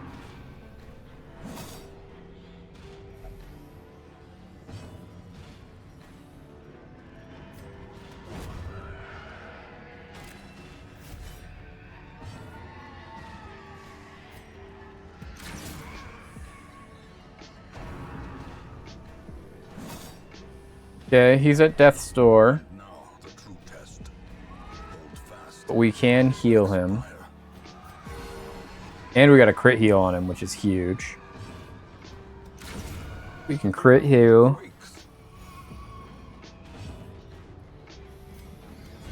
We can attempt to stun here. There we go. And honestly, let's just get some stress heal going.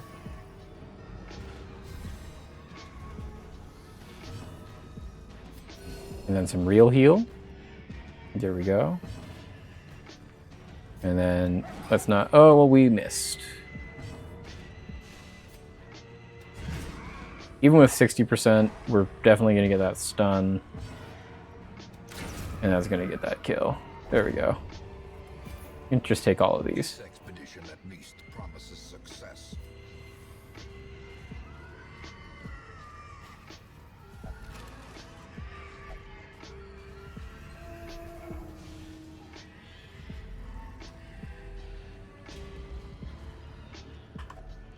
Pile of Bones.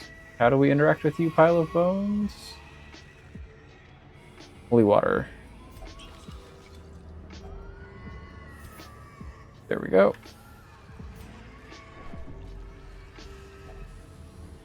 Hunger check.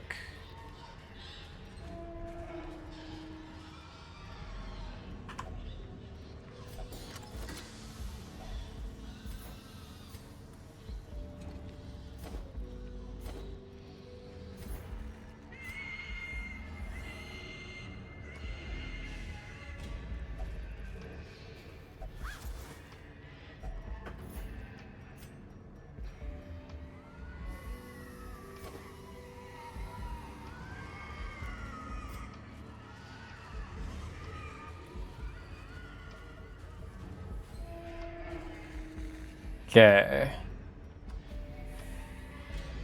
We do actually have... Why did it go off? I was walking up so that I could disarm it. It doesn't matter. Oh, and hey, look, the damage one. Moonshine Barrel.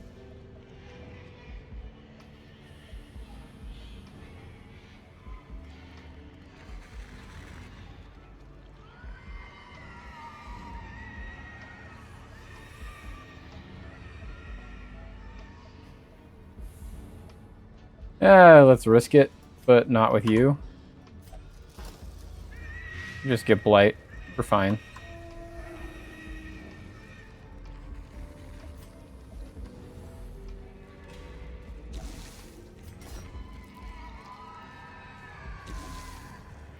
Occult Scrawlings.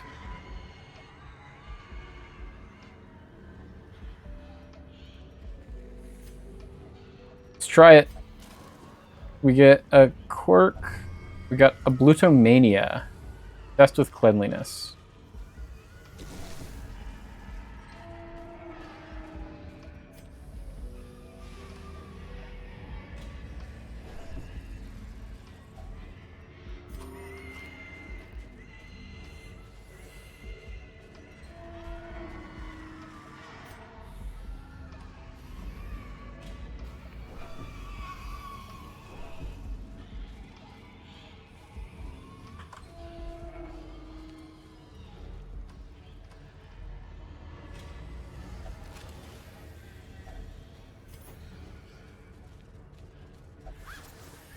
Cool, that's everything. Well, that was a really easy Swine Prince for a very good Grave Robber Talisman.